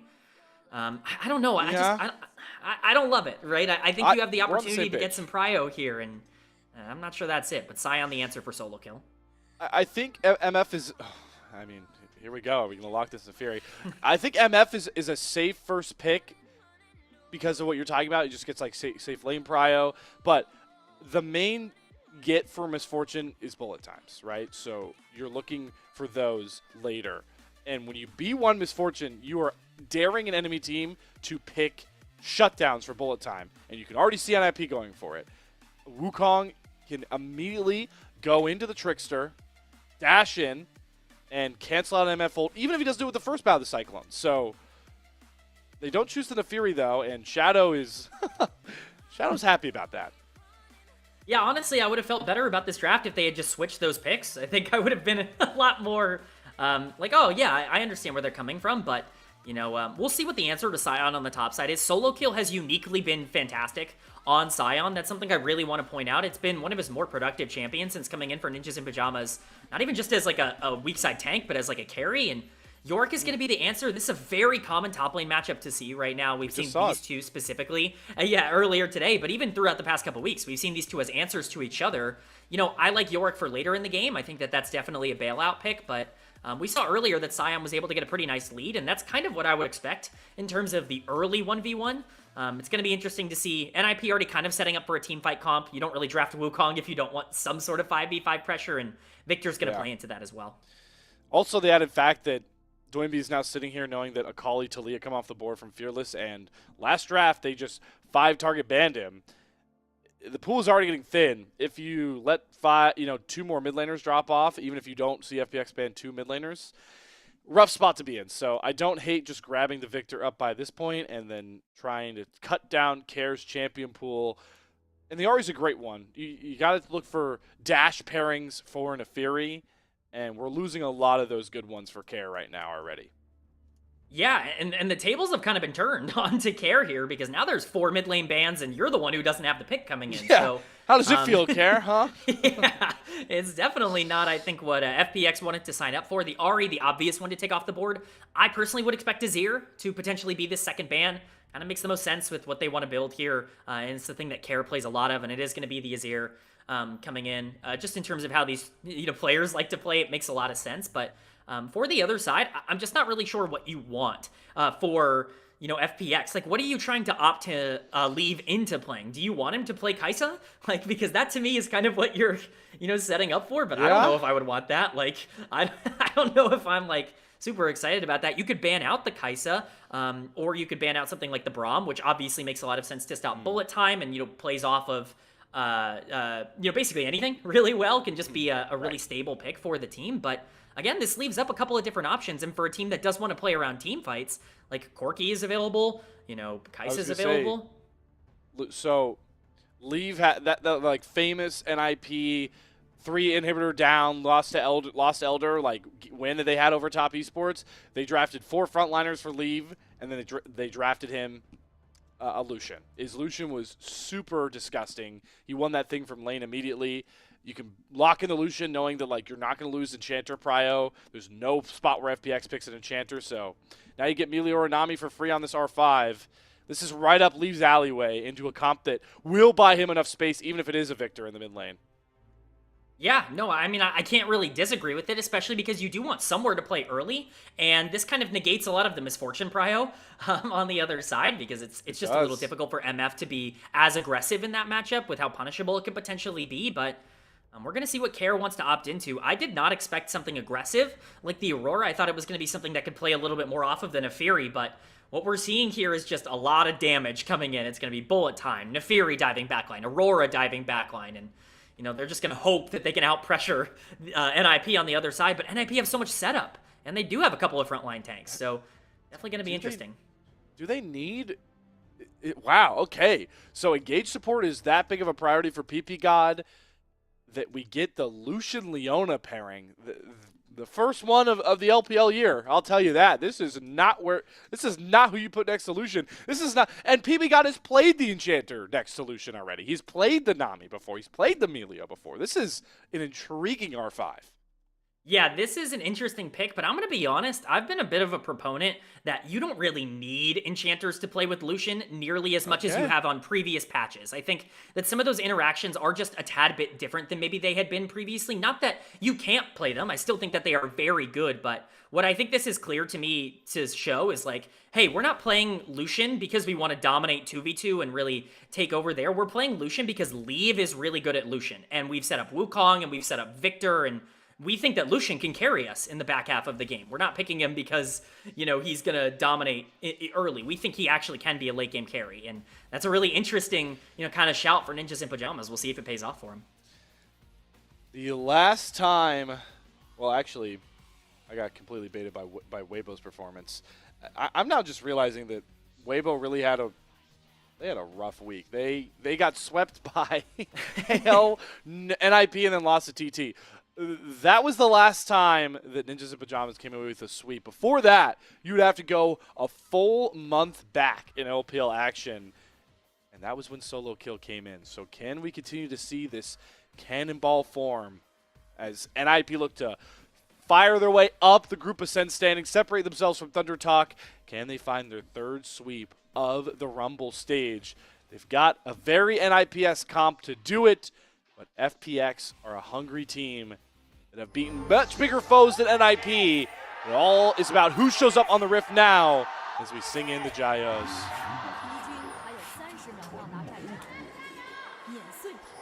A bit louder than last time. I like to hear it. I like to hear it. Yeah, you'd love to see the support. There we go. Hey, we got some. They got the solo kill banners out already. These fans work fast. They work fast, and I love it. Yeah, I think solo kill is going to be a big part of this game. Again, I know Sion doesn't feel like a champion that, is super strong in terms of carrying games, but man, has solo kill put in some unbelievable performances on this champ so far. He's been able to carry games on Sion. He's got a couple of player of the games on that champion already, and we're going to see if he's going to get another chance here, but really what I'm going to be looking for. Again, leave's going to be pretty big this game, and they're going to start now. All right. Wait, Ignite popped? Dudu comes across. Remember, FPX were already indexing towards this bot side. Care is close by. Root lands on the leave, and he has to pop the barrier. 2 AD carries that really like their skirmishing early on, but it's FPX that come away a bit stronger, especially with that barrier down. That should really lock in level 2 for them. PP God and Leave have to commend respect right now.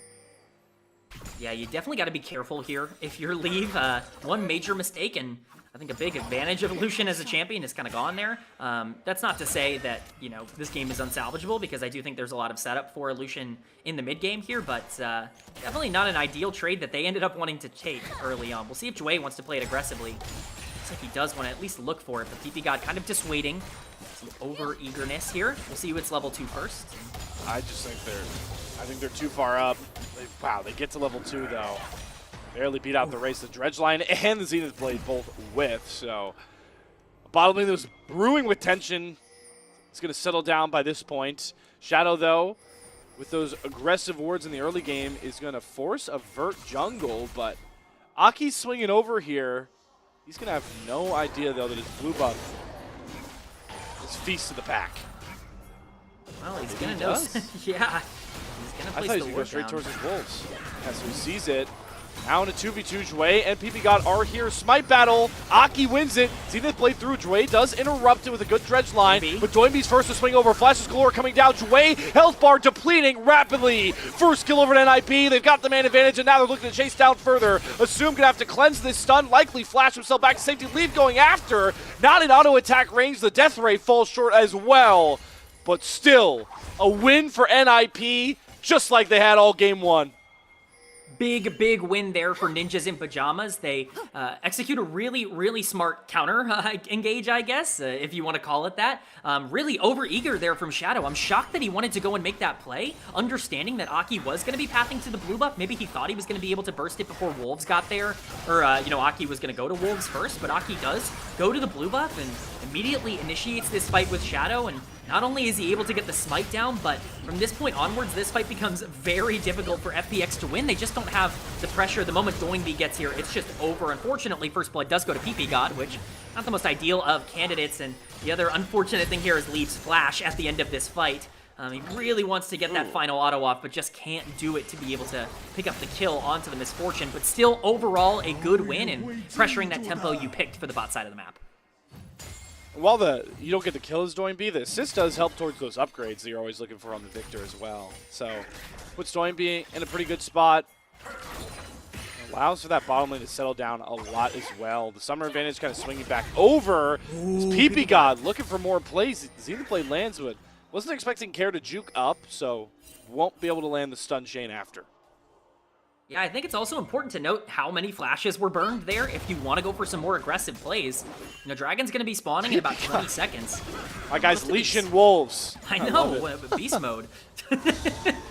I think PP God is out on the map for a reason. I'll just say that. I think that there is a clear directive from Ninjas in Pajamas like, hey, you know, Care has no flash. Shadow has no flash. You know, we're gonna try and take advantage of this in every way that we possibly can. The Leona, you know, pathing up now to help out Leave, who was already rotated up to the top side, but it's really gonna be about who wants to take that next big skirmish, or whether or not we're gonna wait for the next big objectives to spawn. I do like this rotation that we kind of talked about when we saw the top lane matchup of Yorick Sion and ALTT, but being the first to force the swaps always feels a lot nicer for the team with Sion. You can constantly put him in the 1v2. He finds a lot more success with that. Will Sheer on this Yorick that you labeled aptly as a bailout champion. That timer to bail out the Yorick gets longer and longer every time he has to go into a 2v1 versus this Leona Lucian that can really kill him off if he doesn't respect them.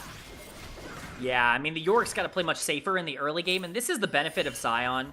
Right, where you can just put him wherever you want. Like, whatever you need him to do, he's going to be able to get it done. Solo kill's going to be in a pretty decent spot no matter what. We do see a small lead for Sheer in terms of the CS, but Sion not worried about going down too much. We see some pings now coming down onto Dragon from Ninjas in Pajamas. They potentially could want to contest this. They do have the pressure on the bot side, but FPX is here. Shadow might look for it anyways, but it's just going to get vision for now. Yeah, he sees Doinby on the mid wave, and they don't know where Aki is currently at. So they'll slow their roll in that dragon play. The longer this first Drake stands up, though, gives more value to the grubs, because the trade was always, you know, take an early Drake to give up grubs. Oh, we'll play for the later fights. But every second this Drake stays up, grubs get more value. Exactly, and especially with level 6s being hit by a majority of the champions in the game, I can't imagine that Aki and Shadow are too far off of that, as we can see with the XP bar. Shadow actually a little bit further behind, but Aki is level 6, so Shadow definitely going to need to start putting his foot on the gas. We've got some objective spawning in about a minute, but pressure back as both bot laners have returned to the bot lane itself. That signals to me that, again, Dragon is actually a bit of a priority for both of these teams. We kind of saw that with the vision control and the pings as well, but interesting to see that, you know, teams are prioritizing not only Drakes, but doing it even later in the game, as we see Engage. Oh, Assume does have both of the summoners up once more. Ignite Aki down. 6. Aki, though, with the Cyclone, dashes in, finds the kill. You called it out so well, K-Man. That small window of an XP lead proves bountiful once more. 2 kills to 0 for NiP. Exactly what you want to see from Aki. Shadow is just way too far behind in terms of tempo right now. He spent a lot of his early game trying to salvage plays for others, and especially after losing that blue buff smite, it just really put him behind really heavily in his clear. That invade that he went for really costing him, because he's not level 6. He can't really contribute in any of these fights. Not only is that a kill bot lane, it's Dragon for free, and it's really whatever NiP want from this point onwards on the map. They should be able to put their pressure wherever they need it to be and start stacking these Dragons, and maybe even playing for grubs as well. For NiP and this like turnaround that we're starting to get excited about. We talked about solo kill, the aspect he adds, the space he's now buying Leave and Doinby, but Aki, this has been a masterful early game window from a guy who was making a lot of mistakes for NiP, and even was making mistakes in game 1. But right now, he's locked into a different level. With PP God roaming so well on the map, it feels like FPX are suffocated looking for any play. 6. Yeah, Leave is so close to level 6 to be able to hit that. And that would be huge for him, but the smite's coming in. Aki's made his way. It might just be a 2-for-1 trade. I don't imagine FPX want to fight this. Have smite advantage if they get it low enough. Between worlds though from Care. Dashing comes across from Shadow. Good flash from Aki to create space. The bullet time a little bit too short, but FPX still will capitalize by locking in grubs for a Yorick comp. Gotta feel good about that. Oh, you're super happy to be able to grab the 3 grubs there. Like I said, Leave basically 1 or 2 minions away from hitting level 6. That would have been a gigantic breakpoint in that fight. As you can see, he takes 1 minion and immediately hits it. That's a big difference maker there, because the bullet time was available for Awesome on the other side. And I think also notably, Doinby had teleport available and did not want to commit it for that fight. So they didn't really want to pressure too much for Ninjas in Pajamas, and they're happy to give over those 3 grubs at the very least without sacrificing too much on the map. But it's the teleport now coming into the bot lane. That's where Doinby wants to put his pressure. Care could be waiting, though. Doinby is just playing the scale game, and that is an important little wrinkle to this game too, right? Is that you're looking at a Victor that is going to become so much more powerful than Care's Aurora can really do, and it's already starting to show its effect. We talked about solo kill Scion that just scales infinitely thanks to his passive. Even Leave on a short-range Lucian with a ton of items. Lucian is such a scary threat, so we got to make sure to really point out that FPX have been slow in the early game. This mid-game is super pivotal because they cannot afford for this one to go 30 minutes plus. Absolutely not. You have to keep the pressure up. And NiP are actually going to be the ones that are pushing it right now on the bot side, getting a couple plates for themselves. But the collapse coming in, it's properly spotted out by Ninjas in Pajamas. PP God doing a good job to scout that out, and they're going to be able to just get a bit of resources down in the bot lane, really for just the Victor ultimate traded out there, which is kind of the trade you want to make anyways. We see a lot of these Victors drop that Chaos Storm immediately in lane to just, you know, pressure out the enemy mid laner and do what they can. Aki's still here, though. Care. He's got the Trickster too, so Cyclone's going to come out instantly. Care drops into the invis. They guess the wrong way Care's going, so he's got a bit of leeway to make the run. PP God going to burn his flash, but Care is still on the wrong side of the rift. There are very few exit doors out. PP God's got a beat on his route. He's going to use the Between Worlds to create more of a dash, but the Culling comes across. One hits its mark, and that gets Leave the kill and feats the warfare to NiP. Yeah, it was a good attempt, a valiant attempt from Care to try to get a potential execute there, but the culling does end up landing. The kill goes over to Leave, which I would honestly argue is optimal for Ninjas in Pajamas here, but Jway forcing Doinby's flash here. Even overstay. In the mark of both of these teams so far through about a game and change.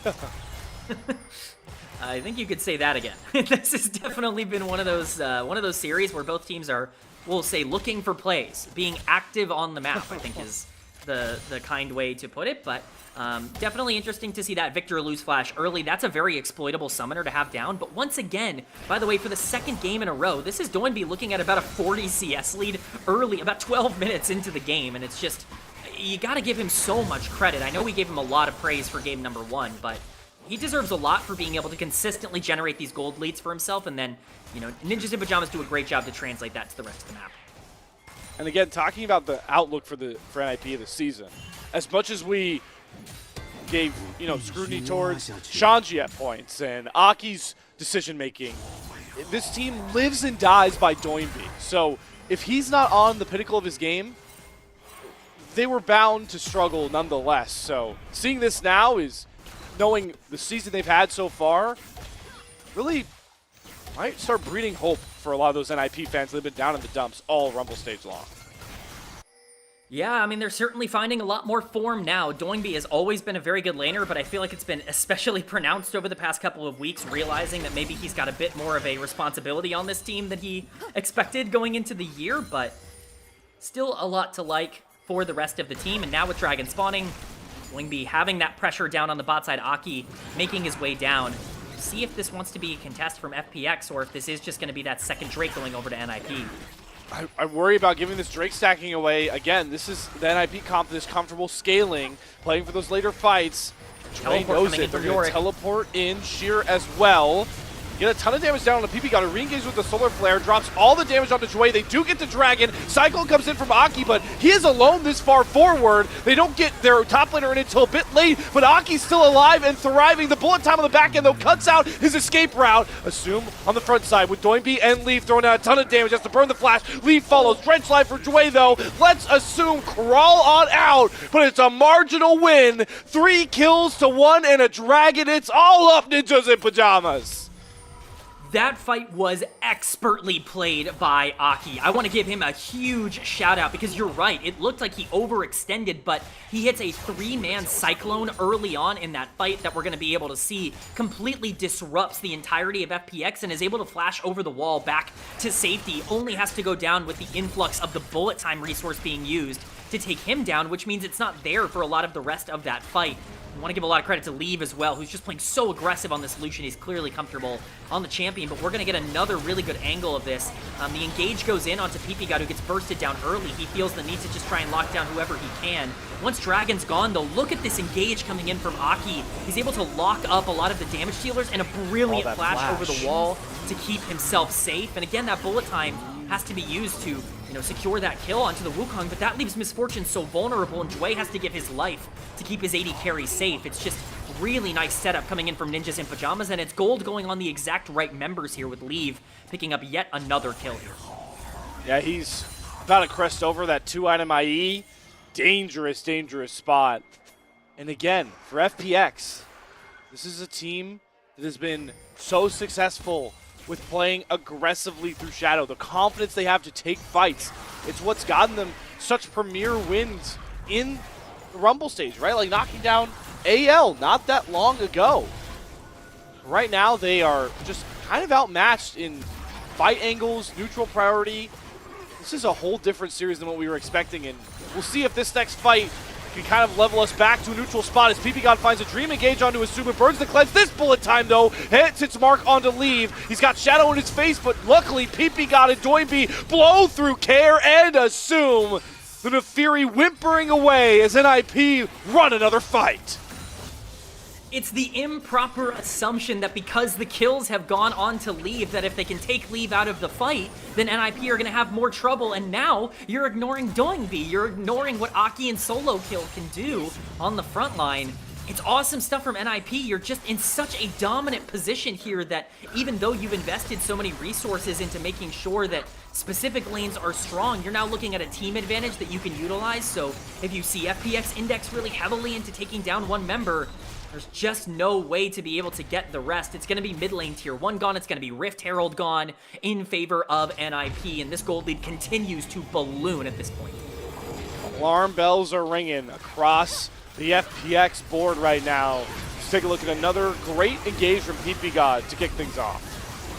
Yeah, I mean, the engage from PP God's great. The counter engage from Dway is pretty solid as well to lock up Leave, but Care can't actually burst him down, and so he stays alive. And, you know, Care has to expunge so many resources in order to even get in that position that he's easily caught in the back half of that fight. And, you know, from that point onwards, it's just so difficult for FPX to really have the damage to break through. And now FPX trying a last-ditch effort on Dolanby.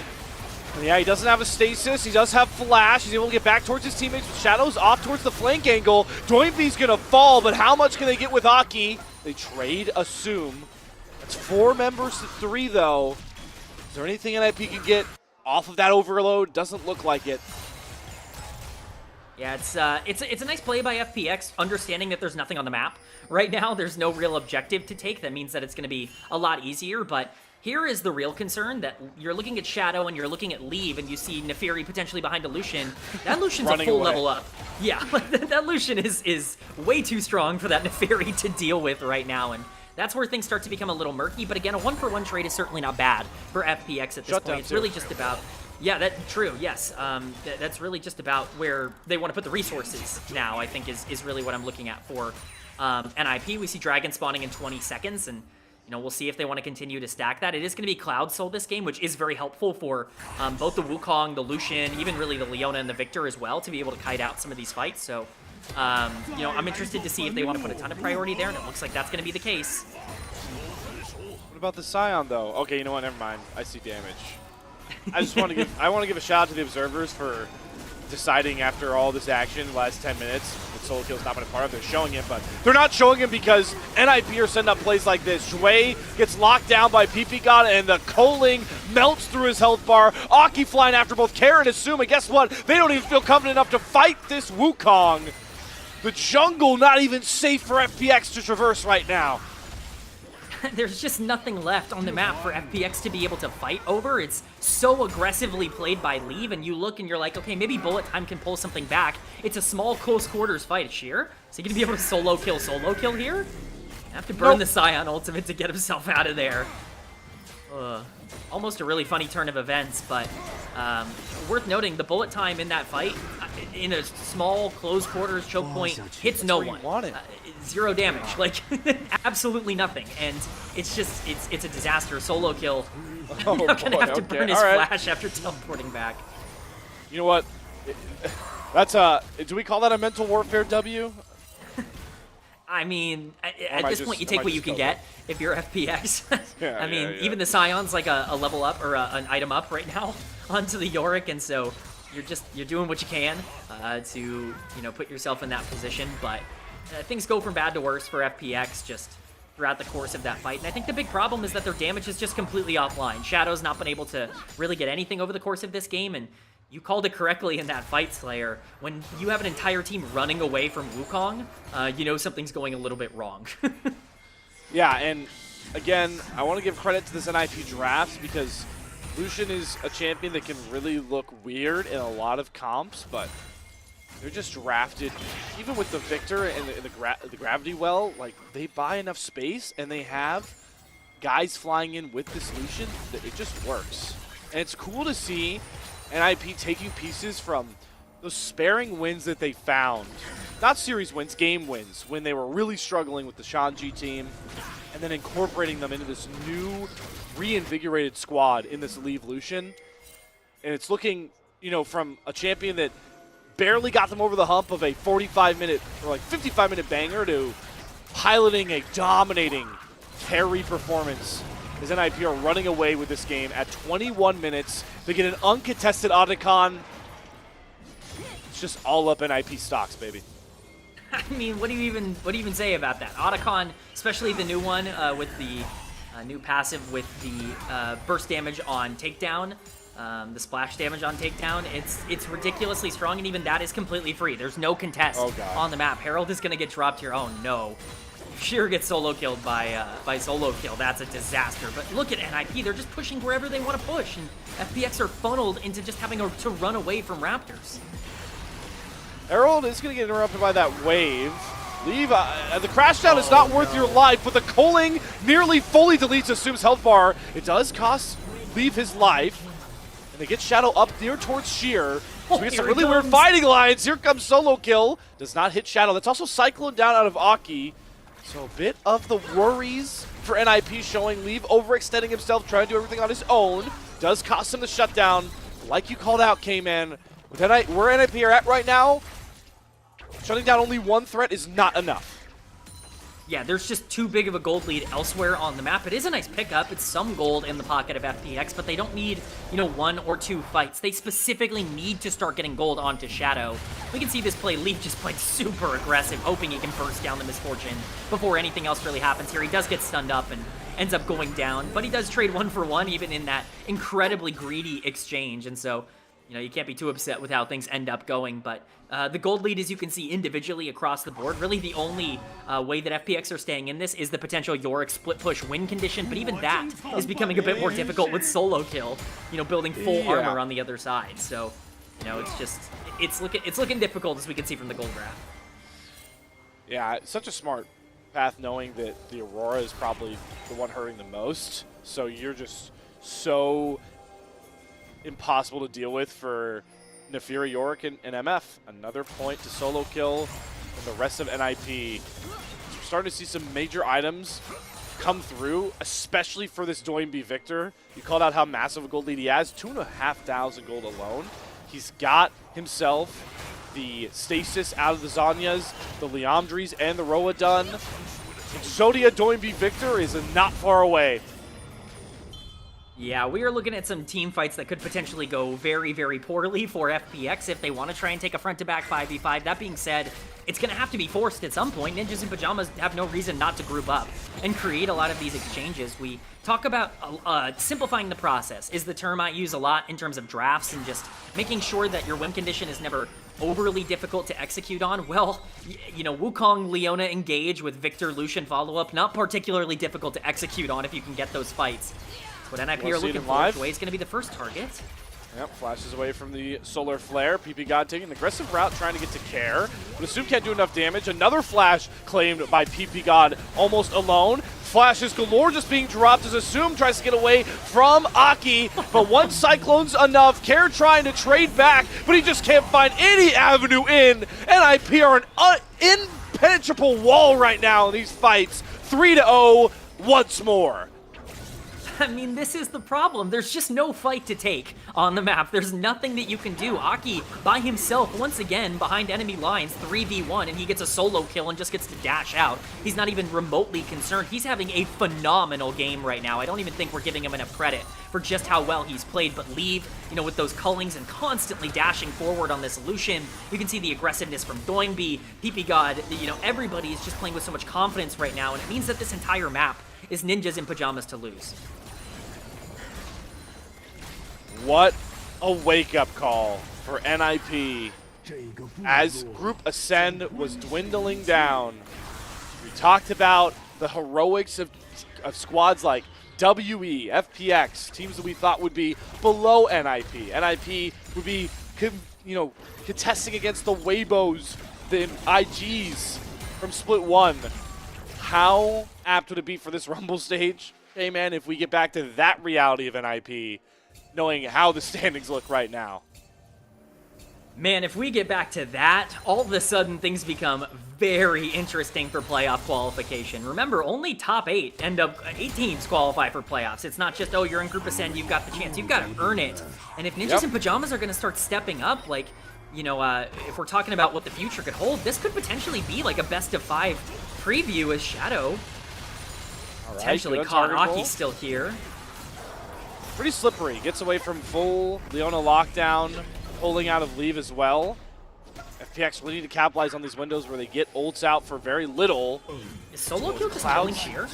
Yeah, 100%. Well, I mean, this is Scion scale. I mean, the guy eats shields for breakfast. He slaps down minions, and the namesake comes across, shears down. Re-engage comes across from FPX, but look at Doiby's damage. The Arcane Storm swallowing all of FPX whole. Just nothing to find in the jungle. If you are looking for one of NiP to be too far forward, maybe you can get Aki in a situation like that, but you're going to have to pay the price of losing almost your entire team. We saw Sheer get solo killed by solo kill down on the bot side. Shadow now just going to try to clear the wave. Understands maybe that he can't kill solo kill. He's going to try, but I don't even know if he can. I think this is just wasting time for the Nefiri as the NiP team just sieges down the base. Damage is bouncing off this guy. This is full desperation from Shadow. Teleport from Doinby. Oh my God! They don't even want to let solo kill die. They don't care about the push. This is personal right now for NiP. Oh, that's just a BM teleport. I've ever seen one, but they're that far ahead. Why not? Yeah, crazy stuff coming in from Ninjas in Pajamas. Just nothing to say, right? Like. It's this game. I feel has bad been... for you, K-Man. This analysis, there's not much left anymore. This is well, the analysis that I can give that I think is a little bit interesting. You know, we talked about some potential, like, you know, matchups as we see the solo kill here for solo kill. The interesting thing, we could be seeing these two teams play a best of 5 to see who gets into playoffs. Like, that's where these standings are at right now. If this is a preview of that, NiP is going to be in a really good spot. Just look at this. There's no damage onto the Scion. We saw how long it took a Nefiri to try and take down this champion. You think that, you know... Bye-bye. Oh, my God. 2v1. You thought the 1v1 was bad. Let me bring in a 3-item Wukong. What does that do for me? Yeah. Somehow, some way that didn't make it easier for the York to be able to win it. I don't know who could have predicted that, but... No way. It just goes from bad to worse, man. Like, it's not good for FPX, and now they're just trying to salvage their base as much as they can, but this could be the final push coming in from Ninjas in Pajamas. Yeah, they're so confident. They're pushing into the base, diving near Nexus turrets. Baron is up. They can just take that. They go through the motions, but instead, NiP want to go for the throw. Leave is getting led astray here, trying to chase down Shadow. Oh. And he's not going to get him. Shadow buys a lot of time. DP God's fairly low, so he'll just take the inhibitor and back out, and maybe NiP will just go through the motions and look for Baron instead of the gut punch. You know, I was going to praise Leave for that fight because Nefiri had a pretty good flank angle, and the Lucian just fully 1v1'd Nefiri and just, you know, took her out of the fight, but a little bit of an overextension, we'll just say, from Leave ends up making it more difficult to siege down the actual turrets that matter. But at the end of the day, things are still in a great spot for NiP. They're going to set up around this Baron. This is uncontestable for FPX. I don't even think they can step up. This is going to be gone by the time they get there. All right, we'll see. Shadow's close by. So they'll at least get a bead on this Baron pretty early on. Oh, this solo kill just kind of zones all of FPX on his own. All right, so he knocked back 3 guys with the Blast Cone. Baron's gone. FPX is late. And now they got to run away because one Solar Flare will see Shadow go down. Great use of the Untargetable. Gets away, though, from the Zenith Blade. Again, small wins for FPX. Not dying is nice, but in this game state, they need a miracle, a Hail Mary, to have a chance at keeping the sweep at bay. Yeah, a miracle would probably be an undersell of what it would take as we see them starting to siege down and solo kill, diving in. 40k HP Scion jumps right into your team. What do? You crumble.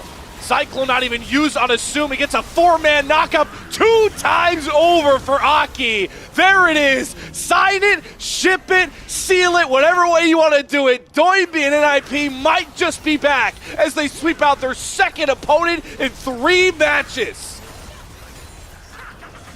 Unbelievable stuff here from Ninjas in Pajamas as they claim the Nexus at the end. 2-0, I don't even think begins to describe what just happened in that game number 2. That felt like a 3-0 in terms of how that final game went. And you just have to give so much credit for NiP. It would be really easy for this team to get mental boomed at some point throughout this split and just not be able to keep up their pressure.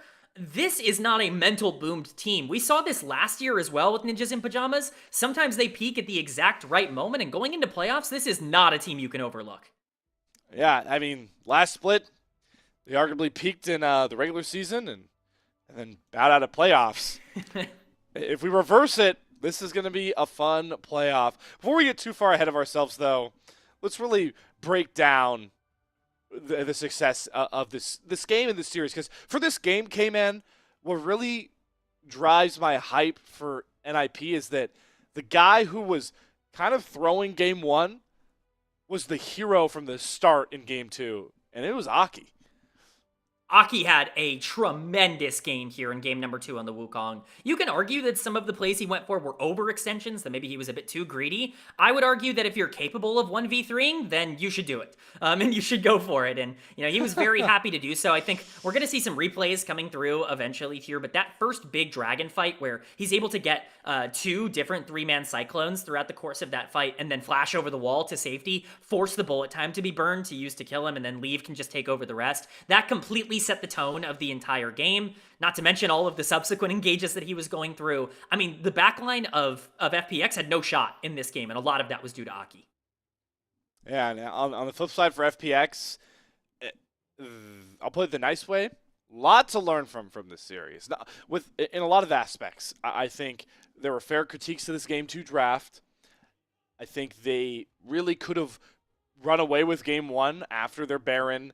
A lot to learn from here, K-Man, for a team that is still young and hungry and, maybe overperformed they definitely have overperformed their marker for this team going into Group Ascent at the start.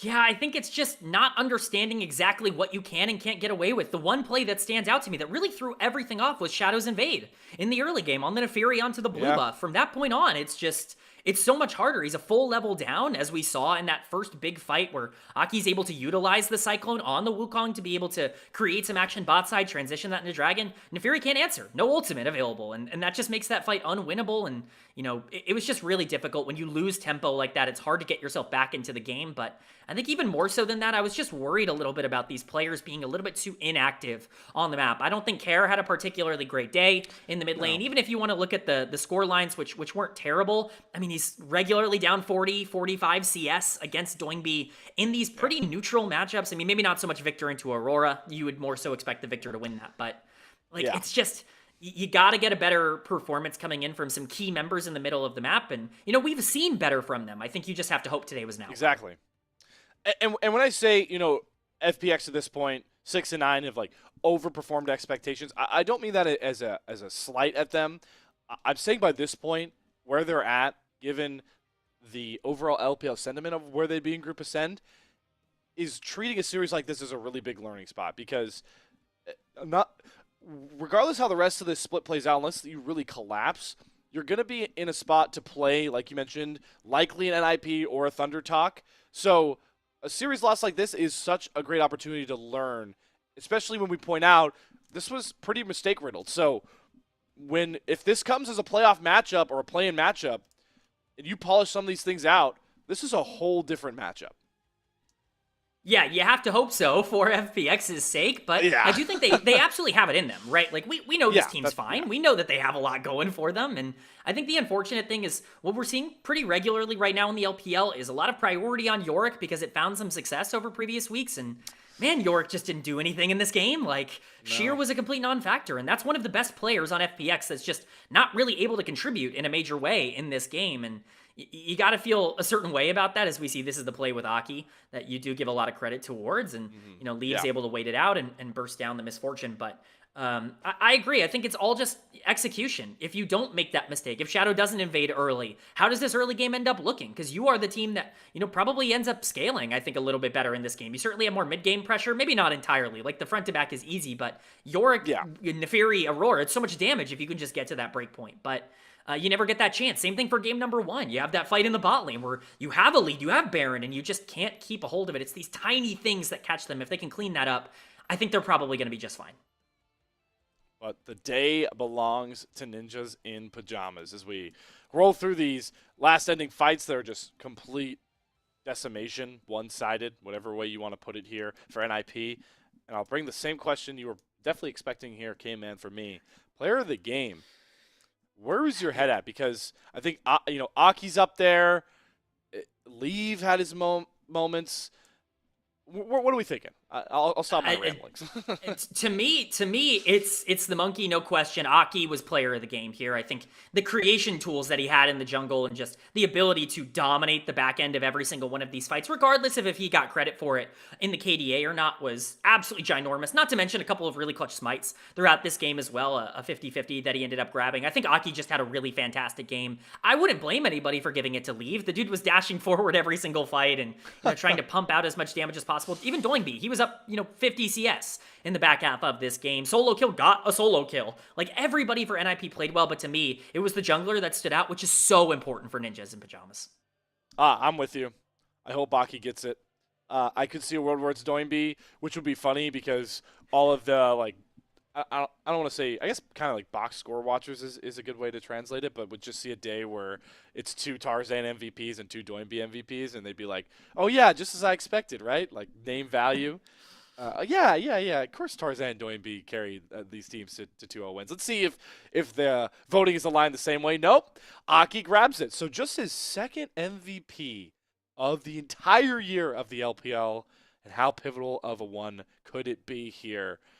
As it does sound like we might have, if I'm not mistaken, Mickey, we have updated standings. So let's take a look at what Group Ascend looks like now after that win. And my eyes immediately drift towards the kind of bottom here, K-Man, where, and I mean, 7 through 9 is going to get a lot more shakier than we expected.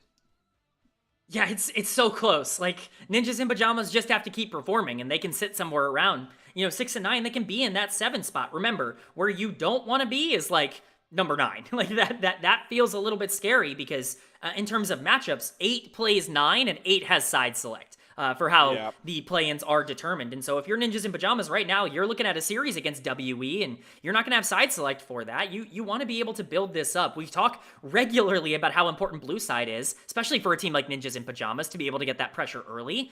You want to make sure that you're in a spot to be able to grab that. And for FPX, getting number 6 or number 7 is the goal and is really what you're looking for. If you end up falling out of those spots, like, those are the Group Nirvana spots. That's LGD and that's EDG in terms of who you're playing in these best of 5s to qualify for playoffs. So a result that I think both teams needed, but you got to build upon it.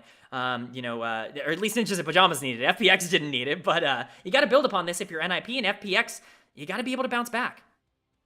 So there's a look at Group Ascend as it stands. Awesome to see NiP maybe soaring back, as they do have a good start to their Hell Week. It's an important point to mention here, K-Man. This is their second half of the round robin 4-game block. I guess we're also locking in AL the playoffs at the series win. That's cool. Awesome little update. But yeah, so NiP, they have to play BLG, IG, and AL. If they really want to show that they're a team that could be like a dark horse play-in threat or anything, it's going to be this week. But here's the problem with that is that they can't just win a couple of these. They got to win most of these.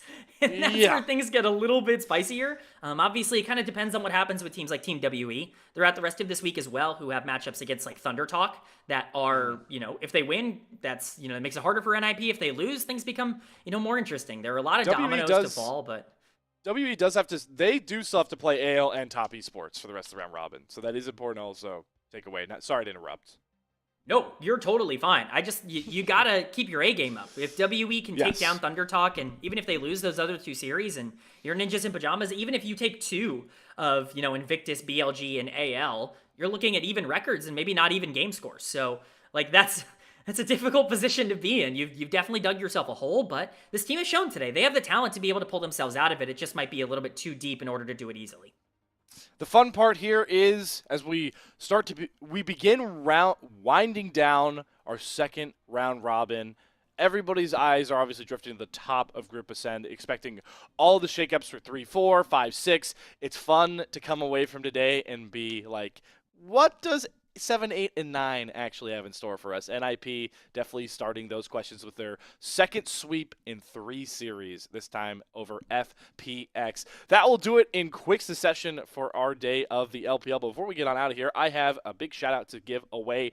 Thank you very much to our elite coffee supporters, Aaron Soup, Mong, and Forrest Without. Their pledged financial contributions help level up the broadcast and give back to the cast and crew who strive to give you an English LPL product every day, even if every single team gets 18 best of threes to play for. We've gone through a big chunk of them, and today was a speed run. As much as my tired body is happy that we are out of here in 4 games, my mind is a little bit sad that we only got 4 games of Slayer K-Man. K-Man, do you have any final thoughts here before we close out the broadcast? It was an absolute honor to cast with you, Slayer. I had a great time today. We got some really fun games. Game 1 in particular of this series was great, and True. Ninjas in Pajamas comeback art starts now. Here we go. We're calling it. We're stamping it. Look out for NiP. They are on a tear, Cayman. It was an absolute pleasure. I know it won't be the last. We won't be back here tomorrow, but the LPL will be as well. Big shout out as well to our awesome producer, Mickey, taking us through tomorrow's matchups. NiP are right back in the driver's seat. They will be taking on BLG, and then JDG IG is your other matchup. Be back here at the same exact time wherever you are in the world. But for now, see you later. Good night, good morning, good afternoon, whatever it is. We'll see you next time.